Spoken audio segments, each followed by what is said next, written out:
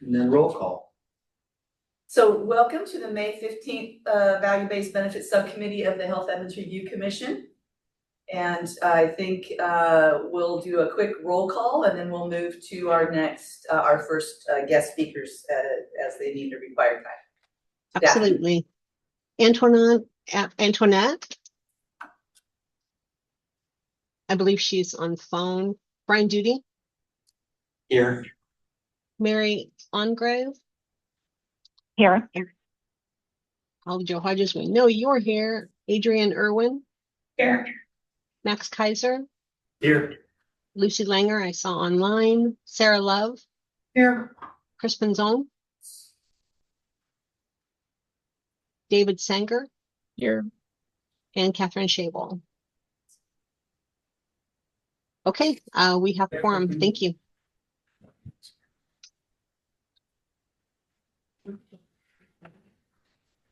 Okay. So yeah, we'll go ahead and if we can go ahead and take a look at the minutes from last meeting and entertain any suggestions, changes, or otherwise entertain a motion to approve the minutes as presented. Hi, it's Mary Engrove. I move to approve the minutes. Thank you. I'll take a second. Second. Thank you. Brian, all in favor say aye, or do we have to go through the whole roll call? We do. Antoinette. Brian. Aye. Mary Beth. Aye. Adrian. Abstain. I wasn't present. Thank you. Max Kaiser. Aye. Lucy. Oh, I think she needs to be let in. Jessica, can you take care of that? Sarah Love. Aye. Chris Benzone, I didn't see before. David Sanger. Aye. Motion is approved.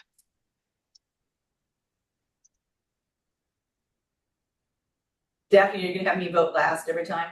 Oh, yes, I'm sorry. I'll Joe approve. Hodges. Thank you. And one other point of order or just welcome. Heidi Gullett, do you want to just say hello and introduce yourself real quick?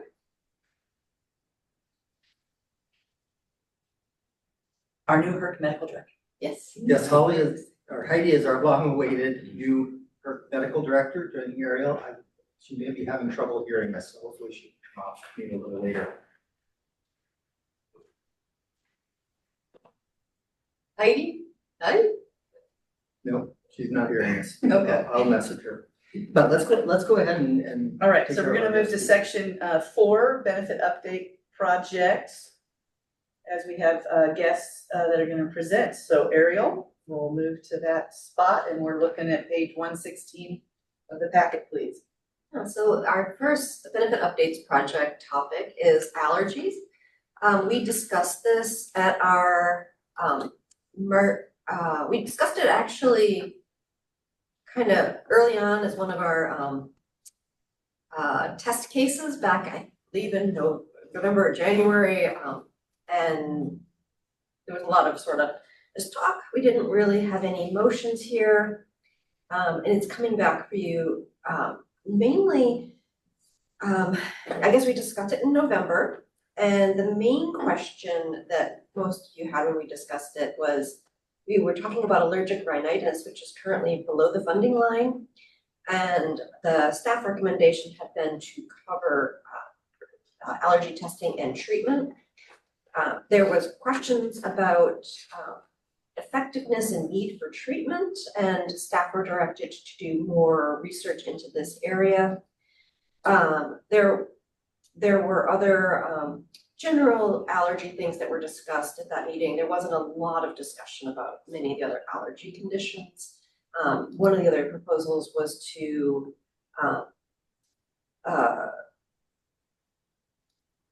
kind of clarify how we cover food allergies. So we'll go through all that again. We have reviewed allergy treatment multiple times in the past 10 or 15 years. We currently have several covered lines with allergy testing and treatment, including asthma, anaphylaxis, occupational lung diseases, et cetera. And the non-covered lines, which included mild eczema, contact dermatitis, allergic rhinitis, et cetera, would be covered, I think previously, if someone had a comorbid condition such as asthma. So you have your allergic rhinitis treated, if it would affect your asthma, if it was untreated. And currently we have a guideline note about testing and desensitization to allergies that you can see in your materials. So this particular review is really going to focus on the effectiveness of immunotherapy for allergic rhinitis. There was an HERC review, which is over 10 years old, but it's still a high quality evidence review. They looked at 74 RCTs, subcutaneous immunotherapy, and they noted that the strength of evidence is high, that immunotherapy reduces asthma symptoms, rhinitis symptoms, conjunctivitis, asthma medication use, and rhinoconjunctivitis specific quality of life. The strength of evidence was moderate, that immunotherapy reduces rhinoconjunctivitis medication use relative to usual care. And they did note there was some variation across outcomes, but the overall body of evidence consistently provides moderate to high support for the effectiveness and safety of subcutaneous and sublingual immunotherapy for the treatment of allergic rhinitis and asthma. They did note that the evidence in children is somewhat weaker, which is typical as there's fewer studies generally done, particularly RCTs in children. There was an even older Cochrane review from 2007 on immunotherapy for allergic rhinitis. They had 51 studies of slightly under 3,000 patients, and they showed a significant overall reduction in symptoms. So based on that, it seems that the literature is pretty consistently concluding that allergy immunotherapy is effective. Then the other question from this group was whether it had a significant impact on quality of life or other outcomes that we would consider as essential outcomes. So there was one question was, so when you respond, it's very effective, but how many people actually respond? There was a 2019 study looking at responders versus non-responders. And the vast majority of people had 30% or better improvement, with the majority having 60% or better improvement. So pretty high numbers for given most of our medical treatments. There was one cost effectiveness study from 2020 that found that both sublingual and subcutaneous immunotherapy were cost effective around 6 years after treatment initiation. And they didn't have any evidence of any benefit of sublingual versus subcutaneous. They appeared to have equal effects. Expert guidelines. There was a 2020 guideline which talks about the mainstays of treatment is avoidance and pharmacotherapy, but immunotherapy is a reasonable consideration if that's either not possible. For example, you can't avoid the allergen, or pharmacotherapy either has side effects or is not tolerated or not adequately effective. And they had a strong strength of recommendation for allergen testing to confirm the diagnosis of allergic rhinitis.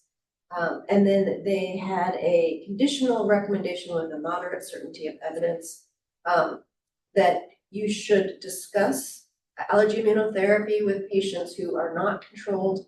Either they can't avoid the allergens or the pharmacotherapy doesn't control their symptoms. And based on shared decision-making, go ahead, that you should offer treatment and particularly be aware of any comorbid conditions such as asthma. And then the American Academy of Allergy, Asthma, and Immunology, their 2011 guideline, they note that immunotherapy is effective for the treatment of allergic rhinitis. It should be considered, and it should be considered for clinically relevant allergens. And you should, the decision to do immunotherapy should be based on patient preference, adherence, medication requirements, response to avoidance measures, and adverse effects of medication. And then there's some data that immunotherapy can be effective for atopic dermatitis. And then immunotherapy should be considered for venom or insect issues. But you should not do subcutaneous immunotherapy for food sensitivity, chronic urticaria, angioedema, or a combination. And then the European Allergy Association for Allergic Rhinoconjunctivitis states that you should consider allergy immunotherapy when you have positive allergy IgE sensitization tests, and the symptoms are moderate to severe, interfere with the usual daily activities, or sleep despite regular and appropriate pharmacotherapy and or avoidance strategies. Other payers all pay for some variety of allergy immunotherapy and testing for allergic rhinitis, allergic conjunctivitis, asthma, stinging or biting insects, etc. So in summary, looking at expert guidelines, things like dermatitis, food hypersensitivity, urticaria, and angioedema, the expert guidelines do not recommend allergy desensitization, and private payers are not paying for that service. However, testing for avoidance is recommended. And then allergy testing and treatment should be covered for asthma, drug allergies, food allergies, venom, anaphylaxis, hypersensitivity, pneumonitis, and chronic rhinitis for expert guidelines and expert input. We cover the majority of those already. The only things we don't specifically cover is chronic rhinitis. On the question of effectiveness of immunotherapy for allergic rhinitis, highly trusted evidence-based sources have found moderate to high-level evidence that immunotherapy is effective for the treatment of allergic rhinitis and reduces medication use. National and international guidelines recommend allergy immunotherapy for allergic rhinitis that does not respond to allergen avoidance and medications and have a moderate to severe impact on quality of life. So the staff recommendation is to basically lump our allergy diagnosis into 3 code groupings, which are outlined below, and 3 new guidelines modeled after the currently allergy testing and treatment guidelines. So we'll have 3, the staff recommendation is 3 new groups. One is allergy testing. This will include diagnoses that avoidance would be the best strategy, or there is no evidence that immunotherapy is helpful. So there'll be a group that would just have the procedure codes for allergy testing. Then there would be a second procedure group that would include both allergy testing and allergy treatment. This would include subcutaneous immunotherapy. It could also include sublingual, although that might be included in the first group with the medications. So all we really can control is the CPT codes for the more allergy shock type thing. And then there'd be a third group for food allergy testing and treatment, because that is a somewhat separate area. And then there are some new guidelines for allergy testing. Allergy testing is only medically necessary when it correlates with the member's history. You try to pair conservative therapy and it's not effective. And testing should correlate specifically with the history, exposure, etc. And you must use test techniques and allergens tested must have proven efficacy. And then limits that would have been suggested. Currently, we have no limits on allergy testing, and our experts recommended that we put in some limits, and staff worked with them to find what we thought were reasonable limits. So percutaneous allergy testing would be allowed 60 times per year, and many of these tests are done at the same time. So there might be a panel of like 30 or 40 tests at the same time, so it's not going into the office 60 times. Intradermal testing 40 times, and IgE testing 80 times a year. And then we would break out the desensitization portion of that guideline, and it would say So this would be somebody who's already had the testing, they are found to be reactive to one or more allergens. You'd have to have a properly performed test for this, the IgE-mediated antibody. You can't control the hypersensitivity with allergen avoidance or medication, and you have moderate to severe impact on quality of life and or activities of daily living. And then there would be a third guideline for food allergies. So testing needs to correlate with the history and exposure. The test technique must have demonstrated efficacy. And then the same limits, 60 for cutaneous allergy testing and IgE testing 80 times per year. And then there would be a section, the current section on pharmacologic treatment. You have to have a history of serious food allergy and or anaphylaxis. You confirm the allergy with an IgE or skin prick test. And the medication needs to be prescribed with or in consultation with an allergist or immunologist. And the treatment of food allergies does not include subcutaneous immunotherapy. That was a recommendation from our experts. There are a couple of allergy tests that we have reviewed in the past. These are the multi-antigen IgE tests. They actually have been shown to have harms in terms of many of these are done for food allergies, and then a person's put on a very restricted diet when in many cases they don't need that. And based on expert input, we're going to continue not to cover these, so the date of last review has been updated. And when we look at the table of diagnoses and treatments, just to point out that allergic rhinitis is in the allergy testing and treatment group. There's also many diagnoses that are currently in this group. Questions before we have our experts come up and speak? Any clarifying questions? No? I think we have some folks here. Do you want to come up to the table up here? Yeah. You want to consider that on the screen? I mean, yeah. Okay. Let me, for your third colleague, Kim? Oh, she's observing. Let's sit here. Yeah, okay. Alright. So, Do you want to rotate the screen on the side a little? Okay. Everyone, I wanted to mention that Chris Bazan has joined us, and then we have Dr. Anstey online. wonderful, thank you. So how we do this generally is, we need you to state your name for the record, any organization that you are representing, and if you're representing yourself, that's fine, and then any financial conflicts of interest other than direct patient care. Thank you. And we do have slides. Hold on now. Thank you. My name is Genevieve Benedetti. I'm an internal medicine resident at OHSU. And I'm here with OHSU, and I have no financial conflicts to report. I'm Shyam Joshi. I am a board certified allergist and immunologist, section chief of allergy at OHSU.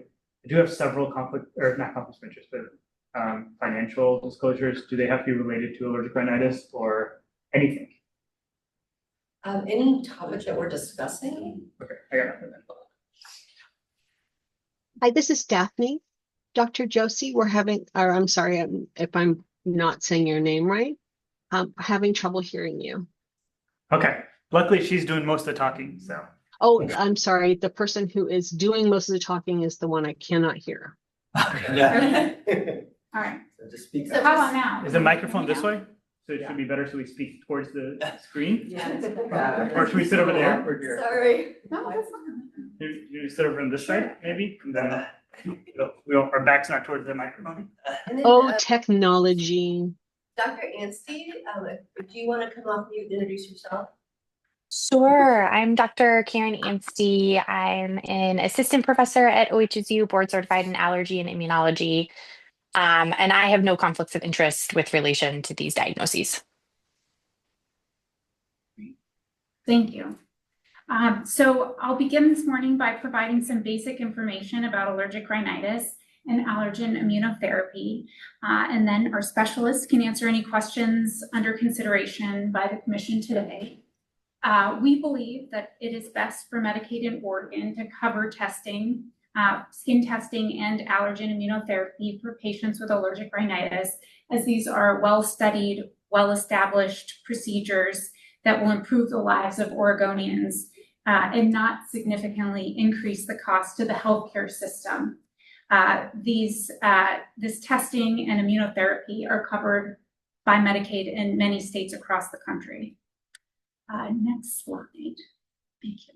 Allergic rhinitis is a very common diagnosis in the United States with an estimated prevalence of up to 30%, though a large number of patients report poor or only partial relief with pharmacotherapy. Degradation in quality of life is common in allergic rhinitis, with up to half of adults reporting at least moderate effect on quality of life.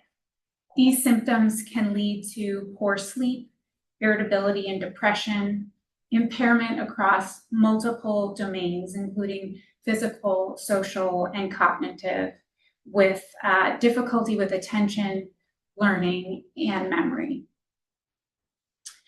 Allergic rhinitis is estimated to generate $4.5 billion in direct medical costs each year, in addition to indirect costs related to absenteeism and presenteeism. Up to 10% of patients report missed work days, and up to a third experience a reduction in productivity when symptom burden is at its highest. When initial pharmacotherapy fails to control symptoms, allergen immunotherapy is the second-line treatment in allergic rhinitis. There are two forms, subcutaneous and sublingual, and guided by clinical histories, skin testing or serum-specific IgE testing are needed to identify relevant allergens, and the treatment duration is generally 3 to 5 years. In subcutaneous immunotherapy or SCIT, a unique mix of allergens is delivered to each patient via subcutaneous injection at escalating doses until a therapeutic effective dose or maintenance dose is reached. Then injections are continued in the maintenance phase with interval follow-up to assess for changes in symptom burden and adjunct pharmacotherapy needs. Since 2014, a sublingual option has been approved for grass, ragweed, and dust mite. SLIT is safe, efficacious, and can be administered at home. The American Academy of Allergy, Asthma, and Immunology 2022 practice parameters for rhinitis suggests that AIT should be discussed in shared decision-making with the patient and may be considered in these instances. Failure of first-line pharmacotherapy, if patient preference is to avoid pharmacotherapy for a number of reasons, or the presence of comorbid conditions like asthma and allergic rhinitis, which is common. Importantly, the Otolaryngology Society guidelines point out that AIT is the only disease-modifying therapy for allergic rhinitis. In the research setting, both patient-reported outcomes and provocation challenges are utilized. In the clinical context, however, this isn't feasible. Instead, sometimes a visual analog scale is used to track type, severity, and frequency of symptoms within the overall context of impact on quality of life. There are multiple considerations guided by clinical context when treating with AIT. When treating patients, clinicians craft an individual build phase in response to tolerance and an individual adverse event profile in order to improve safety outcomes for that patient. This means that each patient has a different treatment duration to maintenance and thus a different overall treatment course. Patients generally self-discontinue if there's not success in symptom relief just because of the financial and time burden. We don't know a lot about utilization and adherence, particularly here in the US. It's suspected that the rates of AIT prescription for allergic rhinitis are relatively low. We think 5 to 10%, although we don't have much evidence to support this number. And we think that adherence decreases over time. In one German cohort study, 16% of patients with allergic rhinitis were prescribed AIT, and in a Danish retrospective study investigating compliance, by year 3 of treatment, about half continue for both skip and SLIT. And we do have one US study that was published in 2021. It's an observational retrospective study of commercially insured patients in the US. More than 2.3 million people with allergic rhinitis were identified from insurance claims. Of these, only about 5% had at least one AIT claim, and less than half of these achieved maintenance therapy. However, patients that qualify for AIT but didn't receive it had much higher long-term costs than those that did complete AIT. For our purposes today, we can think of those that did not reach maintenance as a surrogate for those that are not getting AIT related to current Medicaid coverage. Further, patients that routinely come in to see the allergy team would allow for more low-cost contact with the healthcare system. This can help identify poorly controlled asthma and allergic rhinitis before the patient utilizes more expensive resources like urgent care and the emergency department. Social determinants of health affect access to AIT as well. We know that low-income and minority groups are less likely to receive AIT. And one study found that Medicaid patients are more likely to receive ER care for acute nasal symptoms. Given that the FDA first approved SCIT in 1911, there's ample evidence proving AIT, both SCIT and SLIT, to be an efficacious and safe treatment option for allergic rhinitis. We've already heard about some of this research, so we can skip ahead. We talked about this, but just lastly, there are numerous international data as well that have confirmed efficacy and safety, highlighted by this systematic review and meta-analysis published in 2017.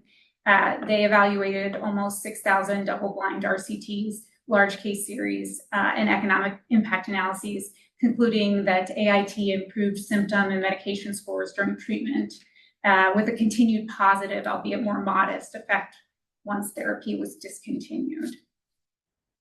And finally, this is an informational survey that was done informally of members of the Oregon Society of Allergy, Asthma, and Immunology in 2024. 58% of providers said that they limit the number of Medicaid patients they see in their clinics. 56% of respondents stated poor coverage of procedures, skin testing, and AIT as the reason why they limit Medicaid patients. And 83% stated they would consider seeing more Medicaid patients if skin testing and SCIT were covered for allergic rhinitis. We just have about 1 more minute. Okay. We're done.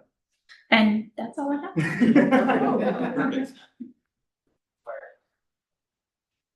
I would love to take any questions. Questions?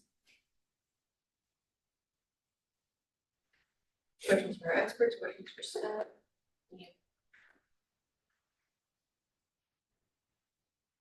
So the updates are for the list in October, January? No, this would be 2027. It's all we're talking about. Yeah. This is benefit update right there. Oh, sorry. Was there data on cost effectiveness and impact of just allergic rhinitis? Because I think you talked about that. Yes. So included. There is, and it's cost effective at 6 years. Compared to over the counter, like 10-cent Loratadine Yeah. and 10-cent Flonase. Yeah. When you include absenteeism and indirect costs as well. Okay, so not straight medical costs. Yeah. No, that's why I'm asking, because I think a lot of them included some other diagnoses and some other, okay. So from a societal perspective, plan perspective. Right. And can you remind me, so in this conversation, some of this, or the stuff that's like at home, sublingual, some of that's gonna go through P&T. We'll go through P&T. So can you just help me splice out, I guess, what pieces of this and this coverage is gonna run through HERC and what portions of this is going to run through P&T? Because I think I'm a little bit muddied in terms of which is gonna go where, like what is our scope of authority, I guess, in this space. Just for our guests, P&T is pharmacy and therapeutics, our group, similar group, but they're drugs. So we currently, P&T can put a PA on something and stop payment because these are non-funded diagnoses. In 2027, they'll lose that ability. So if we put like allergic rhinitis in just like a medical evaluation, the, medical visit bucket, they would still have to consider, immunotherapy and come up with some type of PA criteria for it. And we usually work, so our purview is anything with a procedure code, so it would be, we will have to cover office visits, I mean, that's sort of the baseline of 2027. So do we want to cover the allergy testing, which has CPT codes, and the allergy, the shots, the sublingual, or the subcutaneous, the shots? And then we can work with PNT staff about sort of what the intent of sublingual.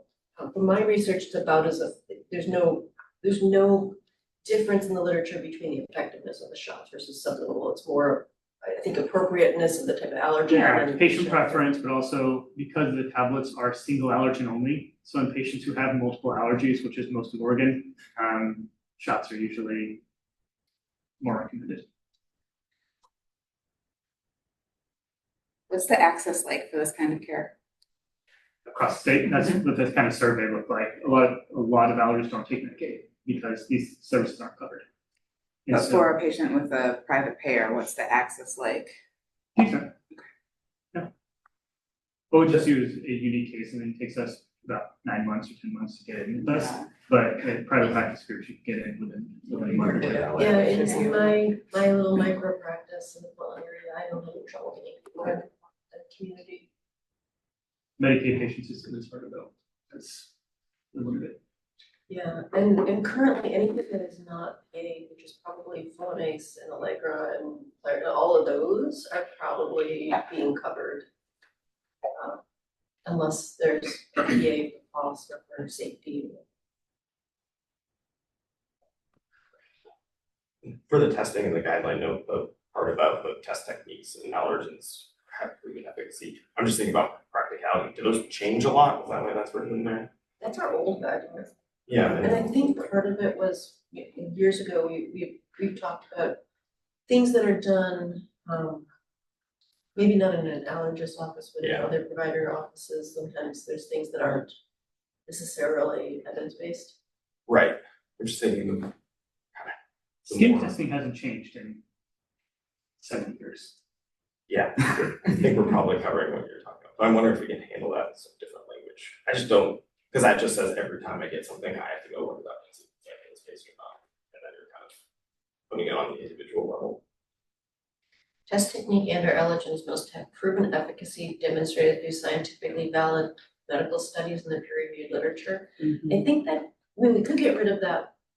What, when I think of those things, I go, oh, that's there for a reason, like there's a concern. And if we can put the concern in there instead of the general phrase, that's always more helpful. If it's not a big deal, leave it.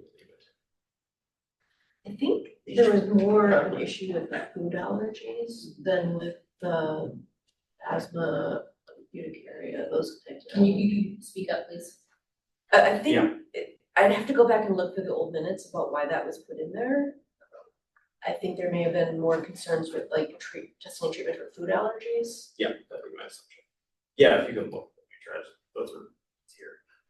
And for the, I think there's going to be, I would like discussion on the moderate to severe impact of quality of life or activities daily living.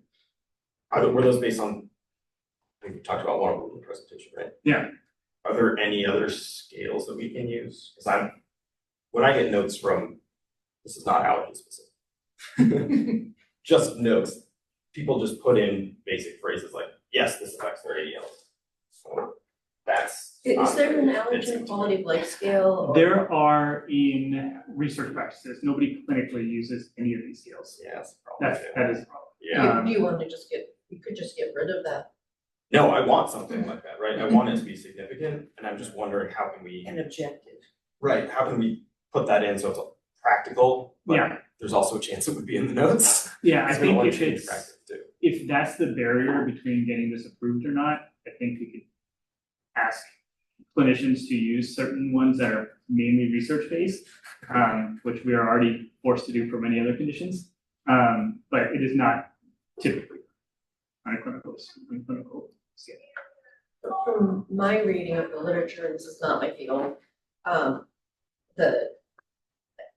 the literature consistently shows that only a small group of people consistently continue with allergy immunotherapy. So I think you're already getting people self-selecting who have pretty significant impacts. I mean, it'd be more beneficial if they didn't start. At all. You know, if we could select them before that spot. But that's an most expensive patients, start. when you talk to patients, this is a huge time Yeah. commitment, right? And so if they're not really bothered by it, they are not going to do it. Yeah, that's true. Because this is like shot after shot for years. You have to hang out after you get the shot. You gotta hang out after the Right. shot. It's, I think some it's people a don't really big think through that. They don't. Yeah. But it's still, for the most part, that's where you get the drop off. Is the Yeah, people who that's- don't yeah. think through it. But It's a hassle. I think for sure. I see where you're coming from, and I think it would be great if that was already kind of built into the system, but Yeah. there isn't any clinically utilized Yeah. symptom score. Well, it sounds like in this case, if they're gonna self-select anyways, they should have something in there. And I assume you'll be describing symptoms, that's common, right? Oh, yeah. Some other areas. You gotta that's have not always symptoms and you have to have common. positive tests, right? Like there's basic. Right, this one might be a little bit different, that's the other scenarios. Okay, thanks. Would you expect those barriers to differ if, with like split options that theoretically can do at home on their own time? And I guess I'm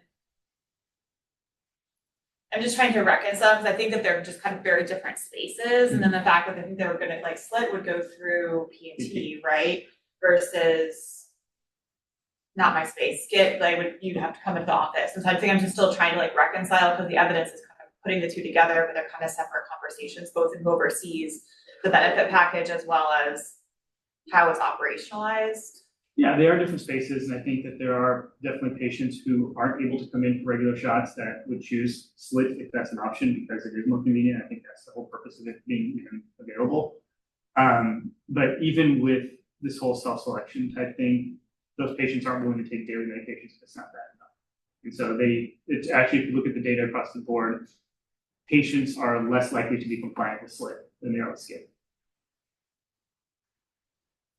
Did you ever use SLIT? I can't remember which one's which. SLIT's sublingual. Yeah, if somebody has Sublingual. multiple allergies, but they don't wanna come in for shots, Because and then. Oregon, Willamette Valley has the highest grass spawn counts in the world. Yeah, Like, Yeah, it's it's not the even, best. it's Yeah. impressive. Yeah. When I moved here, I was like, this is nuts. And grass is one of them, right? Right. So we do use it in those patients whose predominant allergen is grass. Mhm. Maybe they do have a sprinkle of alder tree or Doesn't necessarily English plantain or whatever. But if grass is their primary allergen, Mhm. yes, we totally give them that option if that's, because that does make sense. Do you have any guesstimate? Okay, so it must be effective guesstimate wise if you treat somebody. Oh, yeah, sure, yeah.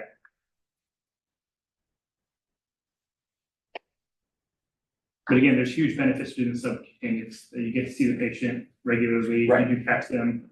It's a very low touch point, a low cost touch point to come in for shots compared to ER, urgent care, things like that. So we're able to take care of the patients a lot better. We are already covering quite a You bit. speak up. We are already covering quite a bit of immunotherapy for people with allergic rhinitis who have other comorbid Yeah, things. comorbid, I'm trying to think of somebody who just has allergic rhinitis, because comorbids. Yeah, right, that's not really part of it, we should cover that anyways. Yeah. So committee members, looking directly at piece of data in front of us here, guideline note 156, staff recommendations. Guideline note 156 is being split into 3 guidelines. So starting with the staff recommendations. We're supposed to be simplifying this area. It is actually, scenario instead of just- having like 10 lines, we're gonna have 3 buckets. Okay, great. So questions, thoughts, concerns about the documents in front of you and how you might like to see them adjusted? Please discuss. So I got questions to experts, because like, so sorry, there's just a lot of procedural in terms of both how the benefit update project is doing with new lines, and moving from lines to buckets, and then P&T is adding some complexity. So I guess my really blunt question is do you agree with like the staff recommendation? Like, do you think that this is the right recommendation? recommendation from Yeah. expert lens? Okay. Are this group of experts were the ones we worked with? Okay. And I'll just like clarify, because I agree with sometimes myself. experts come because they're providing additional information and clarity, sometimes they disagree and they have recommendations. And I just wanna make sure I'm fully understanding. Yeah, thank you. Yeah, Dr. Anstey and I were part of creating this. That's lovely, thank you. I have a motion to approve unless other people have questions. I second that. I have a motion and a second. All in favor, let's roll call that vote, please. Daphne? All right, thank you so much. Antoinette, Aye. Brian Duty, Aye. Mary Beth Ongrave, Aye. Adrian Irwin, Aye. Max Kaiser, Aye. Lucy Langer, Aye. Sarah Love, Aye. Chris Pinzon, Aye. David Sanger, Aye. Katie Shable, Aye. and finally, Holly Jo Hodges. Aye. Motion Thank you. passes. Thank you very much for your time and your presentation and your help with all of this. We know it takes a lot of your time as well, but we really It's worth appreciate it. it. Very much worth it. Thank you. So unfortunately, you have to wait a year and a half. I will take it. Stay slowly. Did you want to stay for the eczema and dermatitis? I can, I got clinic at a time, but Oh, no, you can leave. I just wanted to invite you to continue. if to it's stay. right after the secondary. Yes, we can do it right now.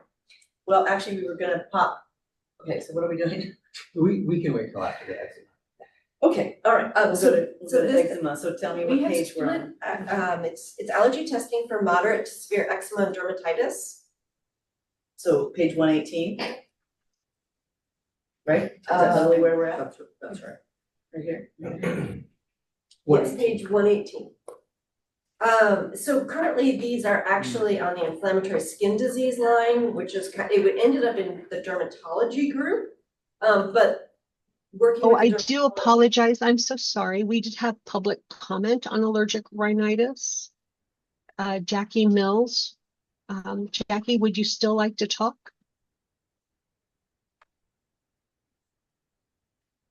Yeah, can you hear me? Yes, apologies. Can we put up the timer, please? And start the disclaimer. Yes. Thank you so much for the reminder. One moment, please. This topic may be sensitive for some. As a reminder, HERC is a policymaking body and can't make decisions about coverage or care for individuals. Any policy resulting from today's discussion will go into effect at a future date. This discussion may be intensely personal for some, yet in this forum, we tend to discuss subjects in terms that may seem clinical and impersonal. Not every person's experience will fit into the picture that the clinical evidence shows. Please be aware that our commission's business is to make the best possible decisions for the general population using HERC's methodology and processes to determine the importance of services. Today, you'll have 3 minutes to testify. A progress bar will show how much time is remaining. Please stay in the meeting after your time ends in case anyone has questions for you. And please begin your testimony by stating your name, any conflicts of interest you have regarding this topic. You may begin. Good morning. Thank you for having me here. I'm Jackie Mills. I'm the Associate Director of Medical Affairs at ALK. I'm here today with an ask to remove the requirement of asthma to treat with the slit tablet Odactra for allergic rhinitis. Based on our labeling in the package insert, we have a black box warning stating that you do not administer Odactra to patients with severe, unstable, or uncontrolled asthma. So therefore, asthma should not be a requirement to write Odactra for allergic rhinitis. With that being said, about a third of our patients in our clinical pivotal trials did have controlled asthma, and there was definitely a benefit with no safety signaling issues whatsoever for allergic rhinitis. I'm here today because it was brought to our attention that there was a 21-year-old patient, a college student, who got denial of coverage because she did not have asthma. So again, I'm here today just with an ask to consider looking at removing the requirement of asthma to treat with Odactra, Grastec, or Ragotec, which are the slit tablets for allergic rhinitis. As there was mentioned earlier with the allergist, there is a benefit, and there is an early onset seen with the slit tablets as early as 8 weeks. So there's definitely a place for them, but I'm more than often I'm here just for the labeling purposes.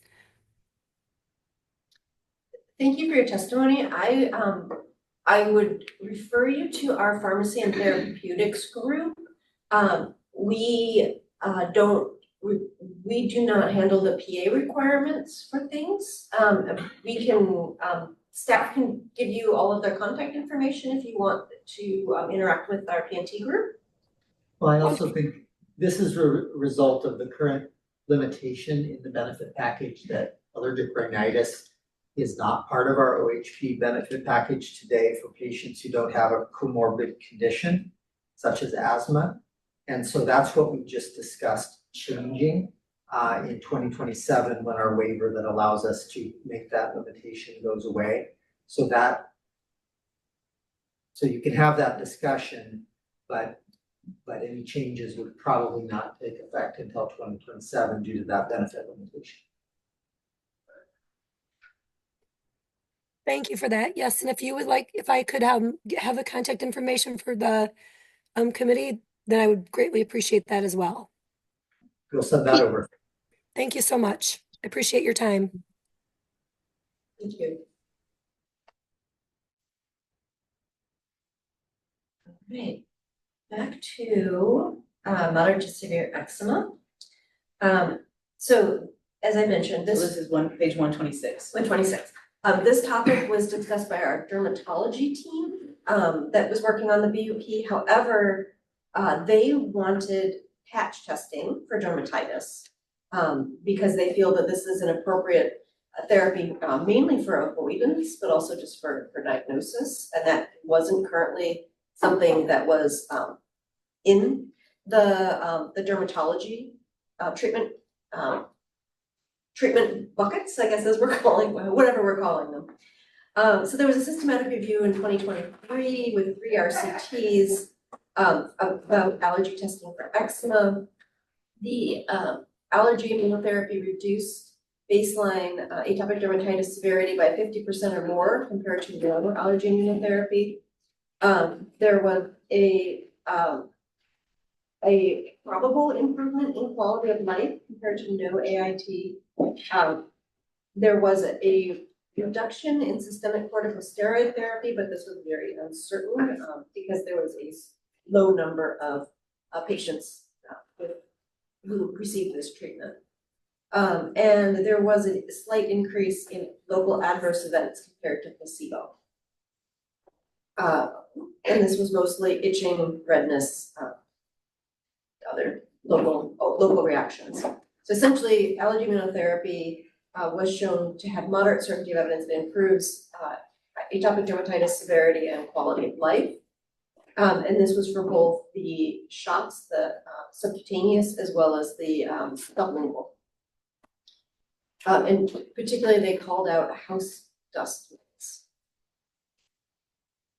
That seems to be, I'm getting nods from over there. Okay.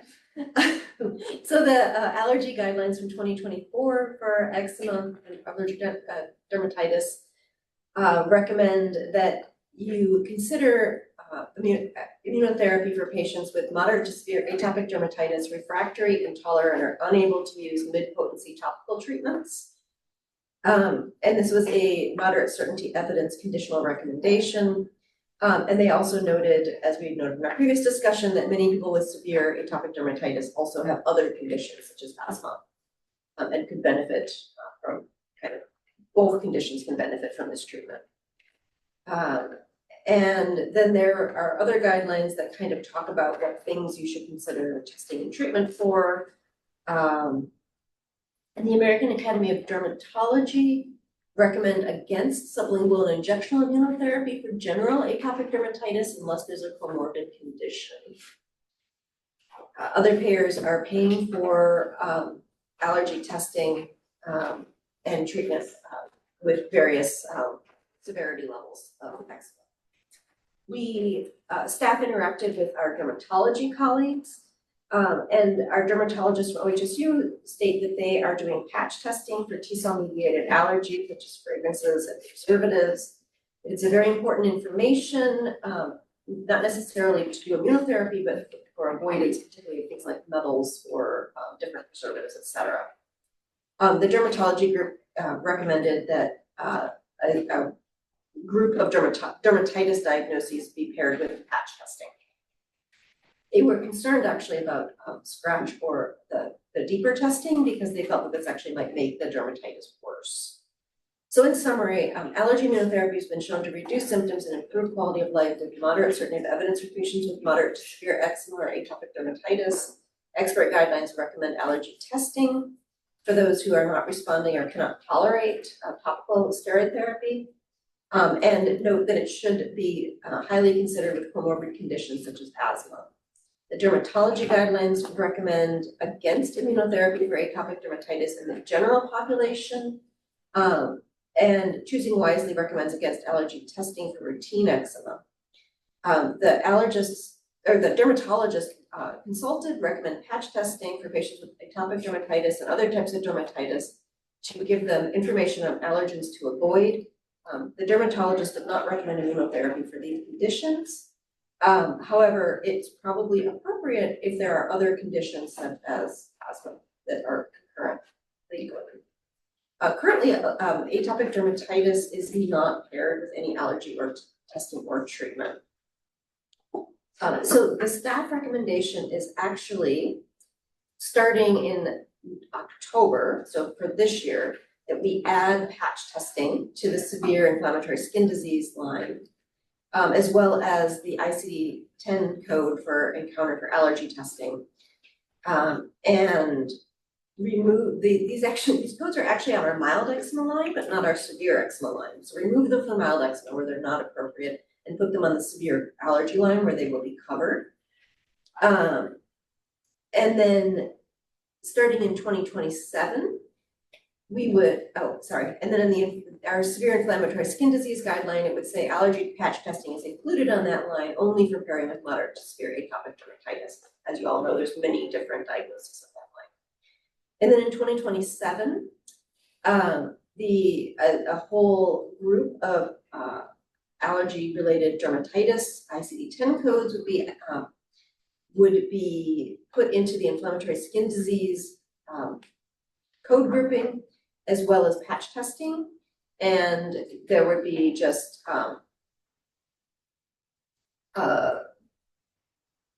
sort of regular changes to our skin disease guideline, which would include the new wording about patch testing, that it would be there for severe allergic dermatitis and other forms of dermatitis. And then there are some other guideline note changes that were made by the dermatologists, mainly kind of clarifying, like we talk about in our severe skin disease, that we cover it if they meet certain criteria, but if they don't meet that criteria, they're on the uncovered lines. They wanted to clarify that if they're not severe, we would still cover things that we believe are currently being covered, such as antihistamines, topical steroids, over-the-counter medications, et cetera, that are medically necessary. The other changes are mainly moving things from lines to medically necessary. And then our erythroderma guide section of that guideline would just be rewritten for clarity. Lots of different moving pieces there. Any questions? And then any input from our experts? This is Chris. Yeah. I'm curious, this is really a small detail. On page 7 there where it says the patch testing specified number of tests, is there any recommendation for what is effective? Because it sounds like so much of this is individualized. I can speak to that if that's helpful. Okay, so patch testing is very much a shotgun method where you have to test enough of the common allergens to figure out which one is actually clinically relevant. After you get the positive results, then you compare it to the patient's clinical history and then determine which ones are relevant to be a trigger for their eczema. And so there are several commercially available panels out there. There's a North American 80, which is kind of 80, which makes sense. The true test has been kind of fluctuating in numbers, but somewhere between 60 and 75. And then there's some additional specific panels that most places don't do. OHSU does, obviously, for certain fragrances, plants, things like that. And so I do think that the number, if you guys do choose, I would definitely speak with dermatology about more specifics.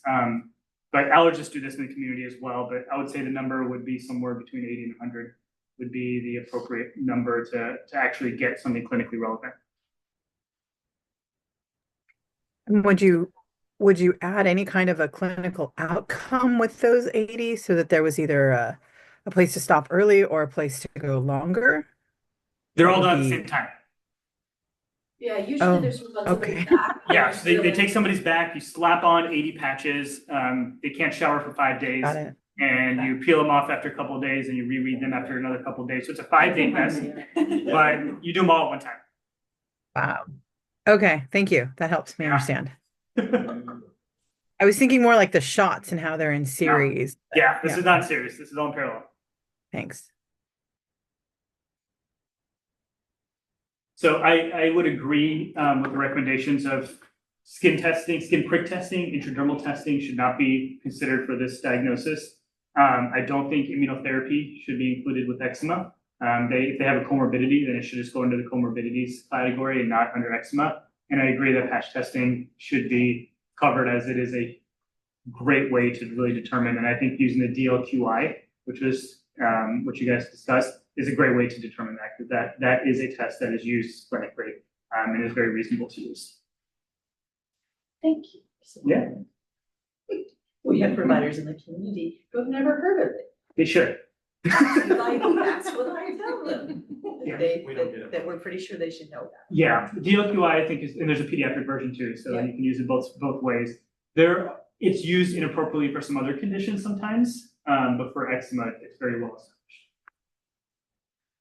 This is Chris. Do you think that that would address some of the findings that you came up with the survey in terms of the providers that are that would be open to accepting? Is this the kind of thing that you think that would bring them around? Yeah, I think allergy shots, allergy skin testing, like skin prick testing to environmental allergies, and availability to do patch testing. Yeah, I think that would increase interest in taking Medicaid patients. Thank you.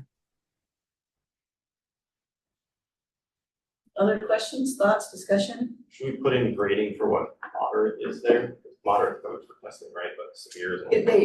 They need to meet the dermatology quality of life have to be greater than or equal to 11. So that's what. Right, but that's for severe, right? I think that's Yes, moderate. no, it's for severe, defined as having what, severe. Because we only pay for treatment for severe, but if we're Not expanding testing the moderate. There isn't a magic number for moderate. When we determine eczema, it's actually quite subjective, and this is one way to potentially do it. But if you look at all the literature across the board, when you look at AD studies, there isn't a magic way to determine what's mild, moderate, and severe. A lot of times we use body surface involvement as a cutoff. But if you talk to different dermatologists, different allergists, you're going to get different answers. I was jumping to using that because, yeah, you guys talked about it, and then we changed it to moderate, but okay. Or else I would have asked the question, but I agree, because I'm not really sure. Okay. Yeah. The answer is no. Yeah. Okay. Yeah, sorry. Okay, I guess we just leave it then. I think we leave it as objective as we can. Yeah, I think that's. Yeah, it sounds like we're using it for moderate.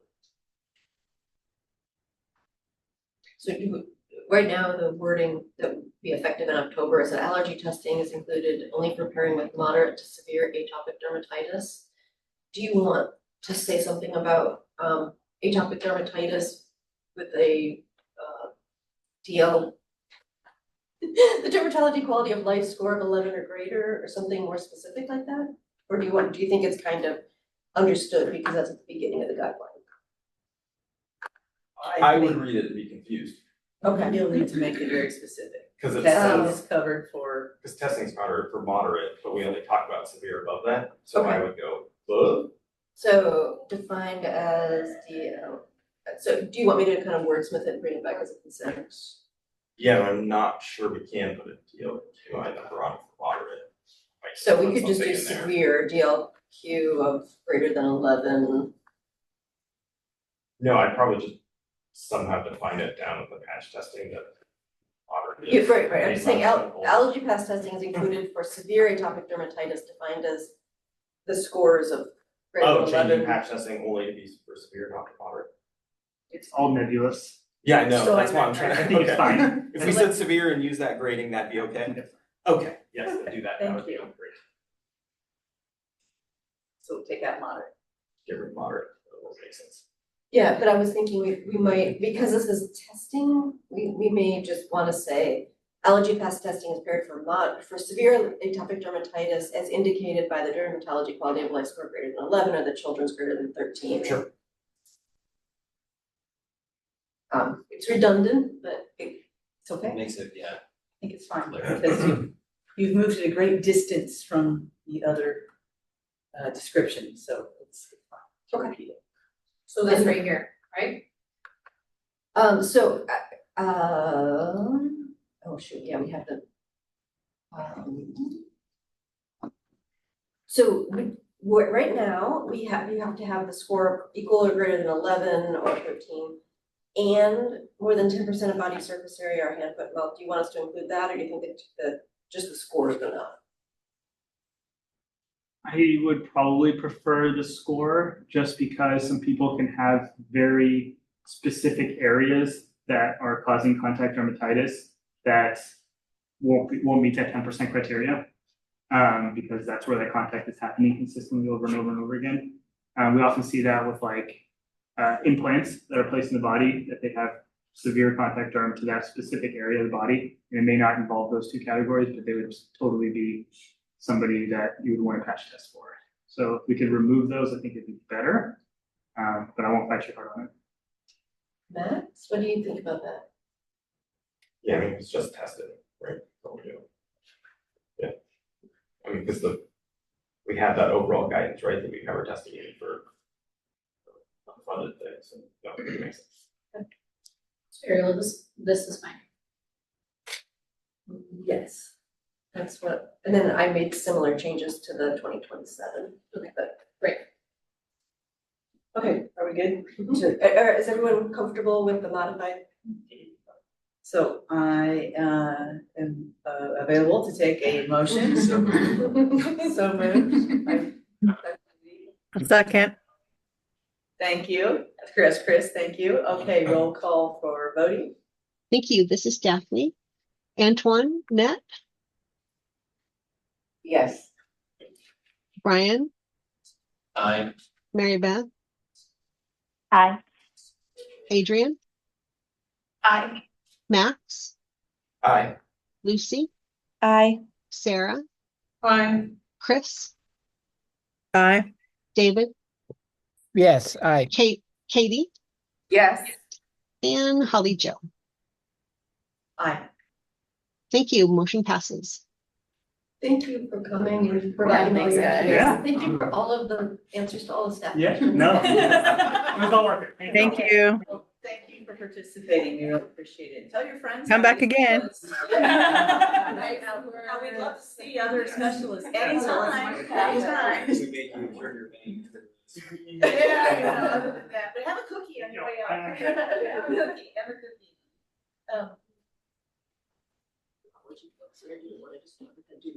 No, I'm going back.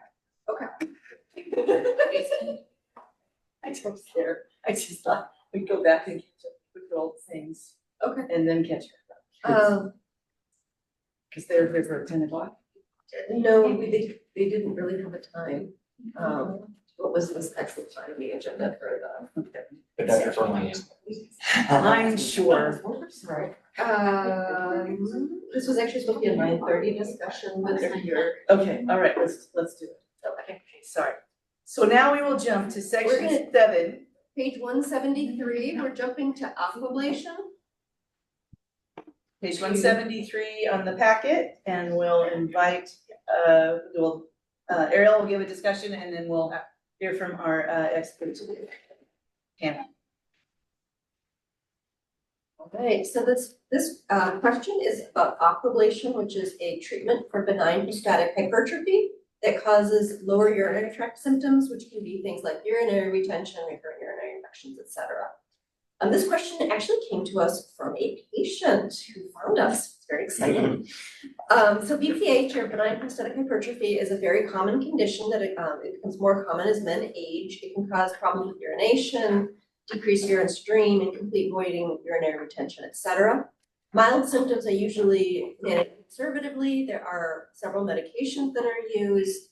And then there's a range of procedures that range from things that can be done in the office to a total resection of the prostate, which is a large procedure done in the emergency room, operating room. Not the emergency room. No so- elective procedures. So what we're talking about today is transurethral water jet ablation. This is a specialized system that combines imaging, guidance, and robotics for the targeted removal of prostate tissue. The high-speed jet of saline is delivered to the prostate using targeted kind of control to remove prostate tissue. We have never reviewed this topic in the past. We currently cover multiple different procedures for treatment of BPH. Aquablation has a temporary CPT code 0421T, which is why we haven't reviewed it before. We typically don't review temporary codes, although we do when they're the only code available. We have a guideline for treatments for BPH that are causing lower urinary tract symptoms. And they specify you need to have specific symptoms or complications before you're eligible for treatment. So looking specifically at aquablation, NICE did a review in 2023. They found a systematic review of about 3,300 patients, one pooled analysis of 4 trials, 1 RCT reported in 2 different publications, and 1 prospective single-arm trial, 1 retrospective cohort study, 1 retrospective non-randomized comparative cohort, and several case series. And then they also looked at the FDA MAUDE database for complications. The IPSS is a symptom score for prostate issues, and that was the most commonly used outcome. And they saw a significant improvement in symptoms, which were sustained up to 12 months. And the mean improvement in symptoms was 16 points at 1 year follow-up, which is the mean clinically important difference is actually 25% improvement. The need for additional treatment was reported in 4 studies. Medical failure, defined as the restart of medications, was reported in 9% of men who had this procedure versus 14% of men who had a HERC, which is the larger surgical resection of the prostate. There were some adverse events, which basically were things that might require a drug. Somebody needed a blood transfusion. But essentially the events were about 20% in this group compared to 23% in the HERC group. And the urethral stricture was reported as an adverse event in about 1% of men who received this procedure versus 6% who underwent the HERC procedure. Urinary incontinence was reported with rates of 1 to 5%. There's also a Cochrane review from 2019, which looked at the RCT of 184 patients that compared this to HERC, and they found similar improvements in urologic symptoms between these 2 procedures and similar changes in quality of life. And that was up to 12 months. And their conclusions were that based on short-term up to 12-month follow-up, that they thought this procedure had similar outcomes to HERC. And then there were some submitted articles. I love surgical trials, the Water 1 and Water 2 trials, which were included in the systematic reviews. There is an expert guideline from 2020 that recommends that you consider aquablation for men who have LUTs if their prostate volume is greater than 30 but less than 80 grams, level of evidence grade C. Most other peers surveyed are paying for this. And then Dr. Krowski from OHSU Urology, as well as Dr. Furlong, who is here today, were consulted. They both recommended coverage of this procedure. So based on the several RCTs comparing aquablation to TURP, trusted evidence sources, Nice and Cochran, both concluded that aquablation is at least as effective as TURP as a treatment of LUTS, and has a good safety profile. The American Academy of Urology recommends it as an alternative to TURP, and all private payers other than Premera Blue Cross are covering this procedure. So based on the fact that this appears to be equally effective but less invasive than the currently covered treatments, staff is recommending that we add this procedure to our line that includes BPH with LUTS. Any questions for me? And do you want to have anything that you want to add? Any questions for our experts? I thought that was very well done, actually. No. So I'm the manager of reimbursement health economics for PROCEP. So a lot of my time is spent working with patients who discover aquablation, and they I'm understand. sorry, I need to back up one step. If you could just state your name and your organization and any comments. Sure. Chris Hennessy, PROCEP Biorobotics. We make the technology. Manager of health economics and reimbursement. No conflicts other than I work for PROCEP. And as I said, one of the things that I do is work with patients who discover aquablation as an alternative to TURP or other resective procedures. The primary reason they're drawn to it is that at least as good as a TURP or other resective procedures, but an incredibly better sexual side effect profile. We have 5-year data showing that this holds out to 5 years in the randomized study with TURP.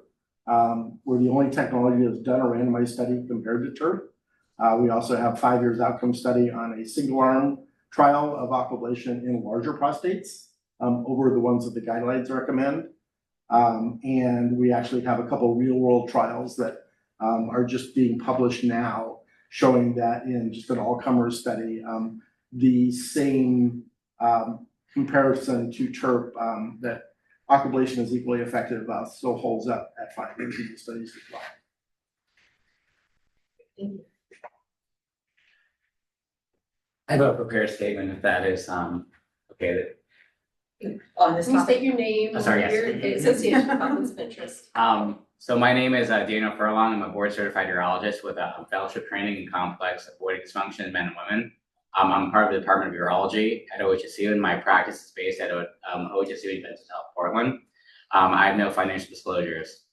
Thank you to the members of the Value-Based Committee for giving me the privilege of speaking about aquablation, and special thanks to Dr. Smites for who has been so responsive to all my emails. The data and efficacy has already been discussed already, and I will not bore you with this. I want to take a quick minute to discuss how my own practice has been affected by this new BPH surgery, and how I hope we can soon equitably provide this technology to all Oregonians. When I was in training not too long ago, the discussion of sexual side effects for BPH surgery was a moot point, given that the gold standard that was offered, TURP, caused anejaculation and erectile dysfunction. With aquablation, now men are coming to get their prostates treated who had otherwise waited until they went into bladder failure and became catheter dependent before they lost their sexual function. This technology has especially changed the game for large glands. For a large prostate, just meeting the threshold for a TURP, aquablation has cut down overtime significantly. Historically, when patients came to me with a prostate greater than 100 grams, they would undergo a robotic simple prostatectomy, which is a surgery that takes about 3 to 4 hours, where the bladder has to be clamshelled open, the prostate is poured out of its fossa, and this carries a significant risk such as bowel injury, vascular injury, high blood loss, urine leaks, etc. It also requires patients to be healthy enough to be in steep Trendelenburg, so upside down, for the duration of surgery, precluding those with cardiopulmonary comorbidities as well. Within our practice, we have been treating glands of record sizes and are able to increase access to patients given Aqua's significantly shorter OR times. Our access to care has skyrocketed with the purchase of this robot. I've completed around 80 cases, while my partner has completed over 200. Previously, we could offer 2 robotic simple prostatectomies in 1 OR day, oftentimes requiring a surgeon and a co-surgeon as well. We can now offer 6 or more aquablations during that same surgical block on our own. The majority of my patients are relieved and happy that their sexual function has not been jeopardized, and many of them say that this is the only BPH surgery that they would consider. They have less irritated voiding symptoms post-operatively and report minimal pain. The learning curve for this procedure has been very gradual and easy to learn. I hope to offer this to all Oregonians, soon pending approval by your committee. I have another technology that I want to bring up, but we can wait till later. Yeah, let's talk about this one Yeah, first. right. So, questions? Issues? Yeah, We usually would like our local consultant to, I would just ask questions highlight, or- that, so as was brought up, one of the big challenges is for men that have really truly quite large prostates, which are not good candidates for the TERP. And so there's this more invasive, they call it simple prostatectomy, it's not simple, it's quite invasive. There's been another technology called the HOLEP, which has been developed, which kind of predated this, and it allows similarly large prostates to be treated with a minimally invasive transurethral fashion. But the problem with that is the learning curve is very, very steep for that procedure. Whereas for the aquablation procedure, the learning curve is much more reasonable, allowing this minimally invasive technology to be more widely adopted throughout communities. And so that's the real benefit, is that it provides a minimally invasive approach that previously didn't have. We had huge backlogs for these patients, in our practice, and now with aquablation, we're able, Dr. from the prosecutor, able to address these patients. So, and a lot of the complications that were kind of dressed around things like that were early on when the technology was first being developed, and they figured out kind of how to address that. So sorry, in the Water 1 and 2 trials, I'll just add on to that. They were specifically not doing what we do now, which is a focal bladder neck cautery. So in those original papers, transfusion rates are around 8% or so. With focal bladder neck cautery, where you go in with a resectoscope and you do focal bladder neck cautery, transfusion rates have gone down to 1%. So that the complications have just kind of plummeted. So in those patients with large glands, do you have to repeat this procedure? So we have 5-year data up until 150 grams, and the retreatment rate is lower than the TERP. Or failure rates are lower, a lot lower than TERP. For TERPs, for instance, your retreatment rate is around 7%, and this is at 3%. And for large glands, you wouldn't be able to do a TERP to begin with. So you're basically allowing a very minimally invasive procedure for a large gland that wouldn't qualify for a TERP. If that makes sense. You could obviously do a robotic nipple. We don't have head-to-head trials comparing the two for very large glands. There was a trial that came that was the abstract was presented at the European Urologic Association earlier this year, and they compared HOLEP and aquablation to 180 grams, so massively, severely enlarged prostates. And aquablation was I think it was a non-inferior trial. I haven't read the paper yet. Was non-inferior to HOLEP, and HOLEP we know is comparable to simple prostatectomy, which are treatments for severely large glands. So I suspect that this will be very similar, but the data is still that paper has not been published yet. If you'll indulge me here just for a moment. So what would be the pathophysiology? Why would aquablation have less of a retreatment? I'm just trying to think about if you're doing a TERP, which is basically a roto-rooter, you're removing the tissue, and the ablation is doing the same thing, but is it causing more damage? So you're able to do it a lot faster. So in a TERP, you're manually going in with a resectoscope and you're basically carving out the prostate manually. The aquablation does this all in about 8 minutes, depending on the gland size. Sometimes for a large gland, for a smaller gland, it does it in about 4 minutes. Resection time for a TERP in a 100-gram gland will take you about an hour to do. So it's using a water jet basically to just carve a path through the prostate itself, and then you're just going in and doing focal cautery for hemostasis. Right, but why would the recurrence rate be so much less with the water ablation? It's giving a bigger channel. We're depending on the prostate size, it can go up to about 2.5 centimeters in length, and as opposed to a TERP, you're probably not resecting as much tissue. For a HOLEP, it totally depends on you're nucleating the gland, so you're basically carving the pulp out of the orange differently. And I think that if we probably looked at 10, 15, 20-year data, we might start seeing some differences, but it takes a long time for that tissue to grow to become clinically significant enough to show changes in urinary health. hold you, I would say also, when you're doing the TERP, you're just basically looking at a screen, you're resecting. You never quite know when you're there. When- If when you it's go enough. too far, it's a real problem. And so, whereas with this technology, you're doing it kind of under image guidance. And so I think for that reason, you're able to really get a better idea of the anatomy and do more thorough treatment. Whereas with the TERP, it's a lot of voodoo, like how many you've done. Yeah. Whether, this one's a really good resectionist, this person isn't, whereas this kind of eliminates that, this technology eliminates that very, helps the way better. I will say that you having an ultrasound probe, in combination with this therapy, you're now able to see on live imaging. Yeah, you didn't have that with the TERP. So I'm always shocked to see how much tissue is still within the prostate, and how an aquablation, trying to know I'm resecting more than a TERP, there's still, significant amount of, shell of the prostate around it. But it really gives a good visual representation of how much tissue there it has been treated, et cetera. And it's pretty fascinating to see. Great, thank you. Other questions?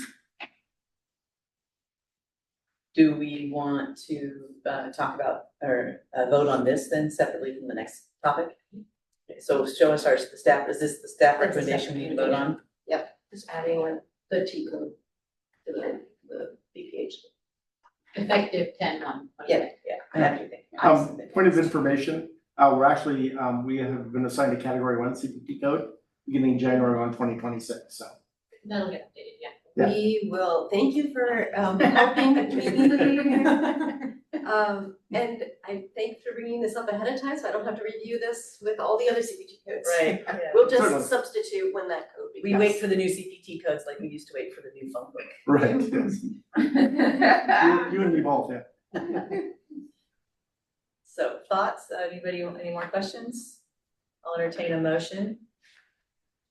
So moved. Thank you.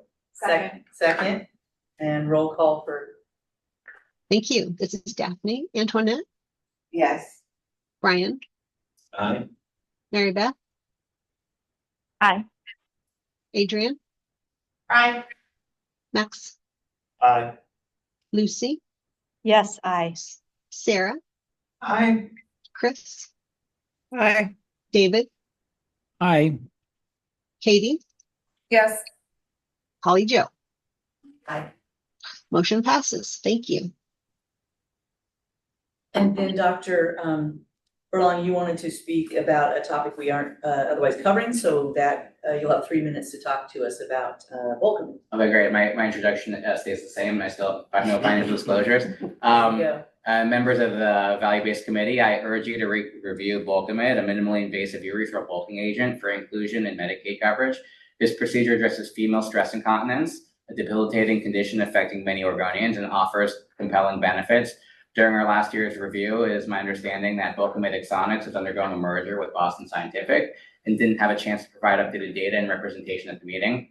Regarding its safety and efficacy, recent studies, including 7-year follow-up, show Bulkamid achieves a greater than 75% improvement rate in SUI symptoms, stress urinary incontinence, with around 70% of patients maintaining significant relief at 7 years. It's polyacrylate gel integrates stably into tissues, ensuring long-term effectiveness and comparable to more invasive options.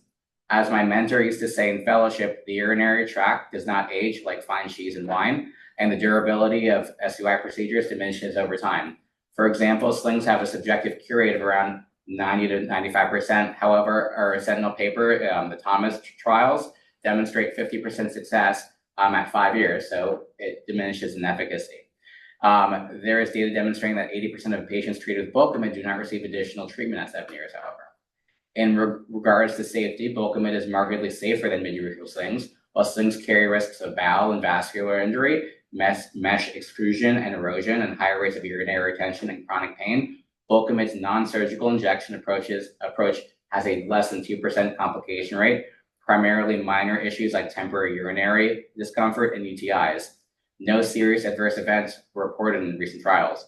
There are many subpopulations that would benefit. Bulkamid is ideal for older women, those with comorbidities precluding surgery, history of radiation, and patients with prior sling failures. is particularly effective for low-income women on Medicaid who face barriers to accessing surgical care and need low-risk outpatient solutions.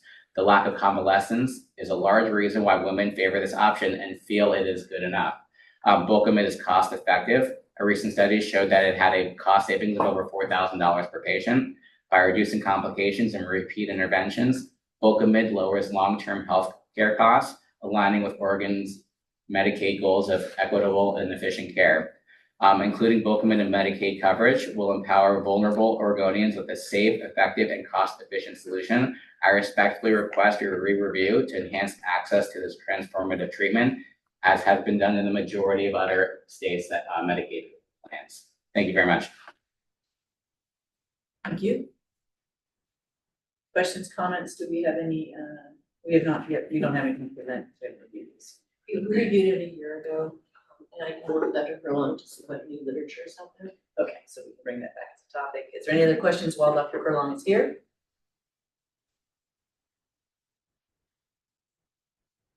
Hearing none. All right. I'll see you next time, Brett. Yeah, so Down, just we have you to back. give you a little warning, we have a very, very full agenda, so this may not come to like our next meetings, but if you, Understand. I will interact with you and get some literature. Sounds great. Perhaps in the fall. Thank you so much, gentlemen. Thank you very much. Again, please Appreciate have a it. cookie. Yeah. Thank you for coming. I know, right? Yeah, it's my birthday tomorrow, so have a cookie. Okay. May I please go back to the beginning now and catch up? Let's do, start with our opening slide, now that we're an hour and a half into the meeting. Go back to Flexibility, section 2, staff reports. as you hopefully know by now, we're the value-based benefits subcommittee. Let's go to the next slide. Thank you. Just reminding everyone again that OHA has set a goal to eliminate And health thank you for inequities hearing in Brian. Oregon by 2030. These recommendations are for the Oregon Health Plan. The decisions will affect over 1 million OHP members as well as their families. Hey, caregivers, Jason, this is providers. Daphne. We can't hear you very well. Oh, okay. Project. All right. The decisions again will affect over 1 million OHP members as well as their families, caregivers, and providers, and there won't be any decisions about individual care today. Next slide. Decisions again are about benefits and medical necessity for those plans. We'll be hearing public comment, which you've already heard, actually all will hear today. And the decisions are not final until approved by the Health Evidence Review Commission. In most cases, the topics will be heard and reviewed this afternoon and implemented at later dates. The considerations include the assessment of the balance of benefits and harms, patient values and preferences, stewardship of public resources, and the nature of the Oregon healthcare delivery system. If you attend online, as always, we ask members to be on camera and attentive and to direct message Daphne when you're stepping away or coming back. And with any other logistical issues, members can vote. This must be an old version of the slides. We are doing our votes by roll call now. And we don't have any more verbal testimony. I think we have some invited participants. Please make sure your display name in Zoom matches your actual name. And any other participants, if you're having any issues, you can use the question and answer feature and you can ask, one of us will answer those or get back to you after the meeting if we're not able to address it during the meeting. The chat and the Q&A are part of the public record. The meeting is recorded and will be posted online. Feedback, as always, questions, comments, herc.info@oha.oregon.gov. And with that, we're also supposed to start the meeting with the declaration of conflicts of interest. If you have members, if you have any conflicts of interest or potential conflicts with regard to any of the topics today, now is the time to declare those. Hearing none, I'll go into the staff report. That's all right. Hello, Joe. Yes, please. All right. So a number of things going on. We have a couple of announcements here. First of all, for those of you who weren't at our retreat a few weeks ago, we have a new staff member, Heidi Gullett, and I want to give her a moment to introduce herself. She's joining our team as a medical director, so Ariel will have somebody to bounce things off of, and we'll have somebody else to bring reviews for you. So Heidi. Thank you, Jason. Thank you all so very much. I am a family, public health, and lifestyle medicine boarded physician, trained at OHSU many, many years ago, and that's how I got to know Ariel, and really have enjoyed getting to know the HERC staff, and really look forward to working with all of you. So thanks so much for the warm welcome. Yeah, I was very, very excited to be able to bring her on board. So look forward to seeing some issues, probably at the August meeting, I guess. We also have a new evidence contractor. They're not able to make it today, but RTI, which stands for Research Triangle Institute, will join our colleagues at the Center for Evidence-Based Policy, providing independent research. This is necessary to meet the requirements of Senate Bill 1508, which was related to quality adjusted life years, but also required us not to contract with a single evidence vendor. While I'm mentioning contractors, just a reminder that Marcus and Val are here from the Center for Evidence-Based Policy at OHSU. They are not state staff, they are OHSU staff, and they are contractors in this role. We contract with them also both to have some independence from the interests of the state government, and also just their expertise and depth of knowledge about Medicaid and evidence reviews and so forth. So we're glad to have them here, but I just wanted to be clear about their role, because there's been some confusion. So excited to have such a deep bench of experts in evidence-based medicine to prepare these topics for you. We also had a March staff listening session, and we'll have another one coming up. Ariel, could you talk about the March one, and then Daphne, could you talk about the one that's coming up? Sure. So we had, as you remember, we're doing staff listening sessions where patients, providers, and other folks can come and interact with our staff. At our March listening session, we heard from a general surgeon in rural Oregon about her concern that we're not covering large cyst and lipoma removals. And you're going to see that topic on the June agenda for further discussion. We also heard about from advocates recommending consideration of occupational therapy for ADHD, and staff is looking at that topic for input. And then when did we do the ABA for non-autism? Was that meeting? Oh, I think that was a different meeting. That topic, we are looking at that for a possible coverage guidance. We will be reviewing. So we had a request from a couple of people to review that. There was a bill in the legislature, and we have committed to reviewing that in one form or another, and we're still trying to get our minds around the best way to do that for our context. So I'm working with Heidi on that one. And then we had an April listening session planned. There was only one person who came forward who was a sleep medicine provider in the Medford area, and staff actually interacted with her and spoke with her, and her concerns about insomnia and hypersomnia will be also discussed at the June meeting. All right, Daphne. Thank you. Liz, if I put a link in chat, are you able to show it? Yes. Okay, thank you very much. This is a flyer about the listening session that we're holding in June. It is an evening session, June 11th, from 6 to 7:30 p.m. We're soliciting for topics until May 29th.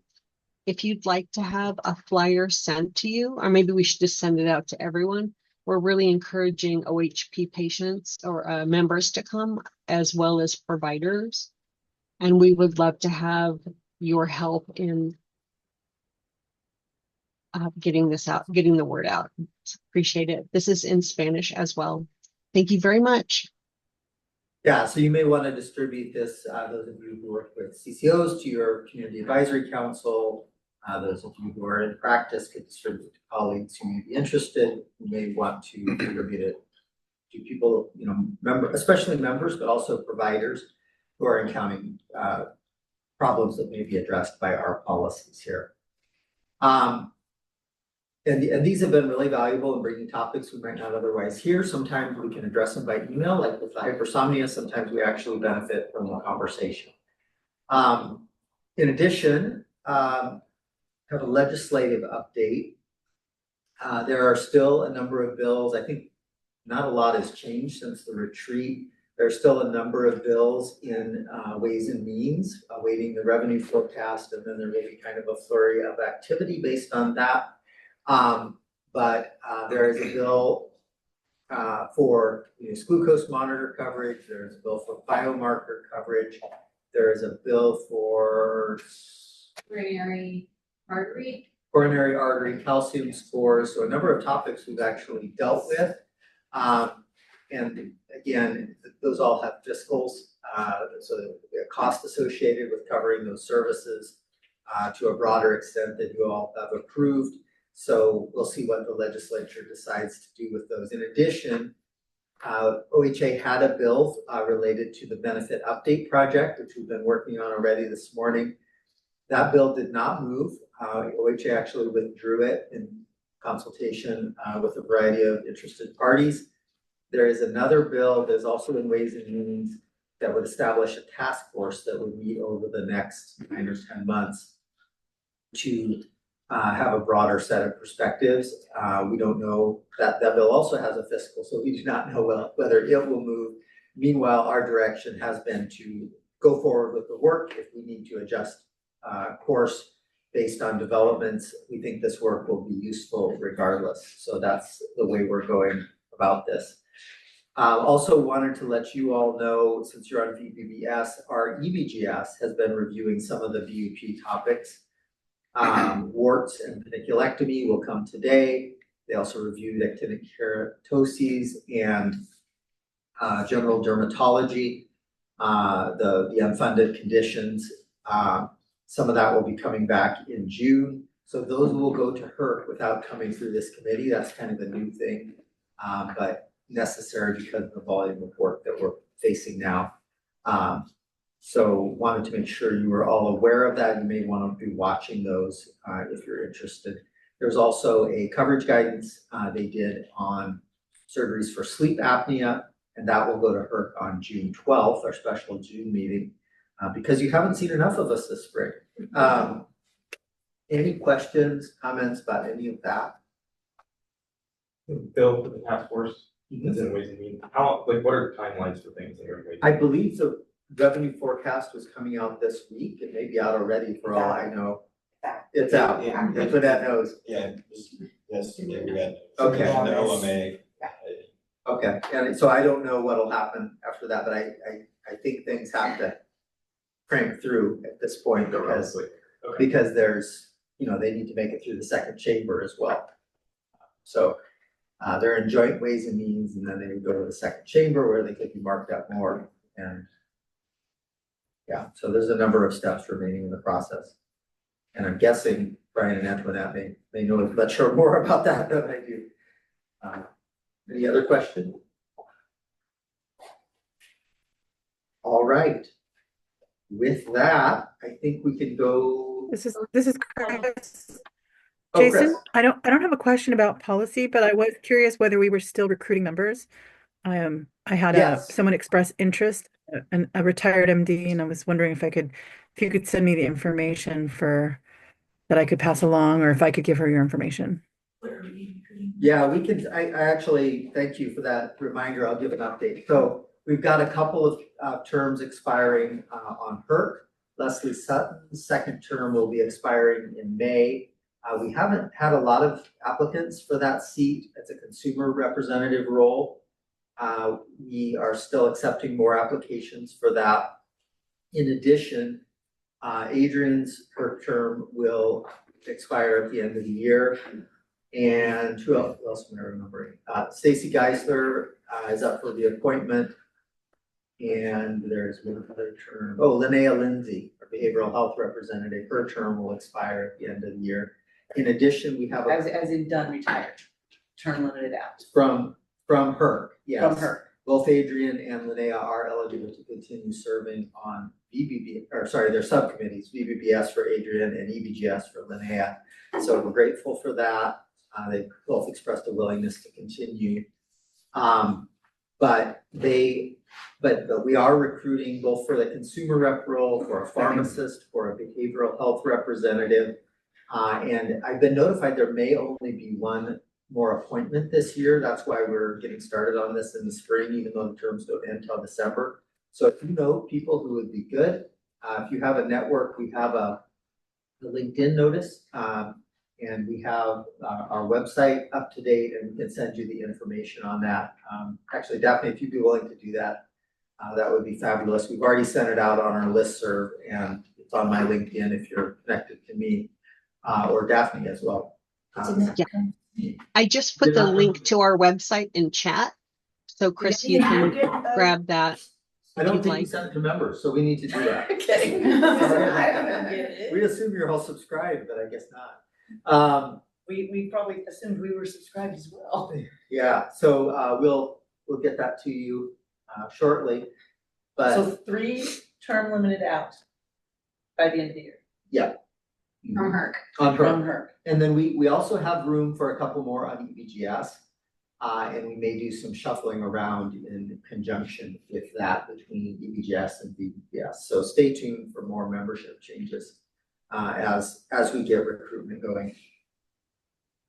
So recruit your friends and family and colleagues and Oh, I should say with the pharmacist role in the past, that's been hard to fill because it says it's a retail pharmacist. And what we realized on closer analysis is that would include a pharmacist at an FQHC or a clinic or a hospital. It's not just somebody who's at a local Walgreens or whatever. So it's a little broader, not a professor who doesn't practice at all, that wouldn't count, but as long as you're serving in some setting where drugs are prescribed or Hospital setting, clinic settings. dispensed or compounded. Okay. Yeah. That's good. But not working, doing UNCCO. Right. Okay. we can go on to our consent agenda. We have our usual table. It only has 4 entries. Does anyone want to discuss any of those entries? Page 96 of the packet.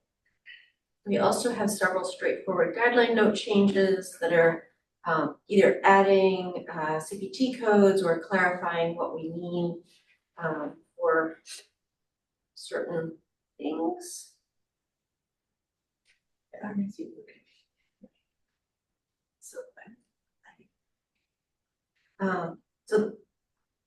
And Wait, can we finish this? yeah, we'll just do the consent, we can do it real quick. So I'm happy to talk about any of those. And then there were 5 new CPT codes that came out for vaccines that currently are not commercially available. Per our usual standards, we're adding them to line 3 as well as the exempt file, so that they'll pay when and if these products come to market. And then the last consent agenda item are 2 pieces from our colorectal surgery benefit updates project. We discussed these in detail at our last meeting, but we hadn't put them out for appropriate public comment, and we were unable to vote on them. They're coming to you without any additional changes or modifications for final approval. This includes general colorectal surgery, which would basically convert our current hemorrhoid coverage to the new format, as well as adding some coverage for fecal incontinence procedures such as colectomy. Any questions about any of those proposed changes? Everything is effective 10/1 except this. Right? The BUP would be effective for January 1st, 2027. The consent table, the guideline notes, and the Codes. the CPT codes are effective 10/1. Questions, concerns? Movement to. Is the so conditions in the back of the spine, is that in this one? Is that in the consent agenda or is there we talk about that? Conditions of the back and spine, what, It was just moving the low back corticosteroids up and the diagnostic injection for selective reference. was that one of the guideline note changes? I don't think so. I don't think that's. I look at like the big packet. Is that old? You look at Page which? 96 of the packet? No, I don't. Page look at that 90, packet. I look at the full 90. packet. You look at the full packet? Yeah, which is a problem. 'Cause I don't know where we are, if it's consent agenda or not. I don't think that's on the screen. PUP's fine. Okay, I don't think it is. know why it's in that, then. Okay, maybe it was last month. And it's- And if you have particular concerns about any of No, that, it wasn't a it's huge fine. thing, it just. happened. Stuff. And we did have something about back and spine on the straightforward guideline note changes. And it just adds CPT codes for this might be what you're concerned about. So it adds the CPT codes for corticosteroid injections to the current limit. And it says low back pain, and we're clarifying that it's thoracic or lumbar. Back pain. Does that address your concern? So they'd be on the This is not unfunded line. DUP's fine topic. Yeah, I was looking at somewhere where we were getting rid of that part and moving it up to it. I don't know which one was it. That was tabled. Okay, Okay. so that's, okay, so that's not, it's Okay, no longer valid. yeah, it wasn't a big, it was Okay. mostly just making it consistent, like why cervicals in a different spot, why local injections are, you need simple. Because we cover a lot more for cervical. We cover the steroid injections. Okay. I think, no, we don't. No, it's like four Absolutely bullet points up, Oh, corticosteroid injections for Oh, cervical. so you're saying we could just combine that? Yeah, I don't know why they're all separate, I think it makes. I will highlight that if we want to vote on the consent agenda, with the modification that we will not bring this, and I'll bring it back as another consent agenda item. That'd be fine. That's what I So we can look look at it. Okay. No, thank you. Catching that. Yeah, I think we We need to review look at them that closer. separately because it's a separate evidence base, but we can combine. No, I get it, yeah, we don't cover any of them, it's just they. Well, we we currently have Well, the below the steroid, line, the right, thoracic and right. lumbar below the line, Right. and corticosteroid not covered at all. So we would need to look at that. Yeah, I think I'm looking at a thing for both, so I don't know when that comes, I guess next time, let's take it. So we'll come back next, Okay, right? Is that what I'm Are you understanding? okay with the current changes Yeah, being this is all approved? just like simplifying things, it's not a big deal. Okay. Yeah, Yeah, just send us an email if Yeah. you find the location. okay. We can, Drew, yeah. Okay, so we're looking at these straightforward things on page 96, 98 of the packet, and then the BUP changes to colorectal.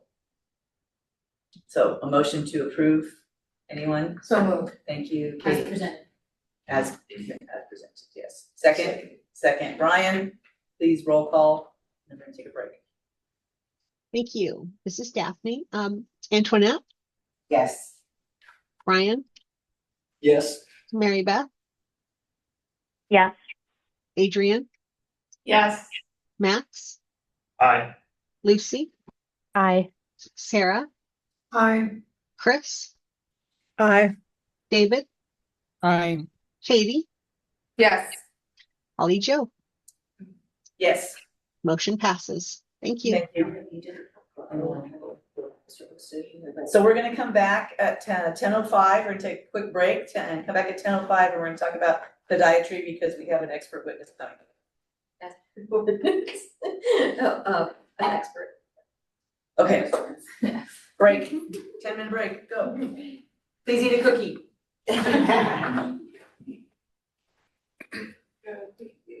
He told me that was. I will be here during the break in case anyone needs anything. I've never heard of that.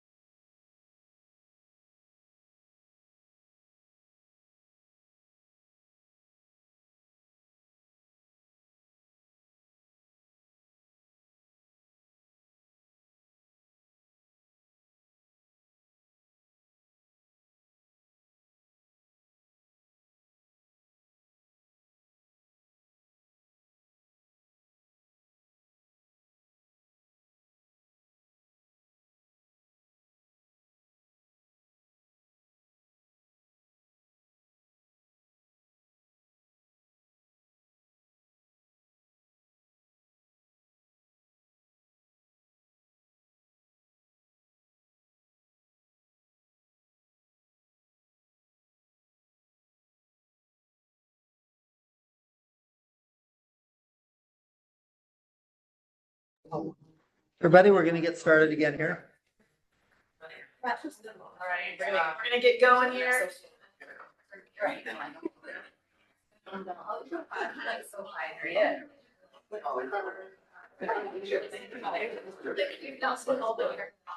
We're just, I was just kind of running through how we're gonna do this. Fine.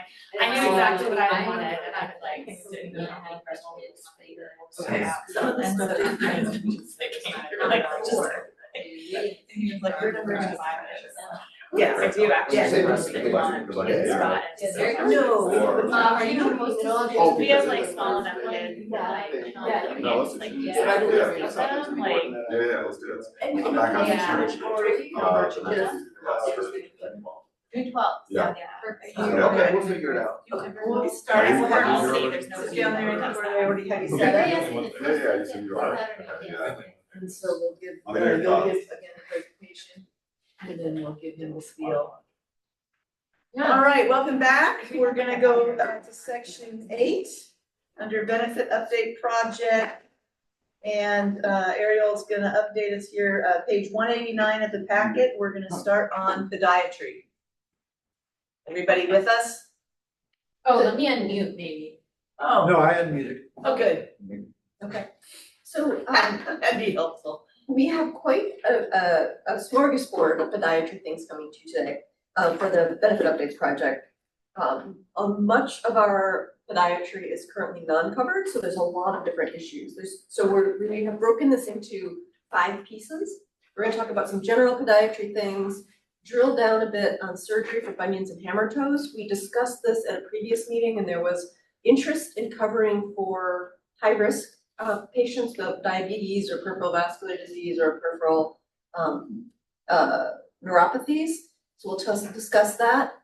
And then the previous version of podiatry that you all saw had recommendations to only have office visits for plantar fasciitis, plantar neuromas, and those, based on staff working with our expert, have been coming back for further discussion based on expert input.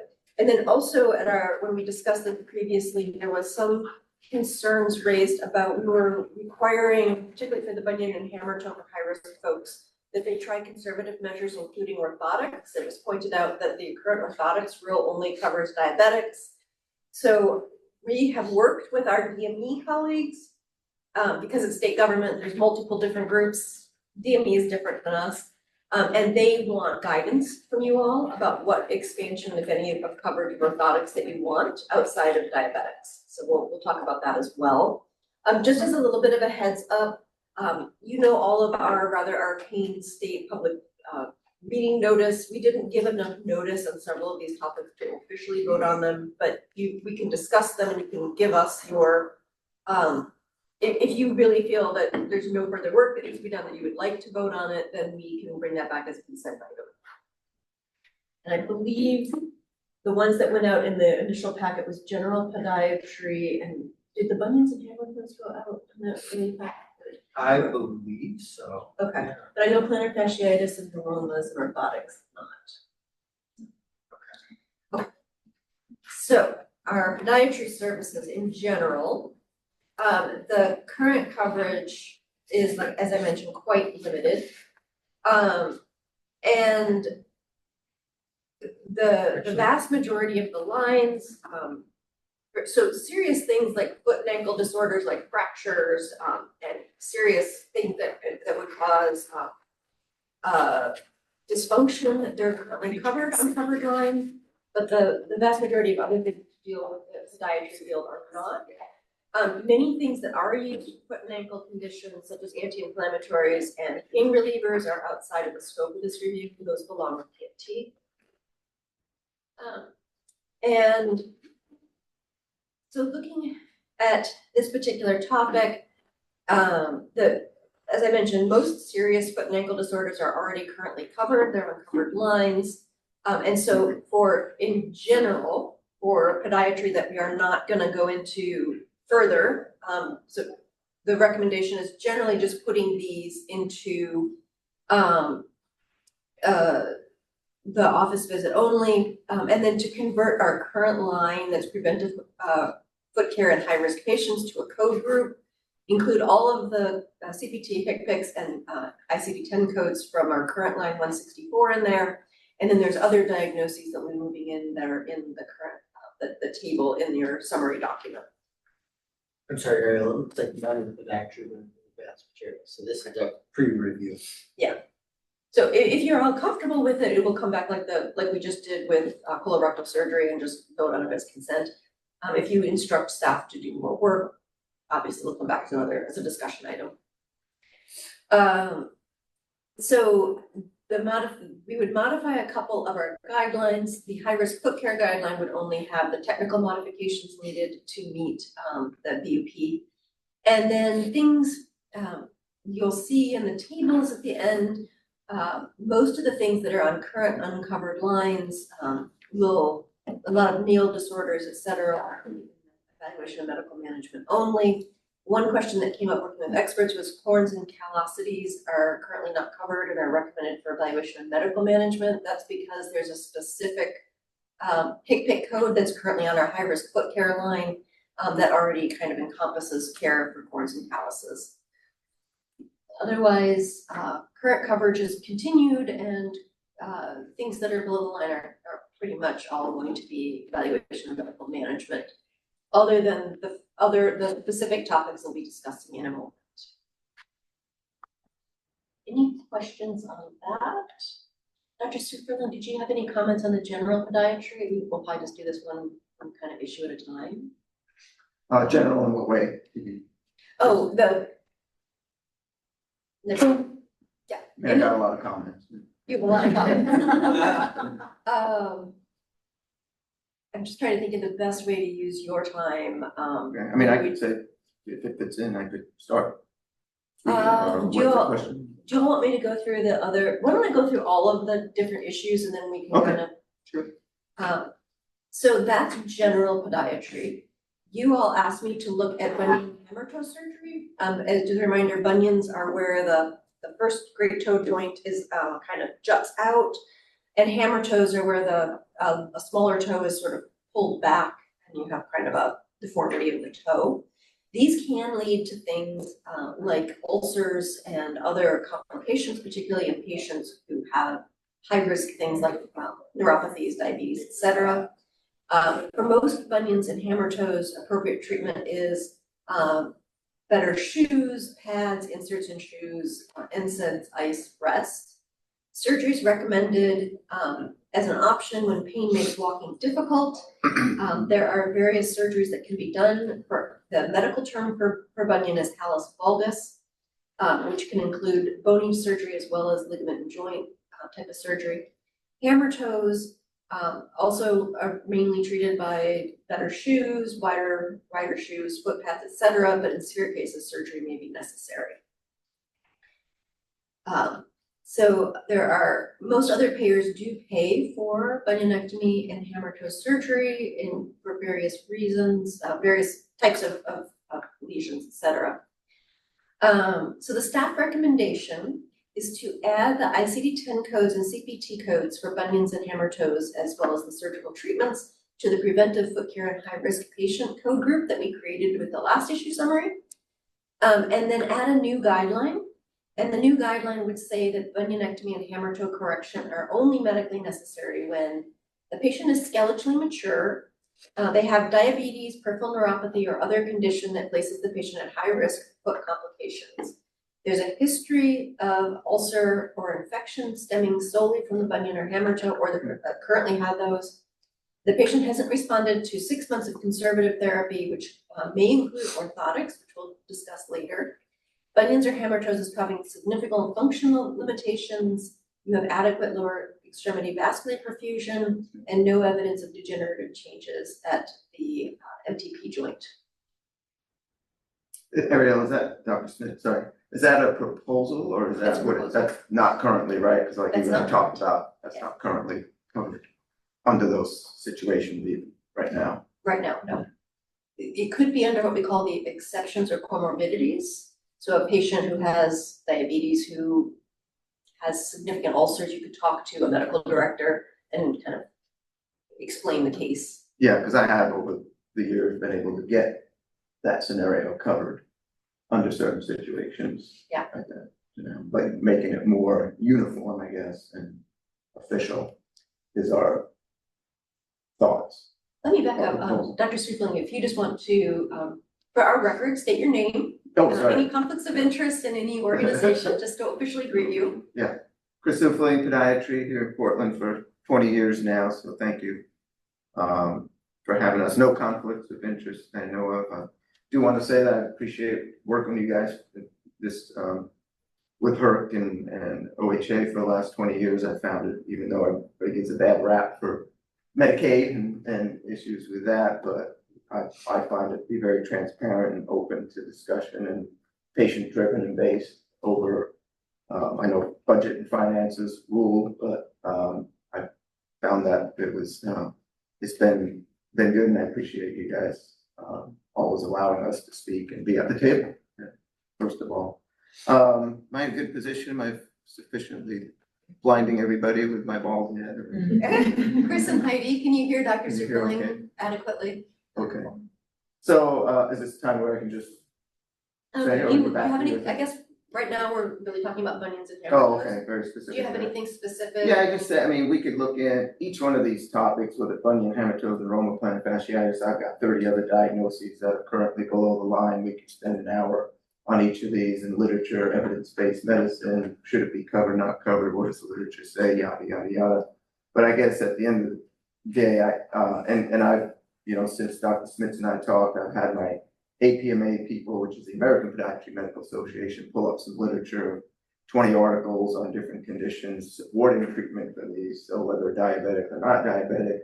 So, I would say rather than go through each thing specifically today, which doesn't seem like would be feasible or reasonable, broad picture wise, it just there, and anecdotally, there's definitely for bunions and hematodes, definitely have saved patients' feet and the system thousands of dollars on doing simple procedures. I know when we talked a few years ago, I was trying to get the simple, if we just take, this is an easy one to visualize, let's just take flexor tendon, flexor tenotomies, for example, with a patient that has a hammer toe that's bent and they get a wound on the tip of their toe or a callus on the tip of their toe.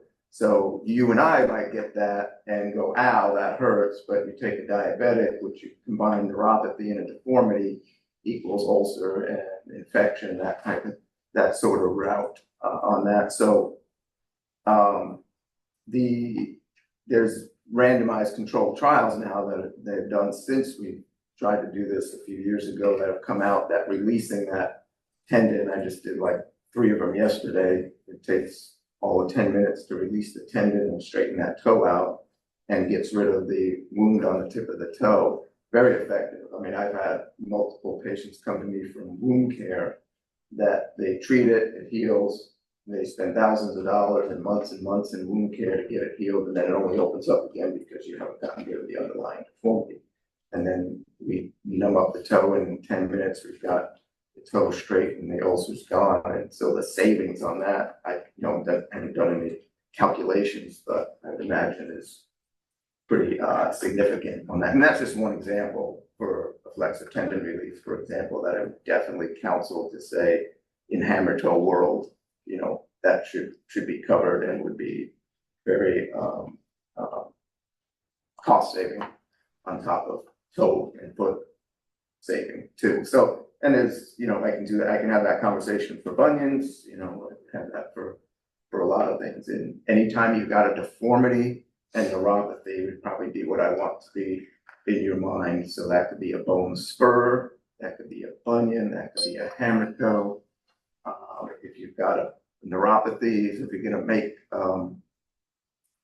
a criteria, E1142, a diabetic with neuropathy with a hammer toe or a bunion, that would be something that would be very wise from my experience to cover those procedures. And when I say bunion, there's the bunion world, and we can drill this down in the future, but there's about 5-6 different surgeries you can do for a bunion. You can do something as simple as in diabetic, typically, I don't want to be putting hardware in most of them for the risk of infection and healing and that sort of thing. I just want to go in and shave, do an exostectomy, we call it, we'll shave that bump down to get rid of the deformity that's causing the ulcer, and often that can resolve the situation on that. So, you know, each one's got its caveats and all that. I guess the take home, that would be my take home message, is as you move forward to the new system, if we're looking at, you know, covering for high at risk, and I know I'm saying diabetics, but you know, I'm talking PAD to neuropathy, other at-risk patients as well, that would benefit from these procedures. And definitely, you know, and I've got studies that show the savings in other states of podiatry, of doing these procedures and being covered and not covered, because as you know, podiatry at the Medicaid level is optional service on that. So a lot of states have said, hey, we can cut podiatry and save, you know, X amount of dollars, only to find out years and months later that that was actually counterproductive to them. And there's research on that that I could get you to on Arizona and different states that, and California, that has cut podiatry and it's backfired on that. So I don't know where the collective brain of this is going with. I know you guys are under tension with budget, want to do the right thing to cover everything, but then a torn on finances. But that would be cautionary to be wary of that on the vote. So I don't know, did I answer the question? Is that Does anyone make have sense? any specific questions you want to discuss specifically related to bunions or hammer toes? A question, I wasn't quite, so this would be for diabetics, for example, and those patients that are at high risk. Is that it? So I think I did tell you, I'm not from the medical world, so this is more the legal world. So then it would be based on the provider's decision based on medical necessity and also other medical evidence. Is that how you will determine that this patient is a candidate for the procedure? Correct. I think you can drill it down to code based. Like if you just had a diabetic. In the internet, we have a guideline proposal. Yeah. Oh, okay, yeah. Oh. So it wouldn't necessarily even have to come down to like a prior auth or approval, right? You could just say if they had E1142 or E11621, which is with neuropathy or with a wound, and then you have a hammer toe, which currently is below the line for the M20, whatever, 4.4 code on that. But under the new proposal would be if you had that combination, So they could be approved, yeah, right? and just as a question for you, we have high risk conditions, diabetes, peripheral neuropathy, all of that, and then either history of or a current ulcer. And then try all the conservative things and you have to have some functional limitations. Do you Right. agree with all of those criteria? Yeah, I mean, history of and, you know, yeah, I guess in my practice, I'm not going to be doing a hammer toe surgery on everybody that's diabetic with neuropathy and has a hammer toe if they haven't developed some type of what I would call at least a pre-ulcer, which is a callus when it starts showing blood underneath it, which to me is essentially an ulcer at that point on that. So yeah, I don't think you need to do it on every deformity if there is no risk or pre has there's been any damage at that point yet. And keep in mind, I'm not sure, I haven't looked at the procedures for hammer toe. I described the flexor tendon release, but there are arthroplasty, which They're listed here as the ones that you had sent me. for the treatment. Yeah. 28285, did that make it to the? 282. Oh, there it is, the last Yep. one. Yeah, okay, because that's a common, that's when we actually take out bone, that's arthroplasty. Because sometimes if it's a rigid hammer toe, you can do a tendon release, but it's not going to change the toe, and you have to take out some bone on that to straighten the toe out on that. So, yeah, is that help and understand? Are folks comfortable with the current proposal for bunions and hammer toes? Do you have any direction for staff, other than the fact that you can't vote on it? Do you think this looks good? Yeah, I have to just. That go just through, really like- helped me. Yeah, I think Great. it helped too with that. Awesome. Yeah. I'll look at it again if we're gonna do that. So would it be moving forward in the new system, would it be, because right now we take a hammer toe code, for example, M20.41, that below the line. So we're saying in this new system, So this would be That would be effective covered. January 1st, 2027. If the commission wants staff to draft up something for October 1st, we could do something. We could basically take the same guideline and put it into the same changes, but convert it back to our current format. Well, we need to run that by the actuaries, that might not. Can you consider the cost of that? Is there a desire to have staff work on that? Okay. So you can approve, well, you can't vote on anything. It sounds like you're comfortable for this starting 2027, and then staff will work to retro it back to, I'm thinking maybe January 1st, 2026, just in terms of letting our actuaries get a chance to look at it and see if it's still within the cost adjustment. Right. Of whatever percent, okay. So And then just as clarification, this has not gone out to public comment at all, right? Which is why we can't vote on it. Right. Well, what do we think the likelihood is that when this is more available for public comment, that there'll be an influx of testimony that requests a different direction or a different lens? For the podiatry community, I don't think so. We had the executive director of the Oregon Podiatry Association was part of these discussions. And she's aware and I believe comfortable. But that's why we have public comment, and you will address. That's what I. and this would include PAD as well, when you say. What else is included with at risk to define that? We're saying just neuropathy of unknown. We see patients with alcoholic neuropathy, for example, that don't have PAD, don't have diabetes. Yeah, that would be peripheral Would that be neuropathy. included, Patients peripheral with neuropathy, diabetes, money peripheral cause. neuropathy, or other condition that places patient at high risk for complications, so they can't tick a couple of those off. So besides neuropathy, PAD and diabetes, is that pretty much captured? And I think if there was something that wasn't in there that was unique to a particular patient, it would give difference to say. Yes, we get a lot of like rheumatoid arthritis, but I think right now rheumatoid arthritis is above the line. So that would stay the same, correct? But we don't cover bunionectomies for people with rheumatoid arthritis. Okay, So you so could that say might they have argue multiple that, joint deformities due to their at risk. inflammatory arthritis and. There will be a Would that- vehicle. Would that be something next that looking at you as medical director who has to review these? Oh, do you wanna add or? No, would something that, are you comfortable with just kind of a generic other high risk conditions as kind of? Yeah, I mean, I think there's practically speaking now, somebody has failed all conservative stuff.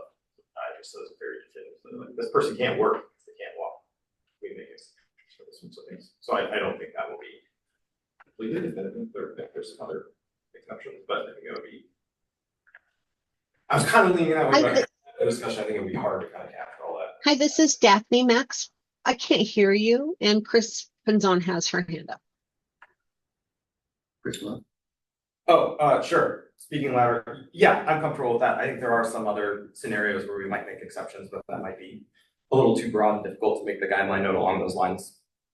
Yeah, I will say with that what we hear is that in community clinics, sometimes patients aren't even offered procedure if it's not explicitly covered. So we do need to be mindful of that, even if exceptions are made for those, where the provider advocates. But Jason, what I was really asking about was I left kind of a open-ended condition that puts you at high risk. Right. And Max sounds like he's comfortable with that. He could define that. Right, and so and if somebody looks at that, if a provider looks at that, then they can use that as their case. Okay. Yeah, I prefer a little bit of wiggle room, say there are a lot of diverse cases. Chris? Hi, thank you.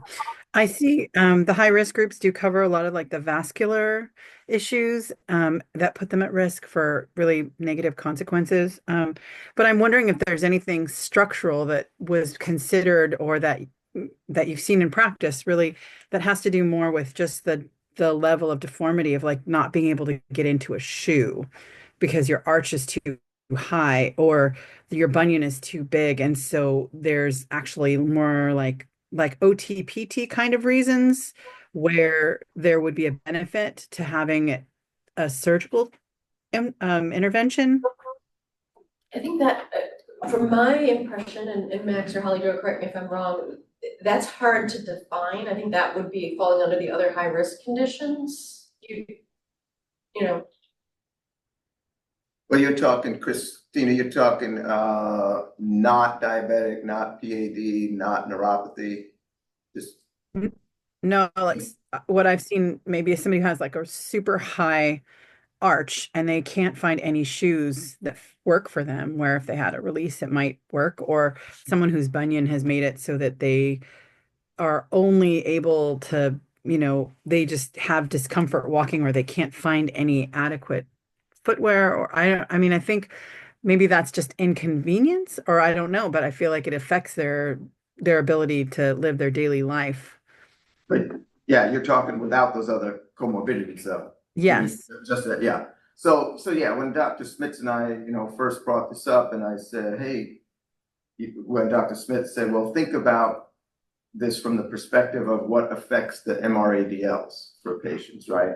And coming from my 20 years experience, all these conditions affected. That's why there are diagnoses and that's why patients come to see me, whether they're diabetic or PAD or not. They can have a severe high arch and severe flat foot, other bunion, hammer toes that affect quality of life and function, activity, job. So sure, ideally, if you ask me what I'd like to get covered, I like it all covered for all patients. If that's what we're going for, and I've talked to my counterparts in California that do what I do, and they say California, it's all covered, Medicaid's all covered. A lot of states, Medicaid's all covered for whether diabetic or not on that. But I know the dynamics here are different, finances are different, money's different in California. So then the question becomes, well, what can we get covered when we're negotiating this? Well, at the very least, be nice, let's get it at least for diabetics and high risk patients for these procedures because it is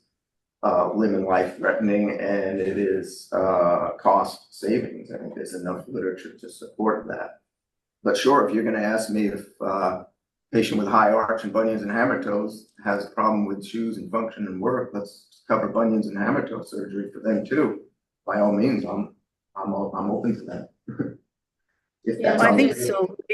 Looking at whether there is any kind of way to even stratify that group of folks to inconvenience versus severely limiting to get them into a high to figure out if there is a high group. That's what I'm hearing. It's very difficult to define. So you're breaking up. We can't hear you.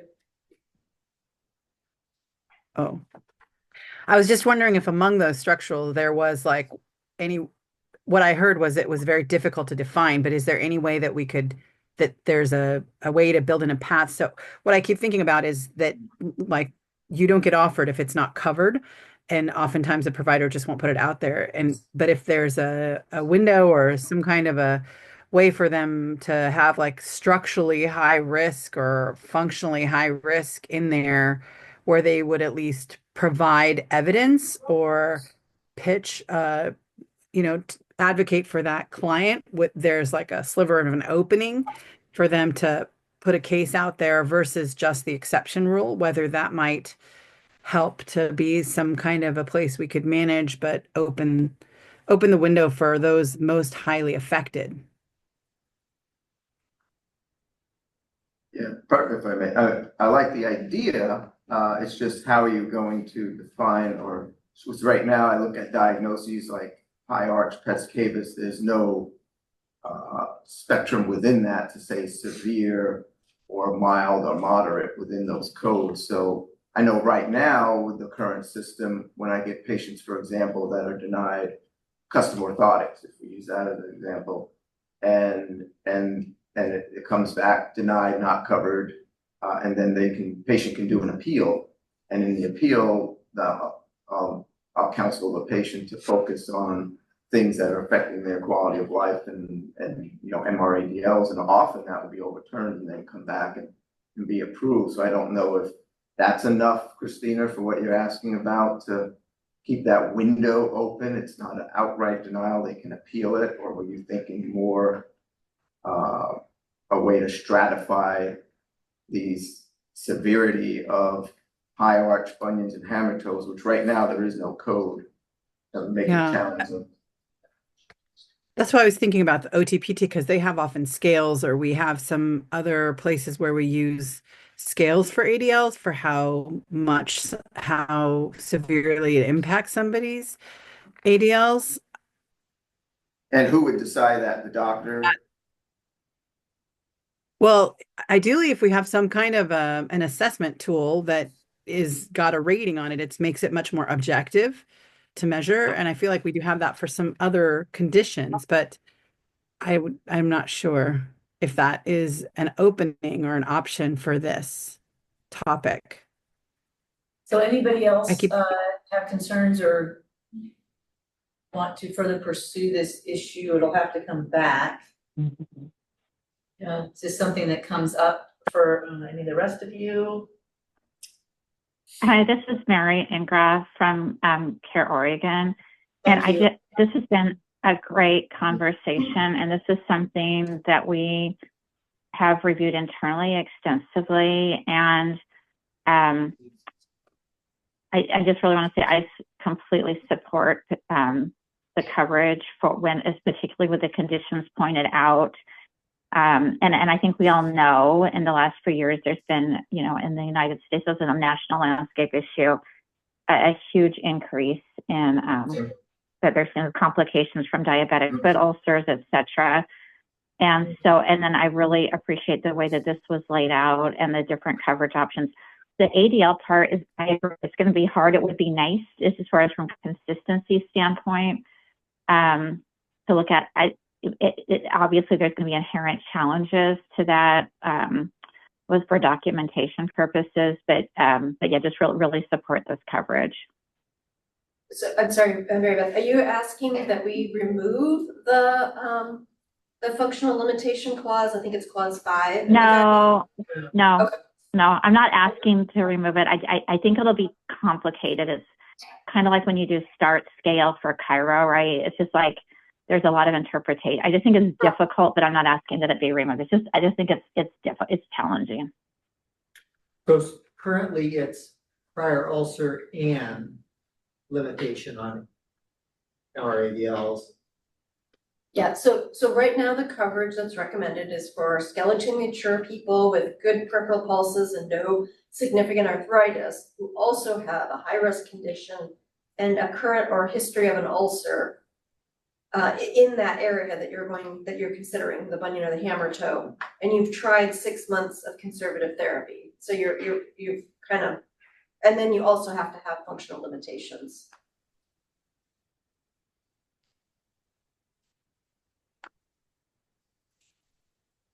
So I think what Polly Jo was asking, Chris seems to be arguing for a broader guideline. Do other members of the subcommittee want us to prepare something like this to put it out for comment, or are you happy with it as it is? I'll just say I think I'm comfortable with putting this out for comment the way that it is. Maybe I was reading kind of the background and at least some of the past like evidence summaries that have been discussed and what the coverage looks like for some of the employers or comparators. And I know that those are not perfect comparisons, but I think that this for me is a good enough that I'd be interested to see what public comment is. And if public comment is a groundswelling of needing broader coverage, then maybe we could do a little bit more of a systematic evaluation in that space. But I think I'm comfortable for this with public comment. With the caveat that we're gonna draft up an earlier implementation version. Okay. So I'm seeing nods around the room. Is anybody else want to make any Others online with any thoughts or comments? I'm good with that. Okay. What was that? Lucy, David. So I think we've got consensus that the staff recommendation with the modification to implement earlier is what you're comfortable with putting up public comment and bringing back without changes if there's not significant public input. Yes. Like I said, we're not voting on these. Okay, So was the final, we're not gonna pursue the No, non-at-risk? Not for the public comment. Okay. If you have considerable concerns or you have colleagues that do, we will let you know when the public comment is going out. Just as an aside, I just wrote a note that I could check with other, because I, like whoever it was with Care Oregon noted the complexity of that, which I agree if you're I'm just thinking real life application of sending a patient to OT, PT, and then getting a score of saying, oh, you got 45, but you needed 46 to be approved for I think this. the way it is It's now gonna would be very challenging to implement that in practice. But I could look into other states through our national association to see if they have any scale So we're not coverage. asking for a No, scale I'm- right now, we're No, just no. saying that it would just be the provider's attestation. Gotcha. This patient isn't able to walk more than half a mile, or they're not able to cook at home, or whatever the. Right. All right, in the interest of time and Dr. Superling's time, I want to move on to plantar fasciitis. This is a condition that causes pain in the bottom of the foot because of the fascia, the support structure under the foot arch is inflamed or irritated. Common treatments include icing, stretching, orthotics, NSAIDs, physical therapy, steroid injections, and surgery. There's also been other therapies that are proposed, such as shockwave therapy, platelet-rich plasma injections, and low-level laser therapy, but these aren't currently standard of care. So in the March meeting materials on podiatry, this condition was recommended for evaluation and management. And then Dr. Superling, who was working with us, had recommended that we consider steroid injections, splints, orthotics, and physical therapy. And just as a note, orthotics is a separate topic. So we have discussed this several times in the past. In 2019, we looked at corticosteroid injections and found that they had a non-clinically significant impact on pain in the short term, less than 1 month, but not on function. And there were adverse events reported. The decision based on that discussion was to add a guideline saying that that steroid injections for plantar fasciitis are not covered due to limited evidence of effectiveness. So that's our current guideline. So there is a systematic review of meta-analysis in 2019 on corticosteroid injections that looked at 39 trials. There was very low quality evidence that steroid injections is similar to physical therapy in short and medium term.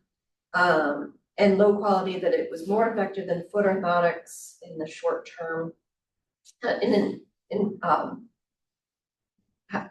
Well, basically what this article did was it looked at corticosteroids compared to placebos and found that there was no difference, and then everything else was compared to corticosteroids. So essentially what this review was arguing was that corticosteroids work as well as placebo.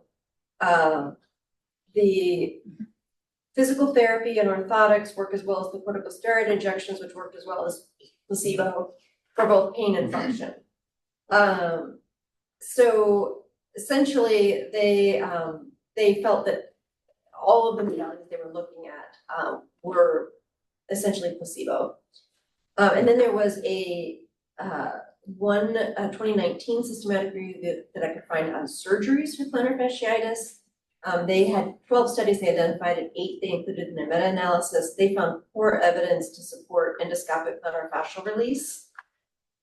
And then expert guidelines, the Academy of Orthopedic Physical Therapy and American Physical Therapy Association's guideline from 2023 recommends stretching, plantar fascial stretching, muscle stretching, and they recommended that against using orthotics, either prefabricated or custom. In the American College of Foot and Ankle Surgeons consensus statement from 2019 recommended NSAIDs, They said the treatment of the incident was unclear whether it was appropriate or inappropriate. And that they felt that orthotics were safe and effective. This could also include taping or wearing supportive shoes. And they also felt that corticosteroids were safe and effective. They did the other things that have what we really haven't talked about, such as platelet-rich plasma, Botox, and needling. They found insufficient evidence for. And then they also recommended open or endoscopic plantar fasciectomy to be safe and effective. So private insurance was difficult to find coverage. Most do cover steroid injection after failure of conservative therapy, and cover the fasciotomy as after also failure of conservative therapy. So essentially, a recent systematic review and meta-analysis found moderate quality evidence that corticosteroid injections did not have significantly different outcomes for pain compared to placebo. Orthotics were less effective than corticosteroid injections for pain based on low quality evidence. Physical therapy was similar to corticosteroid injections in short, medium, and long-term pain reduction based on very low quality evidence. Another systematic review found poor evidence to support endoscopic plantar fascia release. Expert guidelines do recommend stretching, wearing supportive shoes, and they're mixed on recommendations for orthotics, injections, and surgery.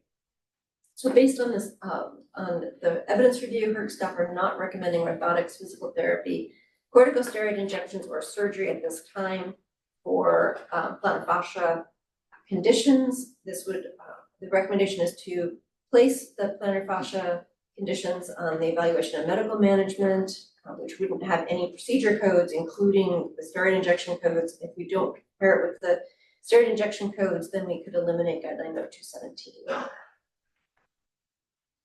Questions for me? And I know Dr. Superling has thoughts. Yeah, I have a real quick question. So shockwave therapy, you mentioned it at the beginning, but then there was no subsequent It's research not on it. recommended by any expert group, so I didn't go into detail. If you'd Okay. like me to, I can. No, that's fine, as long as, I'm sure you did the work, I was just curious. This is Chris. So I just want to disclose that I have had to deal with this. And I'm just wondering where it says wearing supportive shoes versus not supportive, but not supporting orthotics is there. I definitely have benefited from orthotics, and I was fortunate to have physical therapy as well. But the orthotics for me changed my pain from like a 9 to a 3 in 2 weeks. And so I'm wondering if we believe in supportive shoes, but not orthotics, is that because orthotics is a broader category? Or how do we, because the stretching, taping, and education doesn't include anything about shoes. So they're not going to there's no support for any kind of supportive footwear.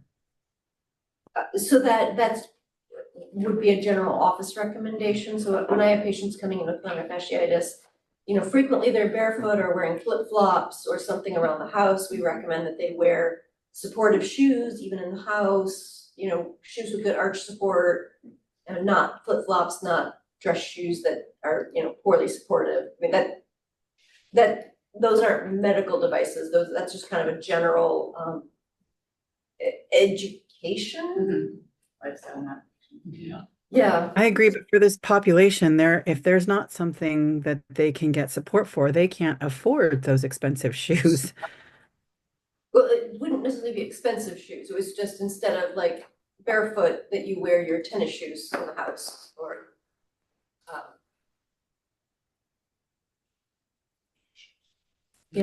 or even like the Birkenstock type shoes. It doesn't have to be Birkenstock brand, but those sandals that have arch supports or things.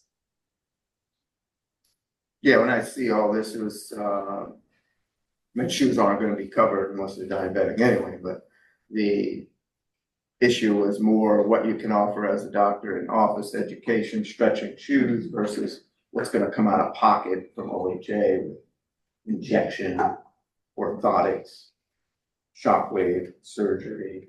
And don't forget, there's night splint on there. I'd like to see that. Yeah, that's another not recommended item that works. But I know you've recommended consideration for orthotics, physical therapy, those. Oh, yeah. I mean, I cringe when you read all that and I read that, 'cause you basically discounted 100 years of podiatry treatments right there with things that we do every day, all day that do work. And just did shockwave yesterday on a patient and it's working great. So it's frustrating. And, where's this research coming from? We can pull articles too from our research is better than your research and, and show that. So I don't know if it's coming down to an EBM type of thing or what's going to drive what's covered or not from your perspective to help me get into your head if you could, because I could certainly show that. Is it even on the table though? Because they're looking at budget neutral, it's not covered now. So if I show you, we're just supposed to consider the evidence. So I think if there's evidence, I feel like there's high quality evidence. Yeah, because I didn't pull these articles, so I don't know where. Sure, but if you feel like there are articles. What I would recommend, these haven't gone up for public comment, so we normally have a process, we put things out, they're available for 2 weeks. Any of those articles that you have, we'd be happy to look at. And also if you have colleagues or people in the Podiatry Association with other input or the national organization, have them comment, provide articles, and we're happy to look at all of that. And anything is on the table if it is medically appropriate and necessary. We'll just have to figure out. We do not figure out how to pay for it. There's other folks at OHA who figure out. We're considering the evidence. So if you don't think we're considering the right evidence, that's what we. Well, and that's. Hi. Have your assistance. We need your help. Mary Ingram, I hear you. Hi. Thank you. I forgot how to raise my hand on the phone. And I've had a little bit of hard time hearing certain parts. I am interested, I just want to say, I am interested in the literature because we can all think of patients or individuals we know that we felt had benefit from orthotics, but when I'm looking at up to date in the current literature, it appears that there's no studies that show anything but inconclusive. So if folks do have literature, I agree. I would really, really appreciate getting that and reviewing it, the effectiveness of orthotics. Thank you. And just to ground people, so currently there is an administrative rule and orthotics and footwear are only covered for people with diabetes, no other neuropathies. And we're going to look at orthotics more broadly in a separate issue. And so that rule exists. Our job here is for the benefit update is around medical necessity, medical appropriateness. So we may approve something and then that other process will need to go in about the budget, but I want to keep us focused on medical necessity and medical appropriateness.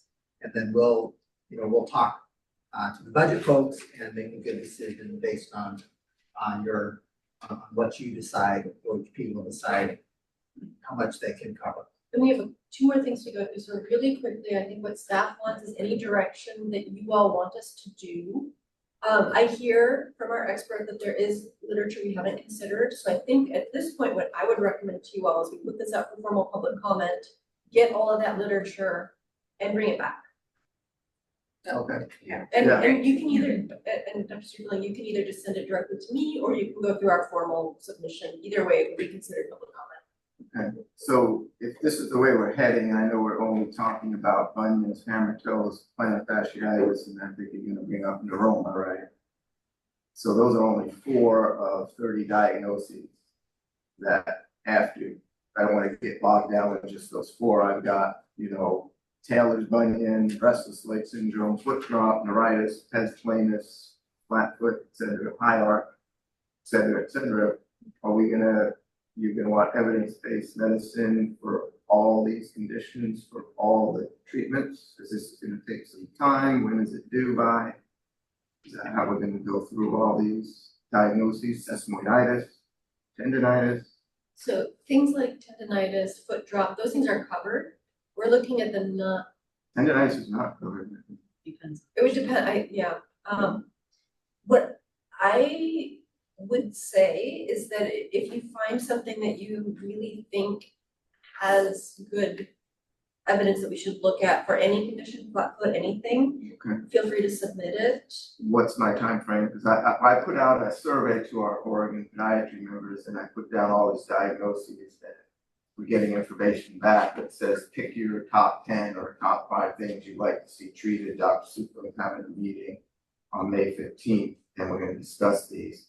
And they've come back with, probably about 20 responses of different rankings. So in each podiatrist practice, each of these are important to them to a varying degree. So it's going to take some time to get back that evidence base. So we're gonna put these topics out with a very specific 2-week comment period in early July. Okay. And so that's when the official comment for these specific topics, so the neuromas, the bunions, the hammer toes, the plantar fasciitis. Okay, so we got a month and a half. For other topics, you can bring them anytime, although it'd be great, sooner is better because we have a goal to get through all the topics by the end of the year. And the end of the year is always a little chaotic for us because we have our new codes coming out during that time. So for those topics, there'll be a specific time, and anything else, we'll take it anytime, and sooner is better. Okay. Yeah, and this isn't the end, even if a year from now you wanna come back and talk about flat feet or something, Sure. there's no end to when. Yeah, I didn't come prepared with all the data because I wasn't sure what this meeting was about to know what to get. And it sounds like this is the medical side of it, not the financial side of it. So I don't know if you have an official or off record opinion on, does it matter if we brought strong evidence-based medicine for all these conditions? Is there still a bottom line budget that's gonna trump it at the end of the day?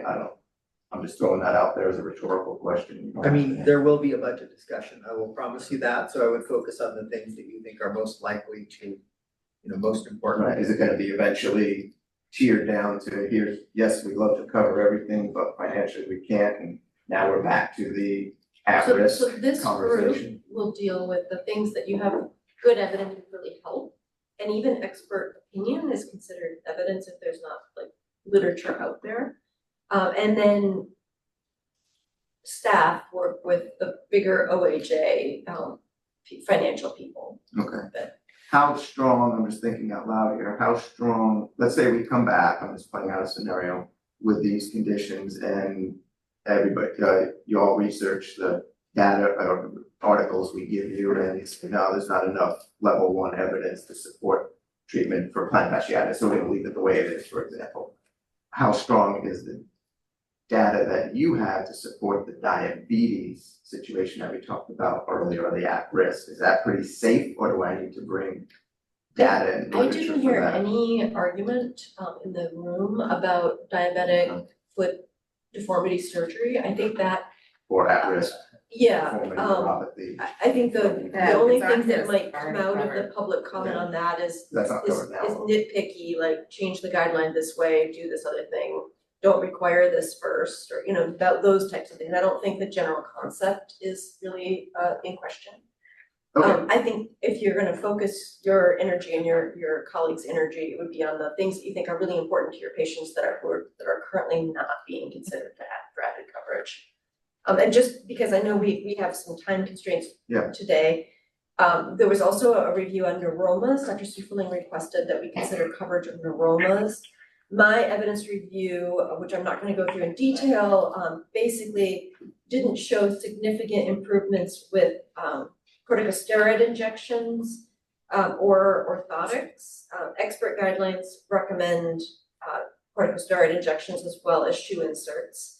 There was an HTA report from our colleagues in Washington that found no evidence of effectiveness for neurolysis or sclerosing injections for neuromas.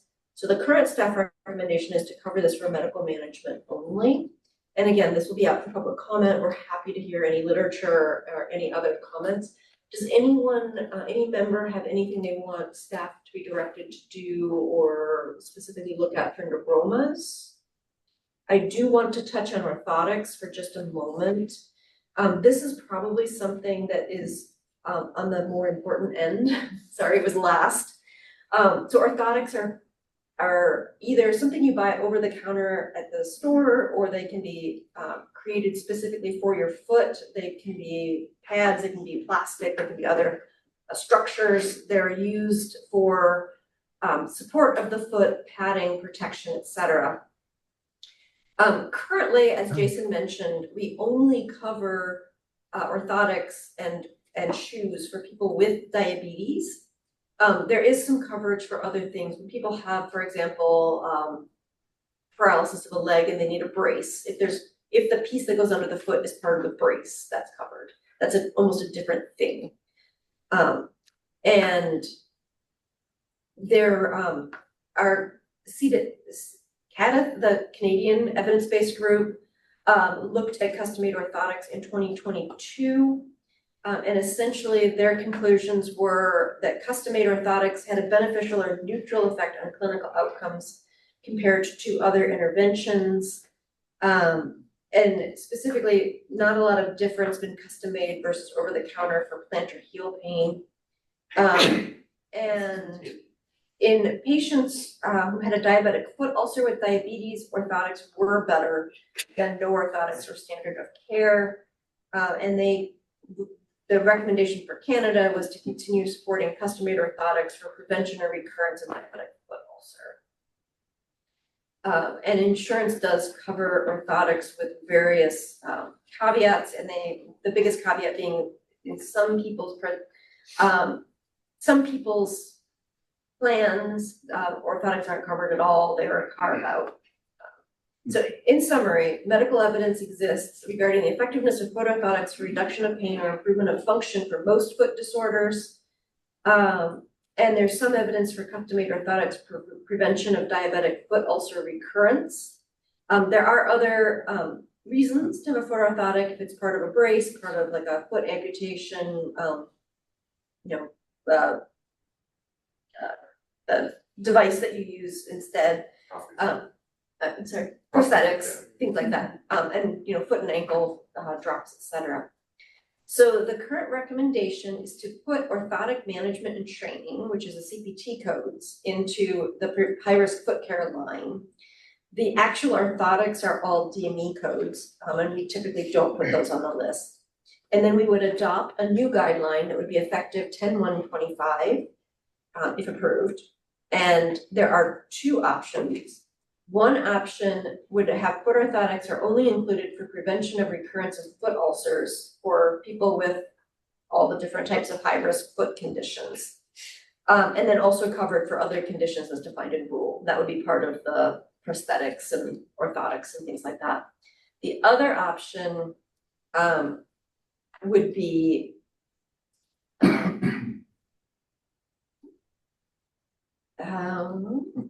the ancillary guideline. I'm sorry, yes.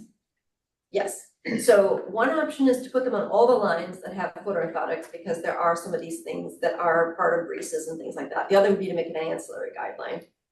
We also have a guideline about hallux rigidus, and in there, under the examples of conservative therapy, we have orthotics, and we didn't find good evidence that you need a custom made, so it would say non-custom made orthotics. And then those would be converted over to the newer format for 2027.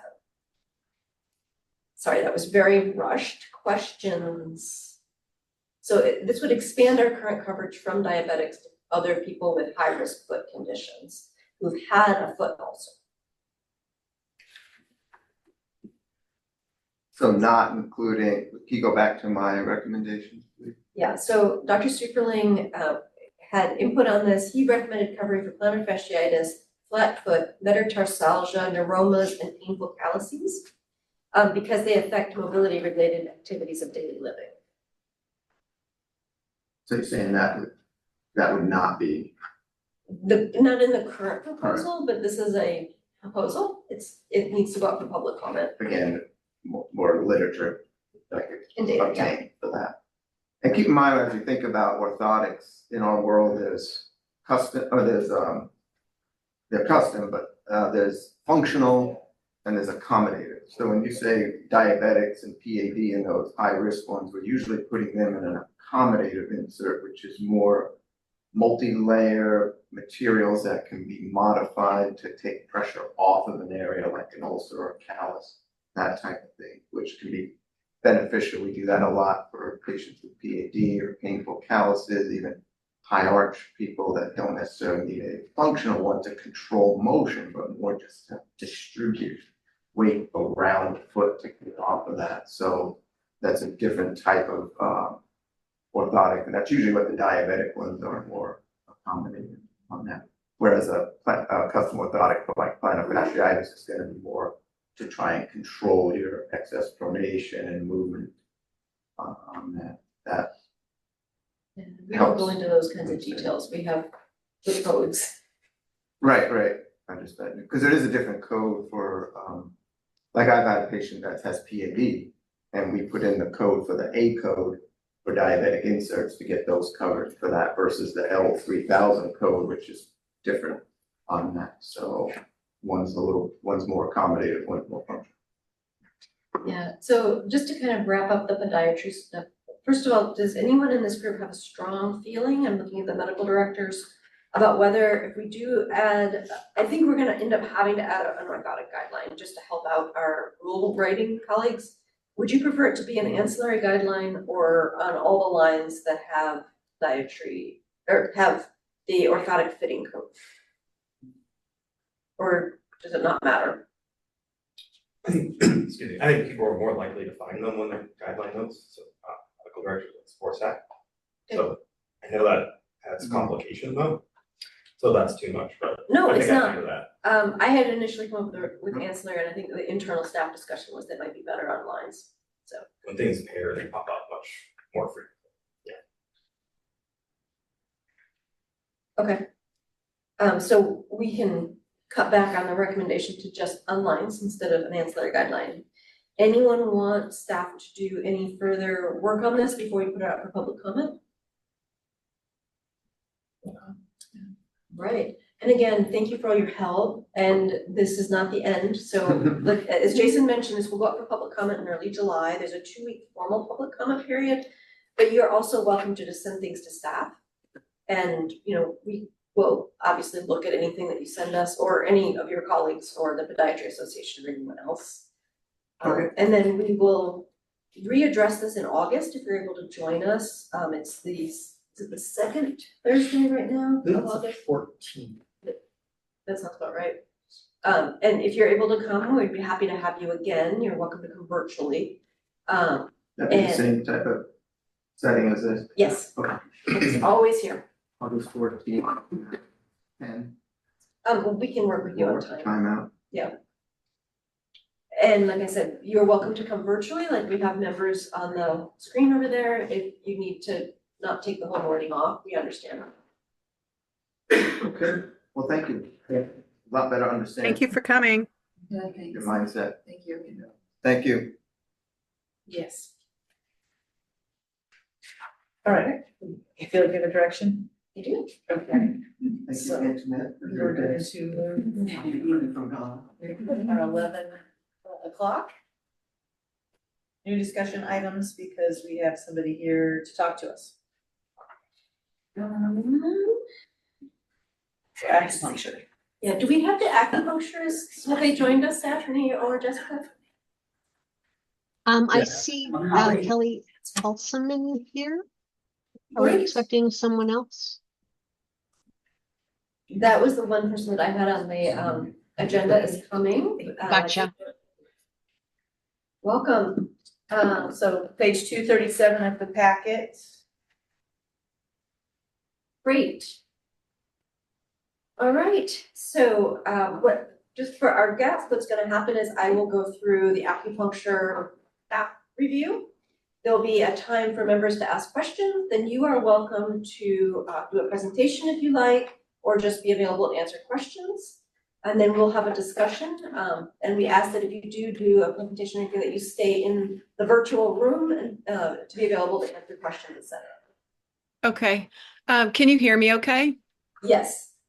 Okay. And I do have a presentation, so I'm hoping I can just click screen share like I would normally do through Zoom, and you'll be able to see it.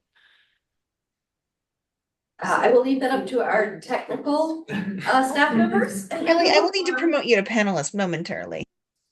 Okay. All right. So acupuncture, as you all know, is a treatment that originated in China and that area of the world. Involves putting small needles into specific areas of the body to treat various conditions.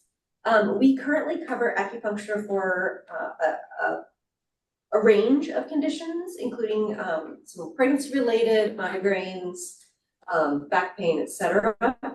The Oregon Acupuncture Association and two different acupuncture groups, Central Study Concern and Quest Center for Independent Health, asked us to review additional indications for acupuncture.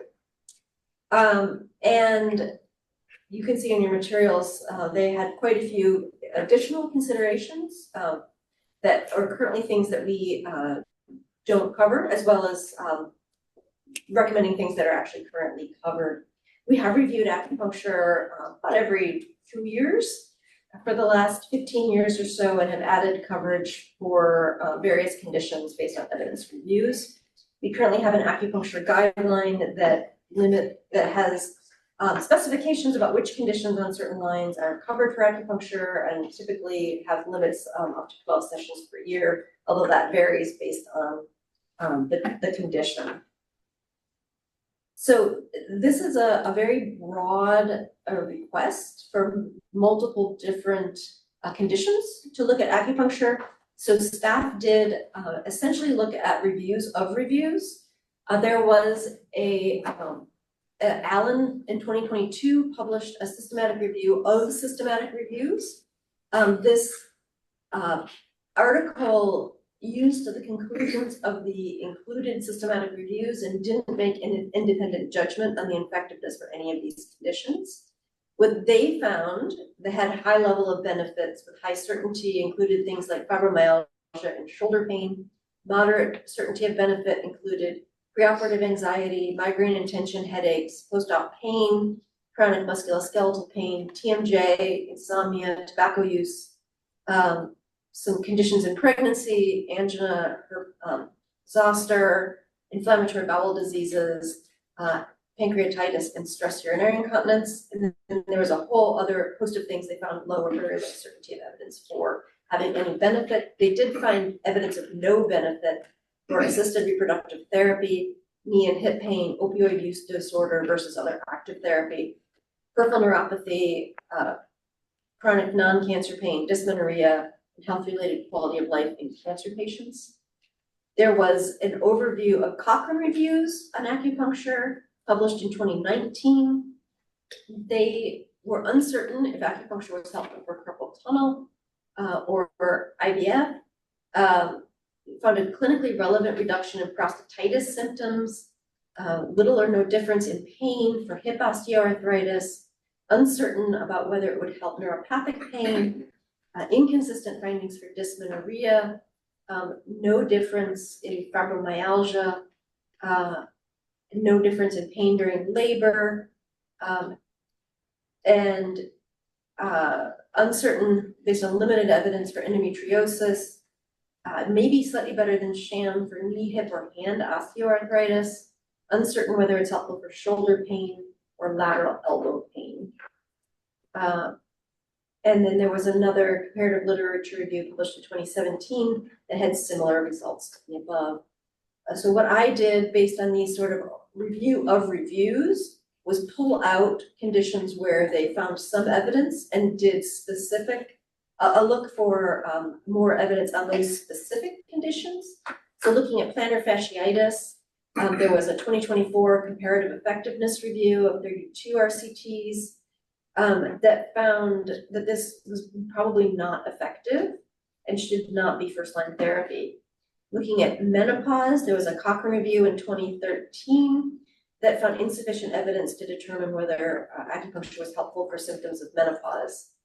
For endometriosis, there was a network meta-analysis of RCTs in 2024 that found that there was a statistically significant reduction in pain VAS scores that was more than the minimal clinically important difference. For depression, NICE did a 2022 review that found that acupuncture in combination with antidepressants was effective for some outcomes, but noted that the limitation in the literature was that these were all conducted in China, where there's a different cultural and medical setup, and they did not know if this would be applicable at all to UK or other Western populations. For anxiety, there was a meta-analysis in 2022 that found that there was a statistically significant improvement, but it wasn't clinically meaningful difference. Insomnia, there was a systematic review in 2023 that found insufficient evidence and a need for high quality studies. For dyspepsia, there was a Cochrane review from 2014 that didn't find sufficient evidence to make a conclusion. For osteoarthritis, there was a NICE review in 2022 that found that it did not appear to be clinically efficacious and didn't recommend it. For ulcerative colitis, there was a overview of systematic reviews published in 2024 that found that acupuncture and moxibustion were effective to treat ulcerative colitis, but there were concerns about the quality of these of the studies, and they felt that based on that, because of the limitations in the literature, they did not want to draw any specific conclusions. And for Crohn's disease, there was a systematic review in 2023 that also found inconclusive evidence. We had a large amount of literature submitted that included things such as knee osteoarthritis that found clinically important differences for acupuncture for knee arthritis, and found statistical statistical and clinical significant reduction in depression. That was the same study that NICE concluded was unsure if it was applicable to Western settings. So most private insurance have extremely limited acupuncture coverage. Of note, Washington Medicaid had a new policy that took effect January 1st, 2025. However, based on personal communications with their medical directors, currently because of budget issues, it's not in effect. But their policy was to cover 24 visits of acupuncture per year, and they didn't have a diagnosis. And partly they based that on the fact that Western medicine's diagnoses don't overlap necessarily with the Chinese medicine acupuncture diagnoses. We received a large number of public comments. You had a public comment disposition in your materials. We had 20 different public commenters. They all requested consideration for additional coverage for a broad variety of conditions. And they generally recommended the proposal to possibly switch from diagnosis-based to more of a Washington state approach of a number of sessions versus a specific diagnosis. So in summary, what I can conclude, and again, this is a very broad request, but looking at the overall summary of systematic reviews as well as digging into specific conditions, there didn't appear to be evidence of effectiveness for anything that we currently don't already cover. And based on our sister state and public input, staff is putting before you an option to consider switching from diagnosis-based to sort of just a visit number per year. And then there's a summary table, which basically kind of points out the areas that, in case you wanted any sort of breakdown. I know that it's a lot of material, so I'm happy to ask any questions, but the recommendation is one of two options. Option one would be to add no new coverage and continue with the current coverage, current guideline. The second would be to switch to a model where there would be a limit of 24 visits or whatever number you choose. For whatever diagnosis. For whatever diagnosis, and then we would delete the current guideline, remove everything from all the diagnosis codes from the list, and make this an ancillary guideline. So that would be a big expansion of service coverage. Big variance from evidence-based back. Yeah, these are options. So I know we have a person here who wants to, so once again, any questions for Ariel? How many sessions are typically covered for our quote sisters or for other states that do by? Hardly anybody covers it at all. At all, right? Washington said that they approved the coverage, but they're not able to do it, right? Yes. Okay, so they haven't approved a certain number. Washington added acupuncture as a new service starting January first. Yeah. With a 24 visit for no limit on diagnosis, but they weren't able to actually implement that due to budget concerns. And most of ours limit at 12 currently, Mhm. other than the back pain ones, which can be up to 30 if that's all you're doing is that.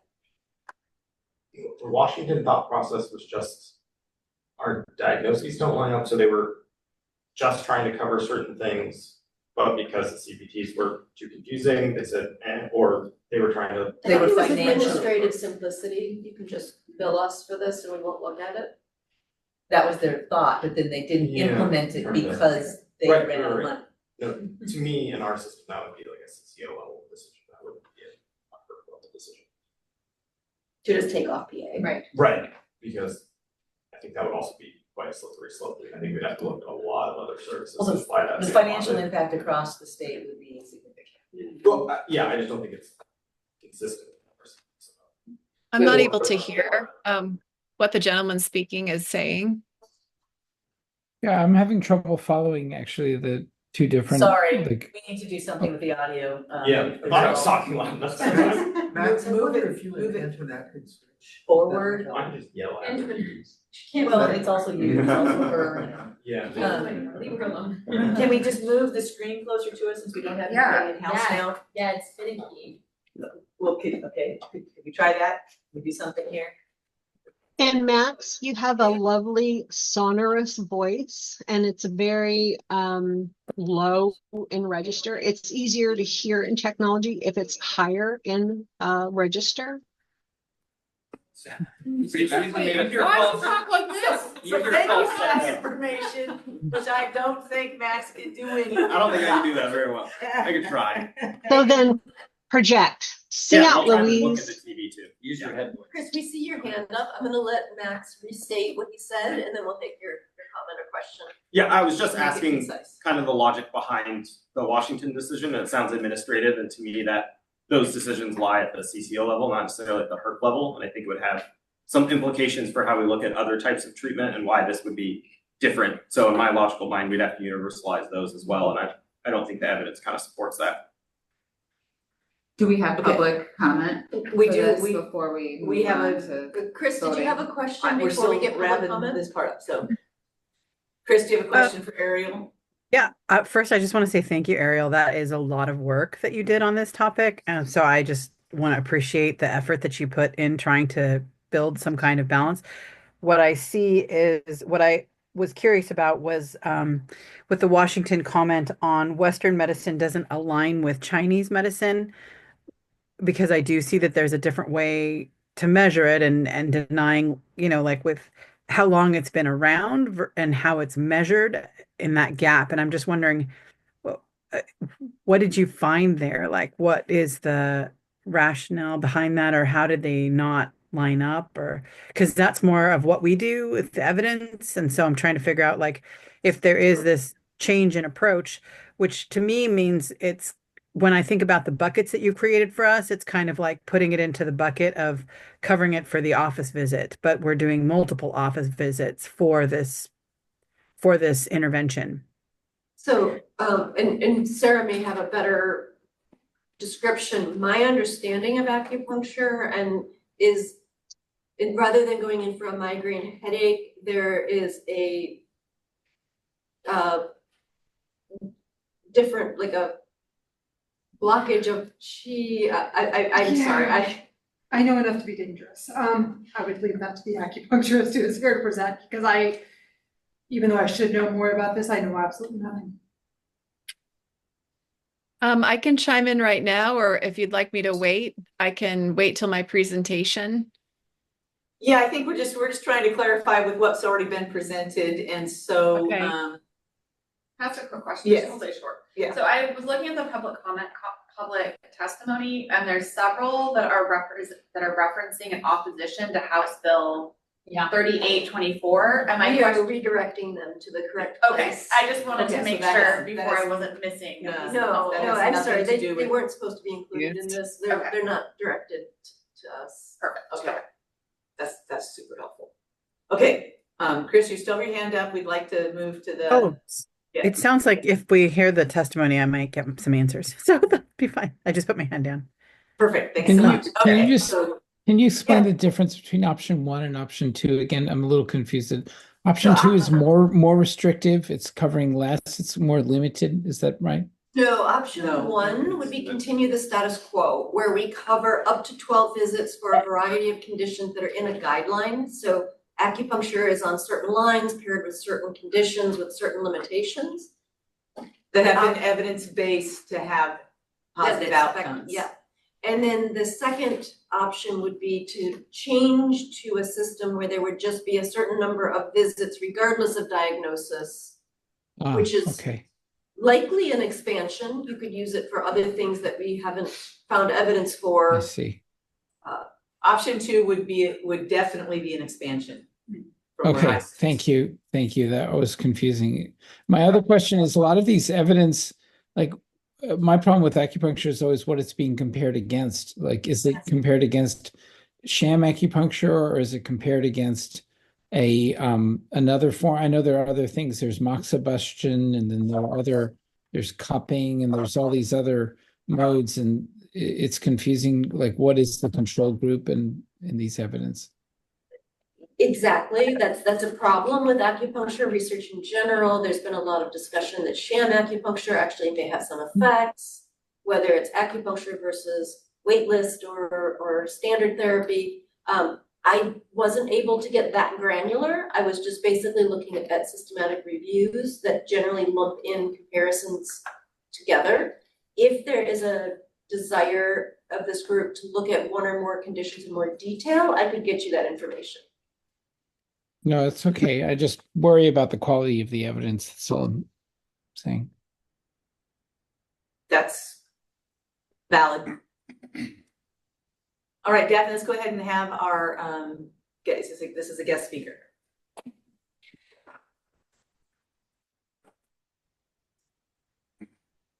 Did not gavel us out. Okay, I promoted you to panelist, so you should be able to share your screen. But first, I'd like to say a couple things. This is maybe a sensitive topic for some, and to remind everyone that HERC is a policy-making body that can't make decisions about coverage or care for individuals. Any policy changes resulting from today will go into effect at a future date. This discussion may be intensely personal for some, and yet in this forum, we tend to discuss subjects in terms that can seem clinical and impersonal. And not every person's experience will fit into the picture that the clinical evidence shows. Please be aware that our commission's business is to make the best possible decision for the general population using HERC's methodology and processes to determine the importance of services. And today we'll be having you with 3 minutes of time to testify, and a progress bar will show how much time is remaining. I'm sorry, just because she's, this woman is invited, she gets. Oh, I'm sorry. I was unaware. Apologies. That's 10 minutes then. And someone will be keeping track of that? Yes. All right. If you could start by stating your name, your affiliation, and any potential financial conflicts of interest. Thank you. You may Sure, begin. absolutely. Thank you for having me. I really appreciate the time that's gone into this and the thoughtfulness and the ability to be here. My name is Kelly Ilsman, and I'm here on behalf of the Oregon Acupuncture Association, the OAA. I am a licensed acupuncturist practicing at Advanced Acupuncture, Quest Center for Integrative Health, and the Oregon Change Clinic. And I do pain management, so chronic and acute pain, internal medicine, mental health, and substance use acupuncture.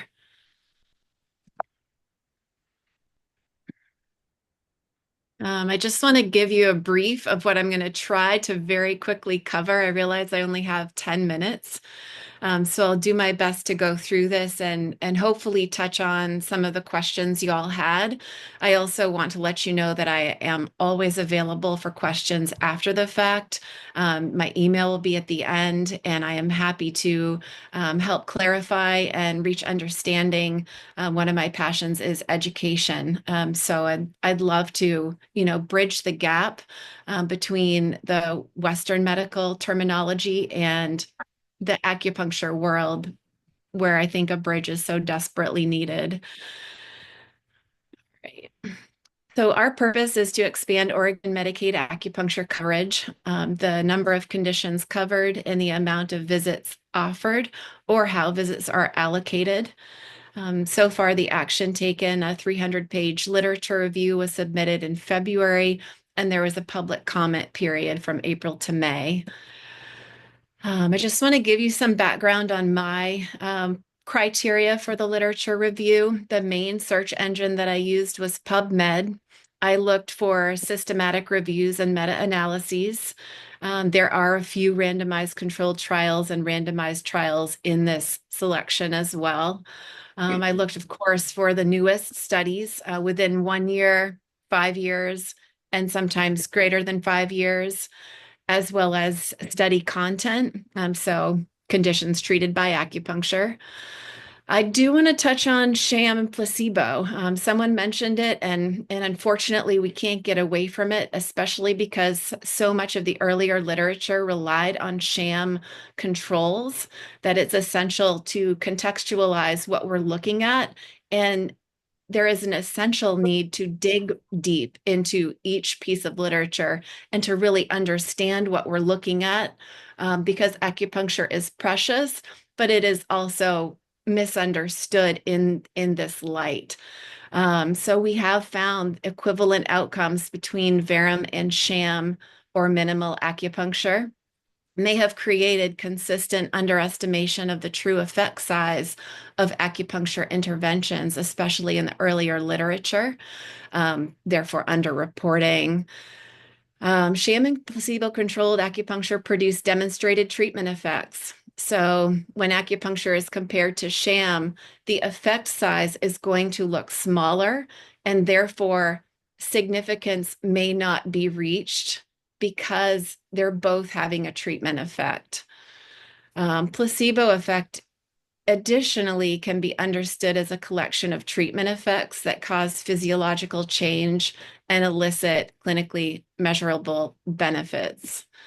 A large body of research does point to acupuncture's beneficial effect for multiple conditions, and the questions surrounding sham and placebo merely detract from this, but they can help us understand the research. So here's a snapshot, just a visual of the breadth of literature and conditions submitted, just so you can kind of see that and appreciate what has been submitted. Ultimately, the conclusions or the results that we found from this are 370 peer-reviewed scientific research studies, the majority of which are systematic reviews. They are not systematic reviews of systematic reviews, which are, the few that were presented earlier. The average participants were 1,000 to 5,000 participants in each study. They ranged from low to moderate and high quality evidence. I do want to point to the nature of pooled studies. Often authors will comment at the end of each study in the conclusion section that there is low evidence to support the conclusions. And one of the reasons can be is that when studies are pooled, the different methodologies amongst the different studies, say there were 16 that were pooled, are going to contribute to their inability to pool and to meta-analyze, so to quantitatively run the numbers and pool these as if they were one study. And so they're going to suggest that due to study heterogeneity, that it's a lower quality. It doesn't mean that the intervention didn't work. It's a research issue. So we found through the literature review that acupuncture is safe, clinically effective, cost-effective, evidence-based, and that the effects persist over time, underscoring its cost effectiveness for multiple different conditions. And that patients also have a really high satisfaction with services. And it was really exciting to me that we also understand the mechanisms. So real briefly and quickly, from needle insertion and connective tissue wrapping around the needle, this creates a cell structure change. And these mechanical changes elicit molecular, so that's genetic, biochemical, and bioelectrical cascades that affect the whole body, resulting in tangible physiological mechanisms and effects anywhere from the nervous system, increased circulation, brain changes, and the list is long. I couldn't fit it on the slide, but it's in the paper. Ultimately, these result in reduced pain, inflammation, and the experience of pain, which we know is so important with chronic pain conditions. So I tried to summarize what had been submitted previously to HERC, and this slide includes chronic and acute pain. You can see from 2010 all the way up through to the more recent dates, the conditions that were submitted and whether they were added or restored to the prioritized list, added below the line, not added, or the purple are new conditions. So this is more of a reference. I'll share this presentation afterwards. An easier way to look at it visually than the writing. And again, as we move forward in time and some of these different conditions, there are more new submissions than previously. I wanted to point out that the literature contained in the review submitted pointed to superior outcomes for acupuncture versus usual care in 94 of the included studies. It pointed to superior outcomes of acupuncture plus usual care in 58 of the included studies, and superior outcomes to no intervention controls in a small number of the studies. There were equivalent outcomes with fewer side effects in acupuncture versus usual care in 14 of the included studies. So dose response relationships came up in the literature that we found. Significantly greater pain relief with higher doses, 4 of the systematic reviews and 1 randomized pilot trial, and this is for pain.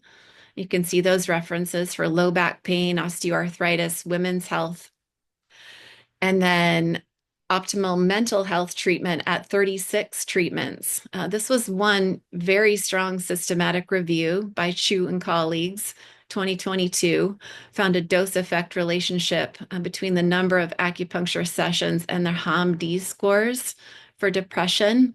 So 36 was the optimal dose. We found clinically relevant differences at 3 months from one study, and this is for back pain, neck pain, migraines, tension headache. It was a host of conditions contained, but a very large number of participants, over 51,000. This was a German study, and again, I understand that the methodology is different and considered less valuable if it was done outside of the United States. But this particular study was so foundational that the German government implemented coverage for all of these conditions at the end of the study. And lastly, on this slide, peak clinical benefit at 2 months from one systematic review. So just to show you the dose response there that's showing up in some of the literature.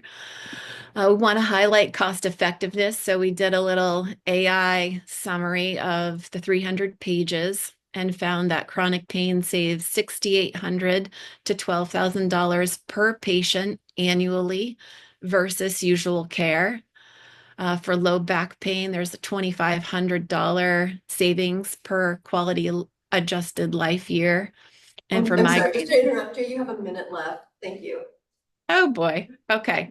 So we wanted to present some scenarios of cost savings. So compare acupuncture to emergency room visits, $6,300 versus $165,000. if you use migraines. And then, so our recommendations to HERC are to lead, elevate, establish standards and new models of care. We really appreciate the recommendation to expand acupuncture to all diagnosis codes, and we support that for these reasons. We also have some secondary recommendations to maintain the current visit limits at 30 per year with a separate pool of visits for acupuncture. We believe that the literature supports this. And we also want to suggest a pilot study that separates the pools of visits of acupuncture, physical therapy, and chiropractic for a set number of people. And perhaps maybe this is chronic pain and mental health. And you could see what the outcomes could be if people could access both, because the literature really does show that acupuncture is better in many situations when combined with usual care, such as physical therapy. So we had a question: would the proposed 24 visit limit be a pool of visits separate from physical therapy or chiropractic? That's a question we have because many patients need their 30 visits of acupuncture and still need more for physical therapy and chiropractic. But we do understand the budget constraints, which is why we thought a pilot study might be a nice way to approach some of the questions and territory surrounding the decision-making here. The 24 visits, we love Washington and we think that's great, but we know that Oregon is a leader. And we would like to see a new model and a higher standard of care set, just like Oregon has for the nation, with the Oregon Health Plan itself as an extremely beneficial and quality program of care. So these are my conclusions: a wealth of literature. New research is increasingly rigorous and high quality. Here are our recommendations: all diagnosis codes, 30 visits, initiate a pilot study. And I would love to meet with the folks making these decisions to really parse through the research in detail, not just a selection of the systematic reviews of reviews, but the actual research that was submitted. Thank you so much. Very much. We're at time. Any questions for our expert?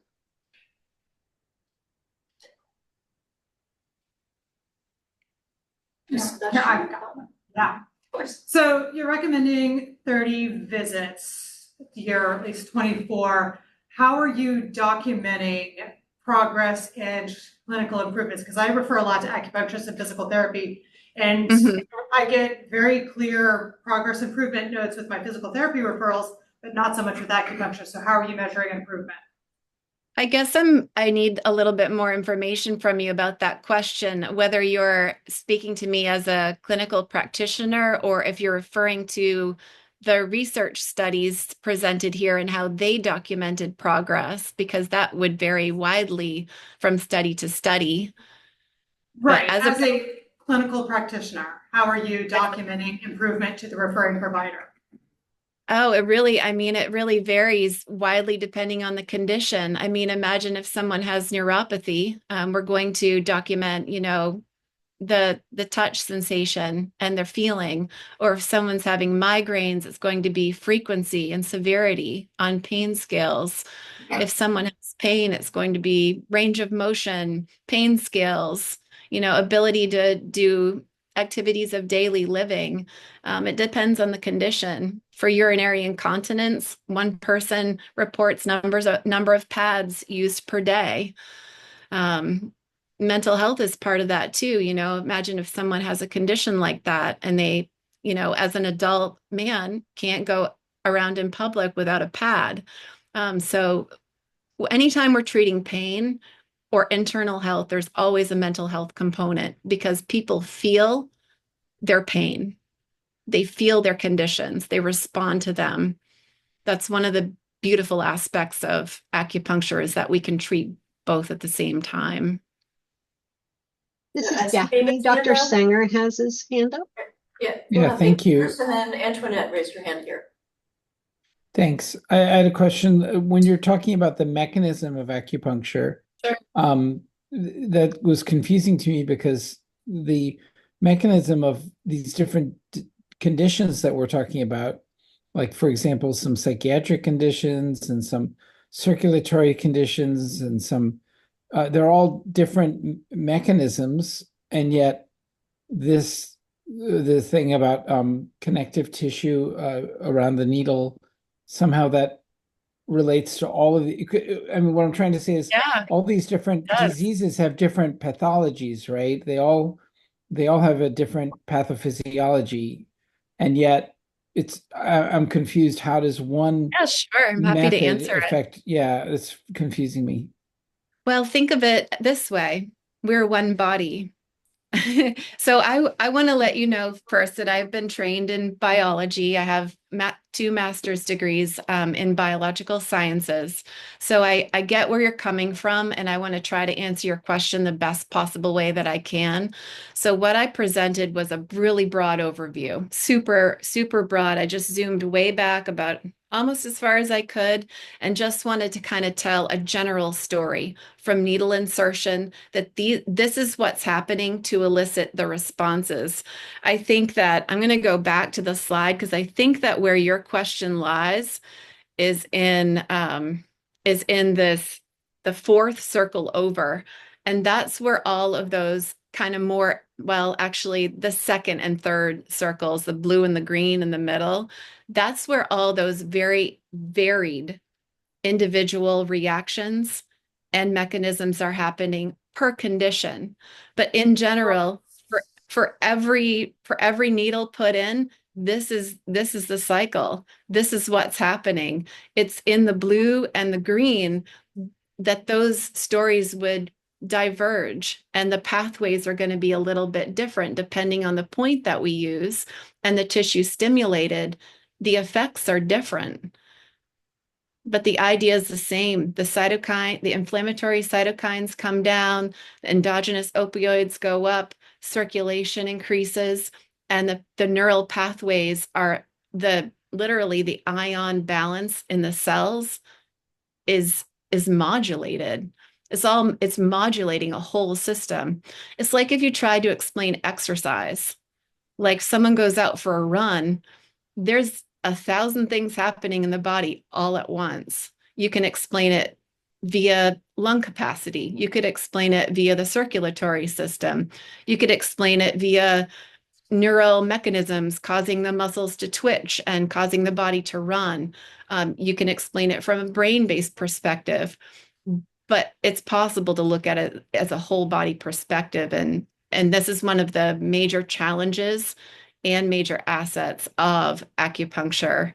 It's a struggle for us to explain and understand it, but it's also beautiful in clinical practice. Antoinette, I hope that's working.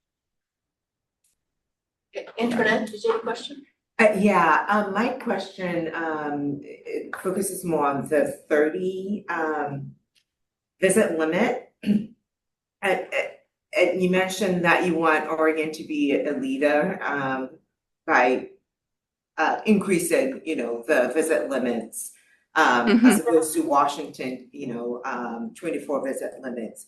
Except for that reason, what medical evidence supports a patient having so many visits, and I'm assuming this is within a calendar year? Yes. And I think, to my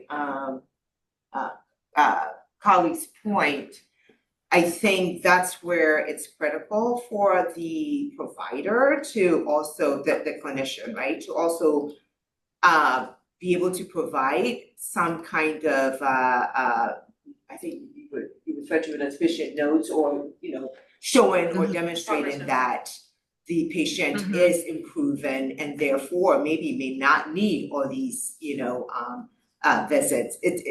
To me, it seems like it should be in a way regulated, because a patient could just say they want acupuncture for any reason, since we're also the proposal or the second option to also open it up regardless of, condition or diagnosis.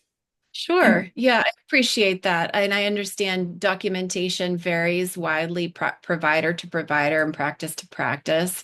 I wish there was a way we could standardize that more and improve that.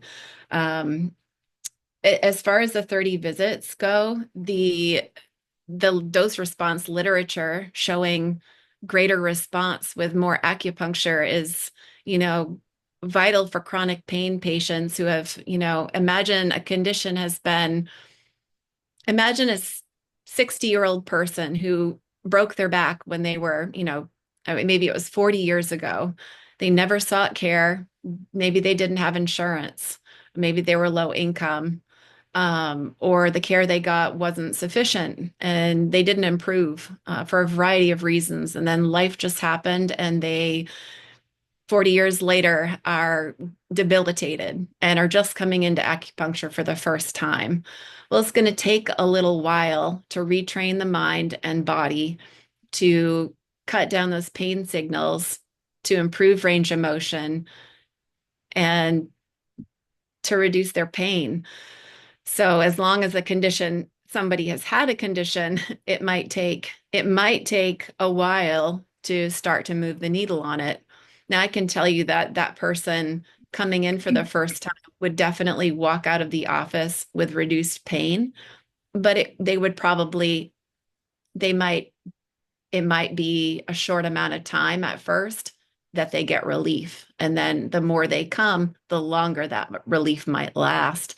And the literature definitely supports that in terms of dose response.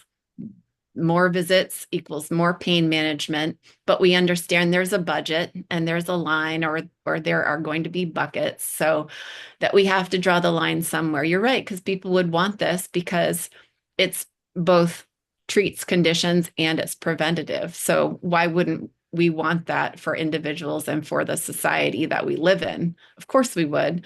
But again, there's money and we have to create some limits. So the 30 is actually a reduction from the 36 found in that study for mental health. Very strong study. I'm really concerned actually about the comments that we received on the mental health section, because of those 77 studies, that was a strong batch. I mean, the results were strong. So that's where the 30 came from, is kind of a middle ground between the 24 and the 36. And it just happened to land where we currently are. So we thought that it would make sense to at least maintain what has currently been given. Why reduce it if there was a precedent set already that this was something that was established? What is the reasoning for reducing it is my question back to you. Was it just because Washington had established that? And then I can take that. to that, I would say, Oregon's the leader, so lead. So 24 visits would most likely be an expansion. We currently cover 12 visits for most conditions. The 30 visit limit is only for back pain, and that's a combination of acupuncture, chiropractic, and PT. So there really is no 30 visits for pretty much any condition currently. Okay. And would this be a separate pool? Would that 24 be acupuncture all by itself with just any diagnosis code, or how would that work? So the current proposal would be 24 visits of acupuncture, period. So it would not be split among anything.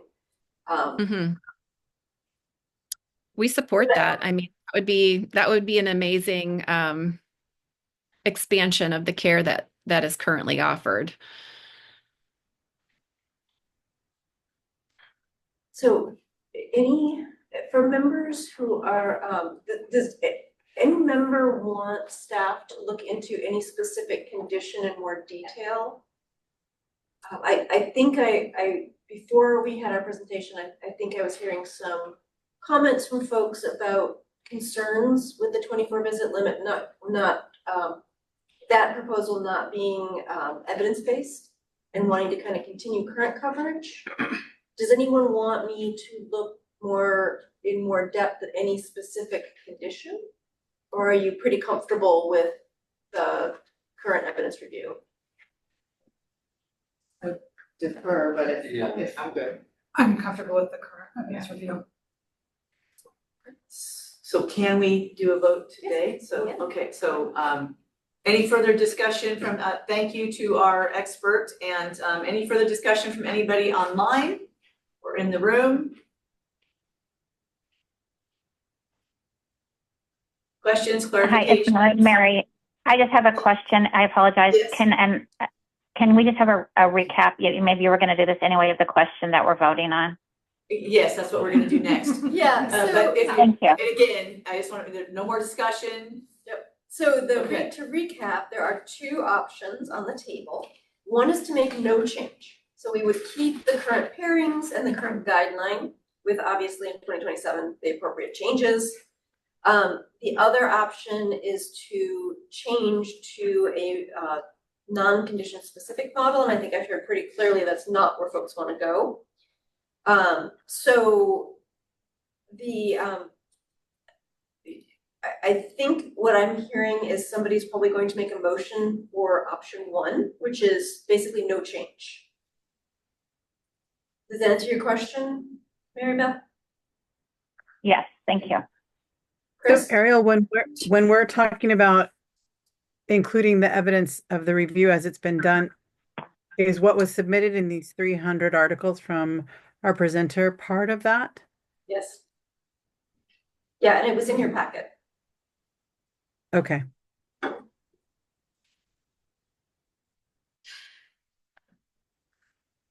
So again, any further discussion, comments? I mean, I feel very strongly that opening this to all diagnosis codes would eliminate bureaucratic work and money on both sides. You know, we wouldn't. Thank you. Yeah, I'm sorry. I was talking to the committee members. Oh.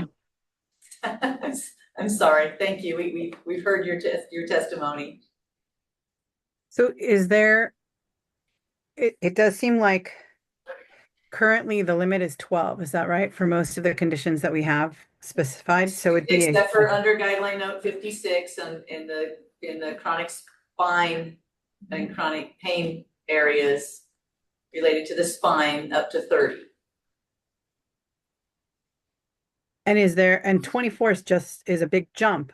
Is there a third option for maybe something more conservative that would balance the administrative burden? Not that's currently on the table. Well, right, Chris, the expanding to 24 also expands to really any diagnosis. Right now, the 12 limit versus the deviation in spine is for certain diagnoses that have been literature, that have been evidence reviewed to have evidence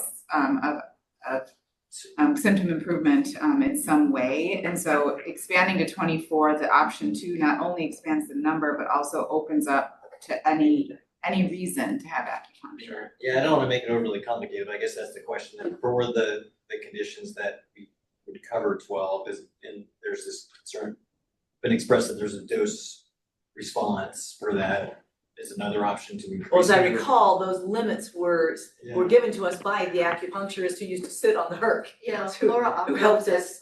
That was the one that. Who came up, she's the one who recommended those limits. Hi, this is Daphne. I'd like to ask for Betsy Gordon to chat me in the Q&A. Thank you. Okay. So does that help understand where those came from? Yeah. So I guess we're my talking question about is, options. yeah. The one option for the conditions that are already covering it is this data. And I'm not saying it does, but the dose response component of it, does that mean is there another option to increase the number of treatments for those conditions? I'm not putting forth a motion. I know, we're just chatting, Yes, we're exactly. just discussing. And Chris, do you still have a question? Your hand's Well, up. I guess, yeah, is there a reason to change the ones that are already approved if the limit's too low? And then if we go for this blanket coverage, could it be lower? Like, why would it be, I see maybe the best option is 24, but like, if that's to reduce to make access more even, could it be 12 per year without a diagnosis? Would that make it a little bit easier to manage besides setting the bar so high? It's still gonna be a I- huge financial impact that will have to be evaluated elsewhere from here. And rates adjusted and or not elsewhere. I mean that. So one And I'll thing, just- oh, go ahead. And I'll just say, So we like, could, yeah. Sorry, go ahead. and maybe this is like to Chris, and I think also that to our expert is that, at least for my frame of reference, I can see the position of trying to reduce administrative burden, and I appreciate that argument. I think where I am struggling with that is that our charge here is to make decisions based upon the evidence. And I think when we begin, just like what was discussed with the podiatry, if we start making speculations based upon what would be a budget impact or supplementing administrative and logistics, I think we're stepping outside of our lens. So I just wanted to say that I do acknowledge like the administrative component of that. But when I think about what our roles and responsibilities are, I have to come back to the evidence. And as a result of that, at least in this forum, it's challenging for me to weigh that. I see. I agree. I strongly agree. Chris, hang on. I agree with that as well. That's why I'm trying to figure out like Chris, where's we the gotta, gap. David has his hand up, Chris. Chris, we're on a time crunch and David has his time up. No, I just say I totally agree. I mean, if we're not going to look at the evidence and we're just going to allow it to cover things that it's just so, because all these things have a different pathophysiology. It's so vast in medicine, and we're just going to decide that we're going to give it a try for anything, then that kind of just belies our whole purpose, I think, in terms of reviewing evidence. I just don't get it. I'm sorry. No. I would move to vote. I would move for option 1 of the HERC staff recommendation to not add any new indications of acupuncture and keep it as the benefit is currently stated. I second that. Yeah, Dr. Sanger seconds, so let's go ahead and vote on that. And again, votes don't have to be unanimous. You can vote however you want. Just a reminder, we just need a majority. And I'm the tiebreaker. And we're all here today. Are you ready for me to Does it call sound like the it roll? sounded? I just was saying. Yeah, We're ready. Second. Yeah, Okay. we're ready. It was seconded by Dr. Sanger. Okay, wonderful. Antoinette, Yes. Brian, Aye. Mary Beth, Aye. Adrian, Aye. Max. Aye. Point of order, Lucy Langer left at 11:22. Sarah, Aye. Chris, Aye. David, Aye. Katie, Yes. and Holly Jo. Yes. Motion passes. Thank you. Thank you. Thank you very much to our witness and to our expert. We are going to take a 10-minute break while we open our lunches, which causes a great deal of noise that you don't want to hear. And then we'll come back at about, let's do 12-ish, 12:15, and keep plugging along. And do we know, can somebody let me know when the next speaker shows up? I don't know, are they in person? Are they? Our ophthalmologist will be here. In person? No. Oh, on virtually, okay. Okay, perfect. So 12:15.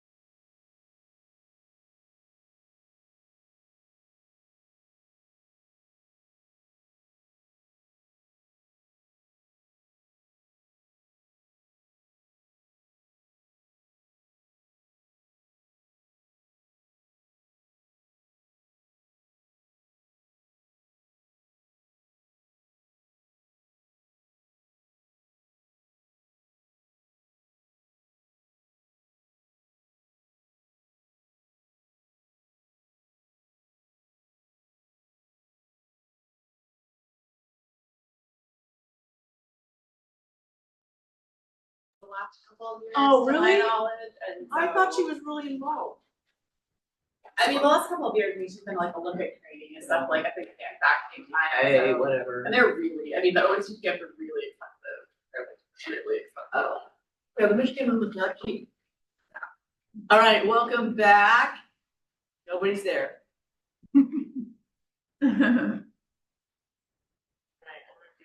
I'm here. I'm here. Is it okay if we stay off screen for just a few more minutes to Well, finish? the we meeting? wish we could, so yes.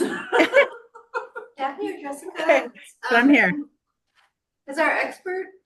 Oh, all right. Let me check. He is here. Jason says he's here. Davin Ashraf is here. All right, one moment. If we're looking. We're gonna start with Ariel's discussion here. So we're gonna start at our. Starting on page 568. Yes, topic 10. Take it away, Ariel. Great. So we have Dr. Devin Ashraf joining us from OHSU Optical Plastics. Welcome. I'm just going to give you a little update. I'm going to briefly run through the issue summaries, and then you're welcome to make any remarks that you want to make, and then we'll discuss amongst ourselves, and you don't need to make remarks, and you can just be available to answer questions. So this is our benefit updates project, look at ophthalmology. We discussed this at our last meeting, and you all had questions about lacrimal duct obstruction as well as eyelid conditions. And you asked me to work with Dr. Ashraf to hone our proposal. So the last time we discussed all of this, we it was at the March meeting. We talked about eyelid conditions and various different types of eyelid conditions. At that time, the recommendation was to condense a whole bunch of eyelid conditions into one code grouping that would be called disorders of the eyelid. There would be a bunch of procedures and a new guideline called disorders of the eyelid. During the March review, you all had some questions. One of the indications for coverage of different procedures was epiphora, which is excessive tearing. And this group wanted more information on when this would be a medical issue and when it's just annoying. And the answer to that is that it's a medical issue when there's an obstruction identified at irrigation testing. And treatment at that point would prevent dacrocystitis. And epiphora, when it's more significant, can affect the ability to work or attend school and can affect vision and distort vision. And there's more information on the impact of epiphora on the quality of life in the lacrimal duct issue, which we'll get to next. And then there were some suggestions and edits to the proposed guideline. And staff were directed to look at Medicare and private payer policies again to clarify things. Specifically, we had asked for photographs, and the questions were what information should actually be gleaned on photographs, and there was other clarifying requests. And then another question that came from this group This is is page 568, by the way. when, if ever, does chalazion need to be treated? Chalazion are swelling of the eyelid. There's no standard guidelines or private payer policy that we can use for that would standardize this. Chalazion do frequently resolve with conservative treatment, which would just be more compresses, possibly topical antibiotics. And about 80% of the time they will resolve on their own. However, when they don't resolve after 2 to 3 weeks, and especially if they're interfering with vision or has significant pain, then an intervention, either a surgery or other intervention is recommended, and to prevent vision issues, pain, and disfigurement. And then just as an aside, this is pretty inexpensive. Chalazion treatment with OHP rates is maxed out at about $145 in the office and $260 when you need general anesthesia. So most of this material you saw before. What are the different types of, a lot of these very specific kind of ophthalmology terms, et cetera. So going on to the current staff recommendation is continuing to recommend creating a new group called Disorders of the Eyelid with various procedures and diagnoses. And in creating a new guideline, it includes our current blepharoplasty guideline without changes other than the usual medically necessary instead of online. And then it tries to clear up for ectropion the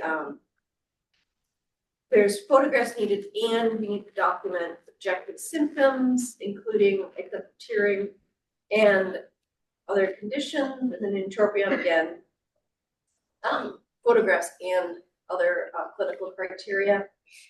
And then the one major change from what you saw in March was that excision of chalazion is now called out and it's medically necessary when it doesn't resolve in 3 weeks of conservative therapy and it interferes with vision and conversation. And then you'll see all of the different codes, et cetera. Any clarifying questions?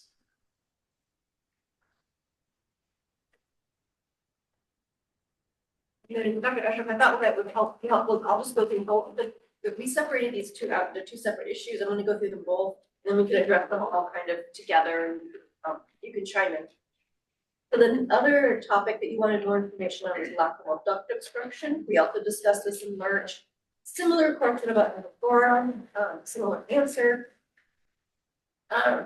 There was also some questions about criteria that might need to be covered, and staff looked at Medicare and Aetna's policies to look at guidelines for probing and stenting of the nasolacrimal duct, and tried to kind of tighten up our guideline. And then the other question from this group is, when is surgery for lacrimal duct disorders indicated? And do you need to do probing or other minimally invasive procedures first? The experts, Dr. Ashraf and his colleagues that we consulted, felt these procedures were not overutilized. They have various indications which may or may not respond to probing. And there's no Medicare or other payer coverage. So again, most of this is things that you saw at the March meeting. The staff recommendation is to create a new code grouping called lacrimal duct disorders with various CPT-LS 10 codes, and then a new guideline, which is based on our current nasolacrimal duct obstruction guideline that would say that probing is and/or dilation is medically necessary for the following indications only after failure of conservative management. Either epiphora or a mucosal of the lacrimal duct or chronic dacryocystitis due to lacrimal duct obstruction or lacrimal sac infection requiring clearance before intraocular surgery or multiple episodes of purulent infection in children younger than 12 months of age. Other questions about any of? Did we get an idea on how often the epiphora would cause an infection or affect ADLs? So it makes sense that it could. I just don't really know the fraction. Or I guess for our expert, are you seeing people that show up that have excessive tearing but don't have a history of infections or difficulty seeing essentially? Or are those people kind of self-weeding themselves out? They wouldn't even come to see you. So Dr. Ashraf, I'm sorry, just for our oh, right. The protocol, if you could just state your name, any organization you're representing, and any financial conflicts of interest you may have. My name's Davin Ashraf. I am an employee of Oregon Health and Science University. I do not have any relevant disclosures financially. And to answer your question, I would say as a subspecialist, I seldom see patients with epiphora that's asymptomatic, though it's the incidence of nasolacrimal duct obstruction and eyelid laxity are likely a lot higher than is listed in studies, but people are not symptomatic and therefore don't show up, as you said. The patients that see me are most often symptomatic for the quality of life issues with epiphora.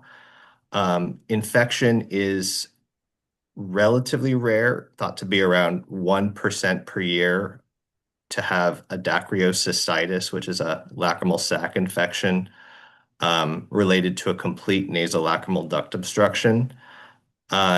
There is some evidence that patients who develop endophthalmitis after cataract surgery, which is kind of a catastrophic infection that can lead to blindness, have a significantly increased prevalence of nasolacrimal duct obstruction compared to controls of about 50% compared to 10%. And so there is evidence in the population leading up to cataract surgery that nasolacrimal duct obstruction plays an important role in risk factors. The majority of people, as I mentioned, who are seeing me with more vision quality of life related issues, they're there because of things like tears dripping down their cheek onto their book when they're reading. The tears build up a tear lake in your lower eyelid, and that distorts your vision until you either dab the tears or blink and clear them. These are documented with vision-related quality of life surveys as reasonably significant in the population that presents to eye clinics. The measures that we use clinically are more just a description from patients about how it's impacting their ADLs. Thank you.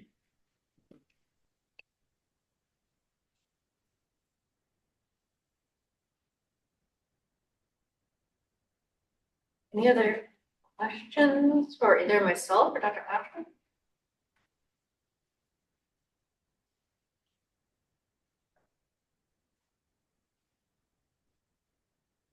Just because of the way it's stated, it begs the question, what if there are multiple episodes of preeling infections in children older than 12 months of age? That just gets treated with recurrent antibiotics, or that doesn't really happen? That's our current guideline. So children over the age of 1 with persistent nasolacrimal duct obstruction, since most will resolve by that age, will undergo a probing procedure initially. And if they continue to have infections, some practitioners will at that point do a probing with stenting, which is another of the probing codes, while others may at that point pursue a DCR surgery. Would that be covered the way we have this written? So I think what the intent initially was that we weren't gonna cover any procedures until 12 months. So this was sort of an exception. I see, okay.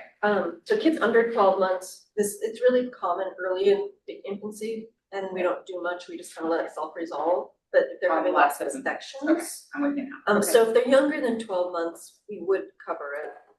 And if they're older than 12 months, then they would need one of the things above. Gotcha, okay. And technically, the FDP would overrule our guideline anyways.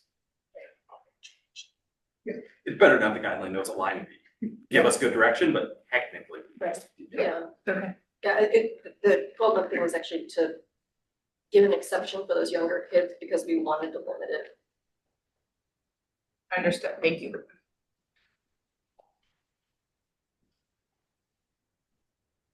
Are you all happy with the current? Okay. Vote. I move to approve this. How about both the lacrimal duct and the eyelid? Both the lacrimal duct and the eyelid, staff recommendation. Second. Great, we have a motion and a second. Can we call the vote, please? You would do that when I had food in my mouth. I was waiting, Daphne, on purpose till you had like. Did you need me to call the vote instead? That would be perfect. Thank you. All right. Let's see here. We go back up to the top of the annotated agenda. All right. Antoinette Iowaki. Yes. Brian Duty. Yes. Mary Ongrave. Yes. Adrian Irwin. Yes. Max Kaiser. Aye. Lucy Langer is not here. Sarah Love. Aye. Chris Pinzon. Aye. David Segner. Yes. Holly Jo Hodges. She has stepped away. No. Katie Shabel. Yes. All right, motion passes. Great. Thank you, Dr. Ashraf, for all of your help with staff and for taking the time to come and be here to answer questions. Thank you. Thank you for your time.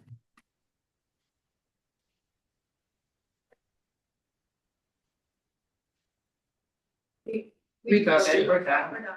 Did you want? Oh, no worries. All right, so you can go back up and start over with our agenda. The first thing that we skipped on our agenda was the Oral Health Advisory Panel report. They met in February.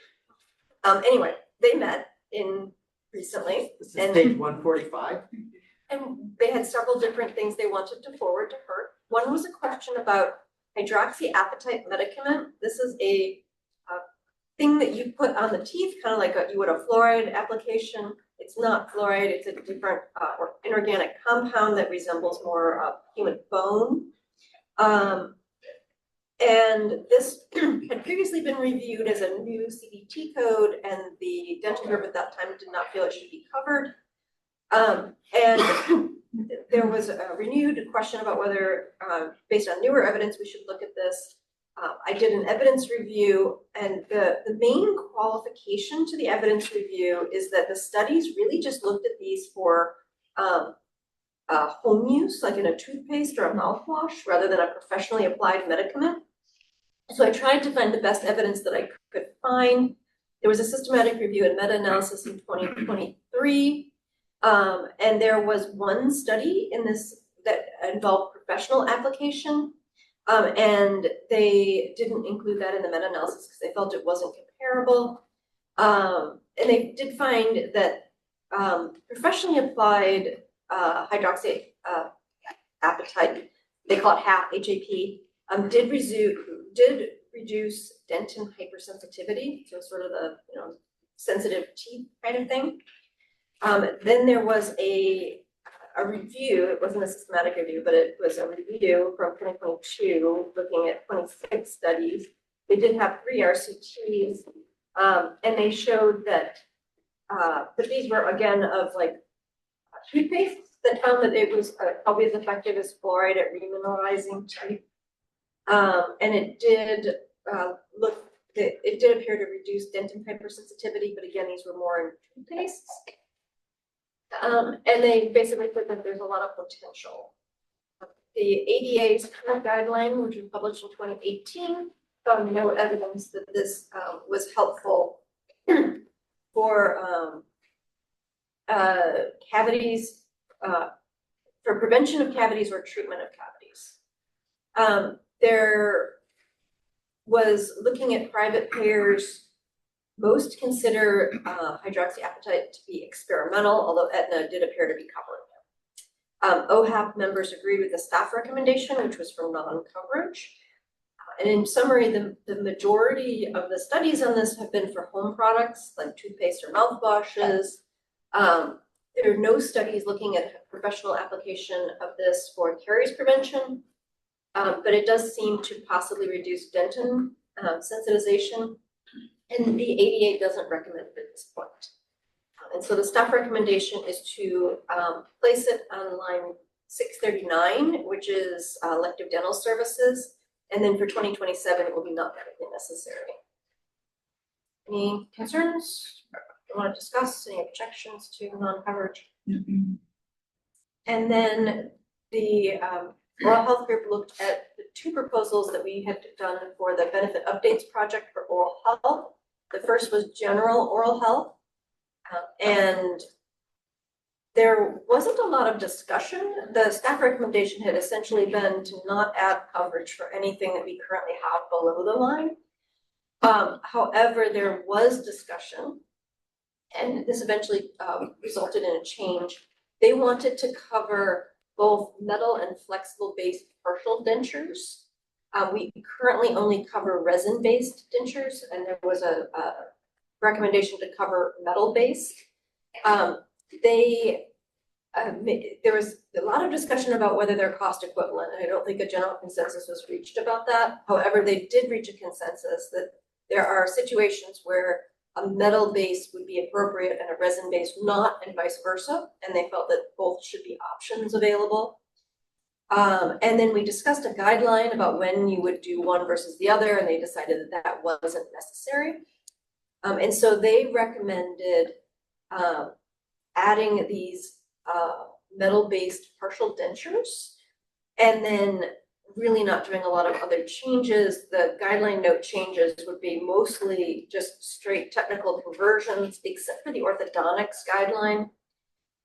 They wanted additional wording, or actually OHA's dental team wanted additional wordings about that orthodontics is really only included for people up to age 21, as well as young adults in the special healthcare needs young adult program. Otherwise, it's not part of the benefit package. That's very important technical gobbledygook for kind of continuing the status quo.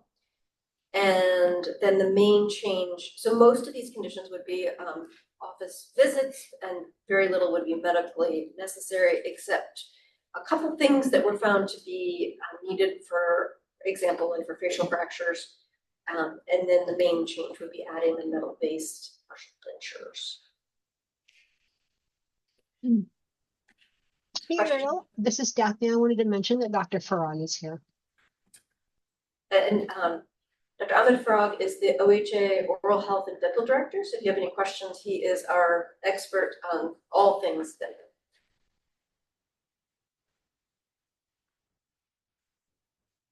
Questions, thoughts, concerns? And then we have one more BUP thing, and Never that's mind. TMJ. Not yet. Everybody's favorite. So TMJ, the joint at where the jaw meets the skull, we currently don't cover any treatments for it. And the proposal was to continue non-coverage of anything but an office evaluation. And the discussion at our OHAP meeting was essentially in agreement. And so this would basically make all the procedures not medically necessary, and the condition would just be office evaluation and management. Now, any questions for Dr. Farag or myself? I will, although I would direct them back at Ahmed.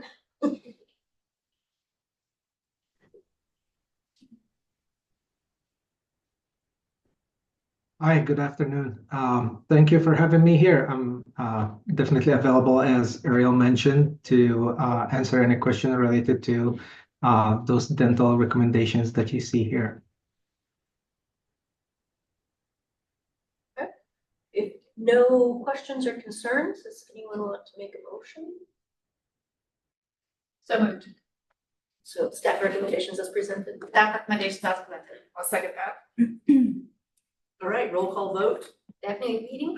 Sorry, Daphne. That's all right, no problem. I'm finished eating. Antoinette, Yes. Brian, Yes. Mary Beth, not hearing Mary Beth.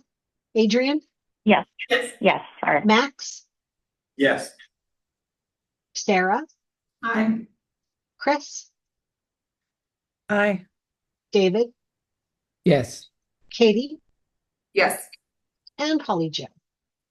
Yes, and did you catch that Mary Andre came on? I didn't. Thank you so much. Motion passes. She popped in and voted. Okay, great. Wonderful. So we'll move to section 6 then, and pick up Phimosis. circumcision for phimosis. So we have already done our BUP review, including circumcision. However, after we made our decision, the Kaiser Urology Group reached out through Dr. Ahn, who's their Medicaid medical director, with concerns that we don't cover, and the proposal is to continue non-coverage of phimosis. Phimosis is the inability to retract foreskin. It's physiologic in younger boys and will generally resolve as they mature and go through puberty, but it can persist, and it can also be pathologic based on infections or injuries or other things that may happen outside of that physiologic early childhood. So, like I said, many babies and young children, this is a physiologic condition, doesn't need treatment. If it however, continues and causes swelling, tenderness, pain with urination, UTIs, painful erections, etc., it should be treated. It's typically first treated with topical steroids. If that's not effective, circumcision or dorsal split surgery is generally recommended. There can be pathologic phimosis from scarring from infection or injury or inflammation. This can lead to balanitis, which is an inflammation of the glands. It can also cause bacterial infections, UTIs, etc. So recurrent balanitis, melanohyphosis, and paraphimosis are recognized by the AUA and the AAFP as indications for circumcision outside of the neonatal period. So the Kaiser folks really felt that it was standard of care to do an elective circumcision for patients who are beyond Tanner stage 3, who have phimosis that have failed steroids and conservative interventions, regardless of active symptoms. Circumcision is indicated in these patients. And then there was further input from some of their urology group. They note that 99% of boys will self-resolve, but those that do not self-resolve, it can become pathologic, and this is they didn't recommend dorsal slit. It would be effective, but they felt that it wasn't as effective as circumcision disfiguring. We have reviewed circumcision quite a bit, and we currently cover it only for certain medical indications. And we have a guideline about when it's medically indicated. Private insurers that I could find guidelines for do generally recommend coverage for symptomatic phimosis. So the Kaiser Urology folks reviewed the proposed guideline note changes, and the staff had in their previous use of corticosteroid therapy. The urologist at Kaiser note that this is rarely helpful and should be left out of the guideline. However, HERC staff are continuing to recommend some type of conservative therapy, which could include corticosteroids. It's still recommended and up to date. So in summary, previous discussions of medical indications for circumcision have resulted in continued non-coverage of uncomplicated phimosis. Phimosis can result in complications, 2 of which are covered, which is recurrent urinary tract infections or balanitis serotica. They are currently in our circumcision guideline. Recurrent balanitis is specifically listed as not an indication for circumcision in our current guideline. Phimosis by itself currently pairs with circumcision, but below the funding line. So the staff recommendation is effective in 2027 to put phimosis in the urologic surgery group and modify the medically indicated circumcision guideline to say that circumcision for phimosis is medically necessary when the patient is Tanner stage 4 or 5 and corticosteroid therapy has been tried and is not effective, and the patient has voiding problems, recurrent balanitis, recurrent urinary tract, or balanitis serotica.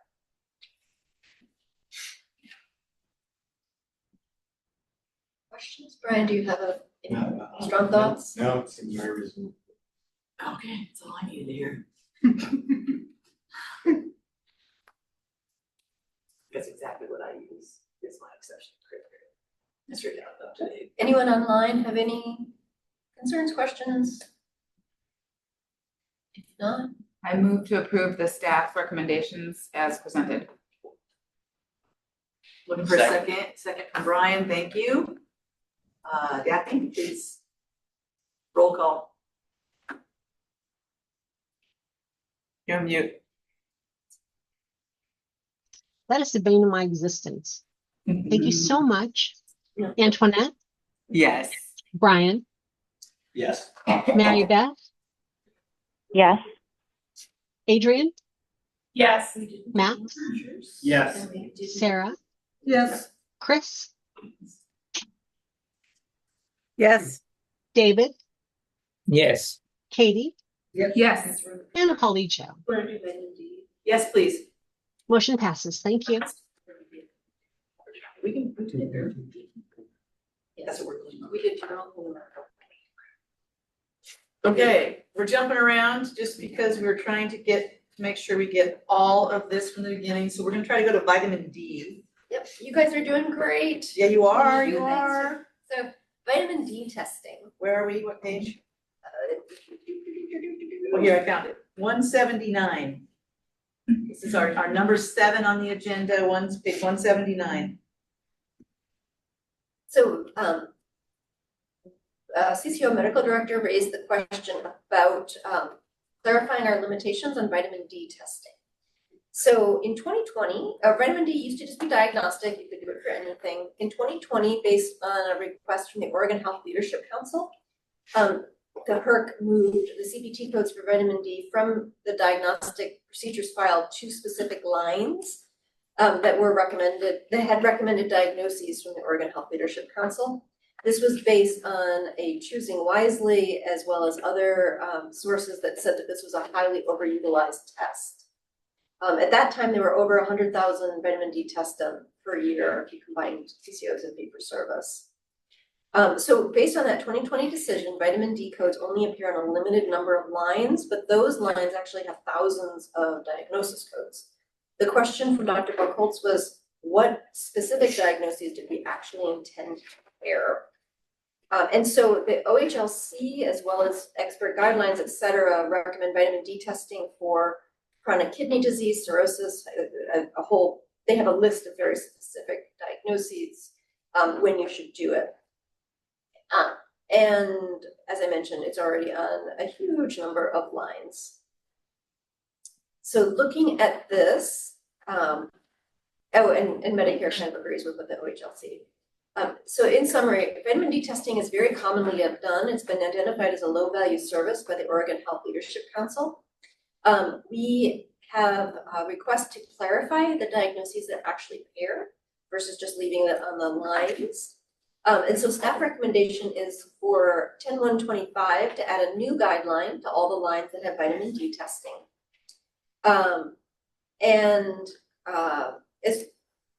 And then also a few code changes. The vitamin D tests actually don't appear on 3 lines where they should appear. And then the other item would be to add a Z code for long-term current drug therapy to the complications line. This is a code that's used for many, many things. Many drugs need to be monitored with labs or EKGs or other tests. From what we can determine from working with OHA staff, if we put it on the complications line, you could still do all of that other testing, but it would allow us to pair in our new guideline. Certain medications make vitamin D absorption difficult. So if you're on those medications, you should have testing done. So the new vitamin D guideline testing is shown on the screen, and you have it in front of you. And it would include all the lines that have vitamin D testing either currently or with a couple new proposed lines. And it would really specify the ICD-10 codes rather than just the whole gamut of codes, but it would call out which, certain kidney disease, cirrhosis, hypercalcemia, parathyroid, malabsorption. Osteoporosis, we did get one public comment on this, and we didn't have the correct criteria for children with osteoporosis, so we did add a couple of specifics about diagnosing osteoporosis in people under 21 years of age, and then rickets, metabolic bone disease, et cetera. And then there would be that Z code for monitoring for complications from medication therapy. And then in 1.1.27, we would actually have a code grouping specifically for diagnoses appropriate for vitamin D testing. The only procedures on that line would be the vitamin D tests, and all of the ICD-10 codes that are in the current guideline would be in that line, or that code grouping. And the current guideline would be there, but modified with the technical modifications that would be needed. Katie, yeah, I'm super interested to hear what everybody else has to say. I think that this code being singled out as a low yield, low value service or whatever they designated it as is really interesting. Especially because vitamin D deficiency is rampant in this part of the world and really has lots of associated ill effects on health. It's definitely a screening lab for prior having elective surgery because there's good evidence that outcomes are worse and patients have a lot harder time recovering from elective surgery if they're vitamin D deficient. So we're doing this all the time, and now we're really struggling to grab a code that it'll match with, and patients are getting billed for these labs and stuff like that. So I'm just interested to see how this has played out, has affected other caregivers. I think this is probably pretty reasonable. I think we want it to be consistent with the other rules, but I think it's a very strange test to have been called out in such a harsh way in one of the places where vitamin D deficiency is the most common. So strange move, Oregon. I don't love this, but I don't think I can change it. So I think there were two motivations behind it. One of which was when we looked at numbers, and Mary, you may be able to give more exact numbers for your group, but it was hundreds of thousands of dollars. I mean, there's lots of ways to measure all sorts of places. Inconsequential. That for just from that perspective, and the review that was done in 2017 was done in Oregon, and it was all through the Oregon Health Leadership Council Best Practices Committee that went through all that. It's also part of the best practices choosing wisely. Right, they latched onto this. National, this right. has been latched. And I think that the lastly, the thing is that does it change what you're going to do? Like, are you going to tell every Oregonian that they should take vitamin D supplement? Absolutely. Correct. So it doesn't change what you're going to do. And I think that was also the other part of it is that, And Medicare really cracked down. I'm Yeah. sure we Right. can try to Oh, yeah. order We can't it, order just it. you. Can't order it now, yeah. Yeah. You really have, it's really, really hard to order it. So our patients are really just paying for these labs because there is good data that getting people in the normal range, improves surgical outcomes. So we feel it's really part of what's us doing our, job correctly is to make sure that we get people normal before surgery. So timing of surgery is dependent on correction of low vitamin D levels. So yeah, so I don't know. I don't have a whole lot else to say. I think this is just me seemingly a little excessive. Try to do wording where it would be like prior to orthopedic surgery, but then we'd have to But that's overly restrictive because there's data in many, many areas of surgery that vitamin D deficiency has poor outcomes. So I think, sometimes I think in like monitoring for complications from medication therapy, like if we're gonna, if we recommend vitamin D supplementation for all of our patients, then we want to check and see how the result of that recommendation is. So I think we can kind of like fudge our way through it with some of the codes, and it's a lot of patients getting a lot of bills. The money's being spent, it's just not being spent by payers. There's a Z code for pre-procedural examination. I can option. Dr. Stanger, do you have any thoughts? And now we're not collecting payments. Sorry, I'm muted. No, I don't know. Thanks for asking. No, so can you clarify again? So we're going to, I'm sorry to ask a stupid question. So the recommendation is what is to allow more testing or to allow It's technically to clarify what the intent was in 2020, but it would effectively probably limit testing a little bit by reducing the number of ICD-10 codes that would pair. Right. Okay. There's still a large volume of them. But you can't just test for it willy-nilly. You need to have a condition. Yeah, exactly. Yes. Yeah, routine screening during a pediatric exam doesn't cut it. For just patients wanting to know, they can't really do that.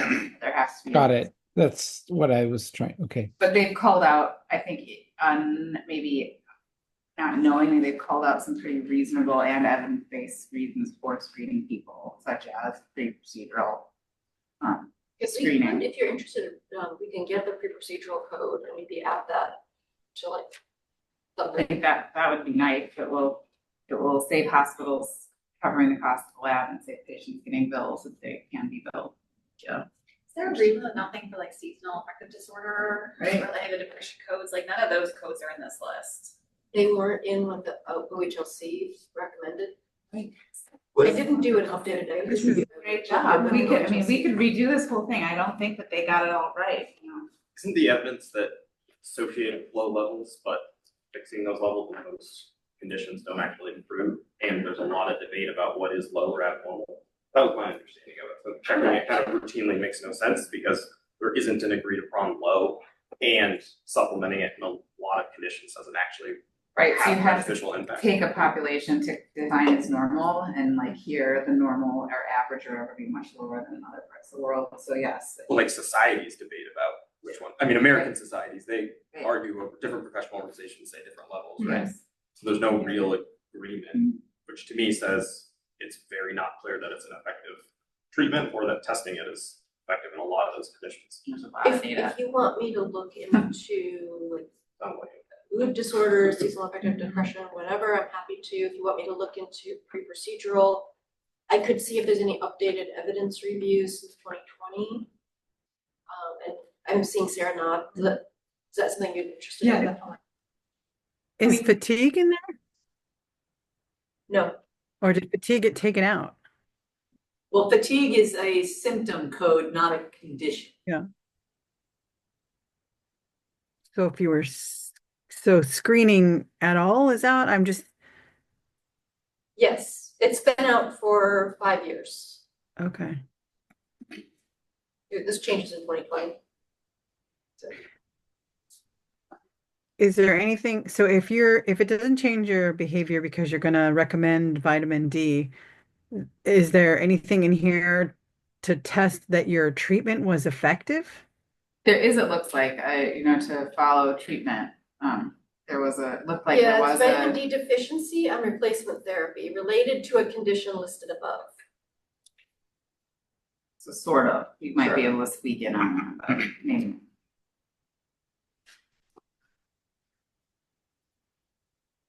I'm So hearing. how do you document that it's low if you can't test it?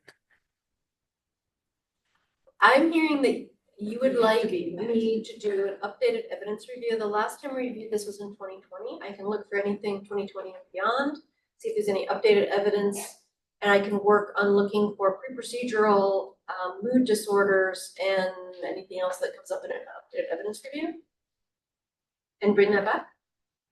Sounds like that's happening. Okay. Anything else you all specifically want me to look at for vitamin D? Is this, so I'm just thinking like a practicality, I know on kind of the mood side, I know of some providers who don't test for vitamin D because they just recommend people take it all the time. I guess my question, and I do know that because of the like OTC costs, they're utilizing like ergonomosifrol like once a week. Like this isn't then gonna translate to like impacts on the P&T side, like PA criteria for like high dose vitamin D. We can check with P&T. I'll make a note of that.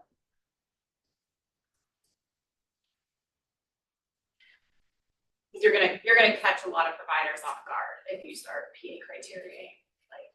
Well, currently it should be PA, or, well, I don't know. We currently restrict the testing. I don't know if we have any restrictions on the treatment. Right, the drug, yeah, if you found the drug, if you started, I think, adding PA criteria onto the drug product, you're gonna catch a lot of providers, I think, off guard, because they're used to just using like, ergonomosifrol. Infusions? No, like the green oral 50 international unit tablet. That are green. Yeah. It should work as well as the over-the-counter D3. Yeah, but if you have a Medicaid patient, you can't buy over-the-counter supplement. I made a note. I will check with P&T if they have any PA criteria for vitamin D. They probably don't. I don't think it's very expensive. That's my. But they might. I'd just be curious if this is on their radar to start putting PA criteria around that. Because like I said, I know some providers who don't test for it regularly because they're just gonna keep somebody on weekly vitamin D forever. And so I think if you start doing both sides of it, you're gonna catch a lot more unexpected problems. Okay, well, I think I have guidance into, and I will bring this back to a future meeting. We did not get head so anal fissures. It's up to June. We're gonna table anal fissures. Any public testimony that was not on the agenda, any other comments from members? Anyone want to say happy birthday to Joe?